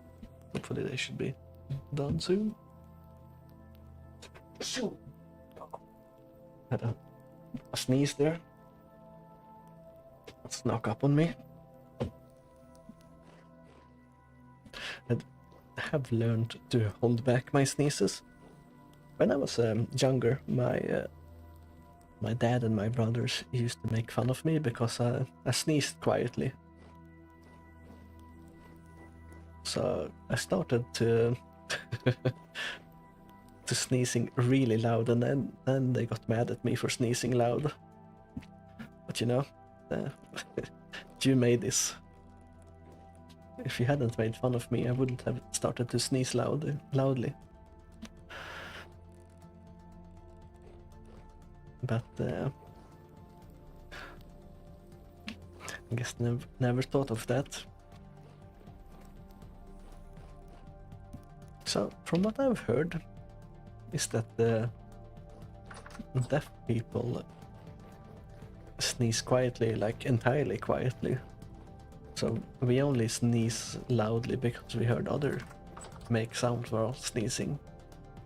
But I'm not sure if that's actually true or not. It's what I've heard, and it sounds interesting at least. So I have made the chest piece there. I think I need to make leg piece for the armor, like not brigadier legs. Leg leather jerkins. Chain leg armor. I'm gonna go to H to bring the handbook up, steel, then we're gonna go to steel chain. We're gonna go to chain leg armor steel, because this is what you use to make the plate armor. So you need the chain leg armor steel, and then you need leg leather jerkin. Okay, so it's just two like this, and then I can put them on the... No, not on me. On the armor stand. There we go. And I'm assuming I need a hat as well. No, apparently the hat you just make with the chain. Let's actually check the steel then. Just in case. Plate helmet. Chain head. Yeah, so the head you actually make only with steel chain, which feels like it would be quite uncomfortable. But I guess there are like the chain mail heads, right? I guess you upgrade it with leather when you make the head. So I guess it makes sense because there is the chain mail that you use, or that people used back in the day. Is there no steel? Alright, legs, armor, and head is the steel. I was thinking about shoes as well, but I guess shoes are not a thing. I guess shoes are only for Born and stuff like that. The condition of all my things are terrible, so I guess I should be making some fur coats and stuff like that as well. So I prepared hides. Can I? No. Can I use the scraped hides for soaked panda bear pelt? Feels a bit weird to make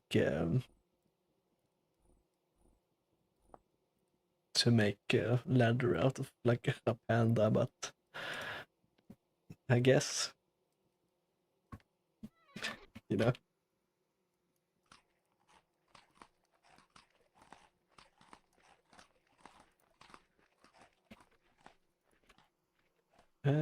Okay, so I don't need to make the hat since you know.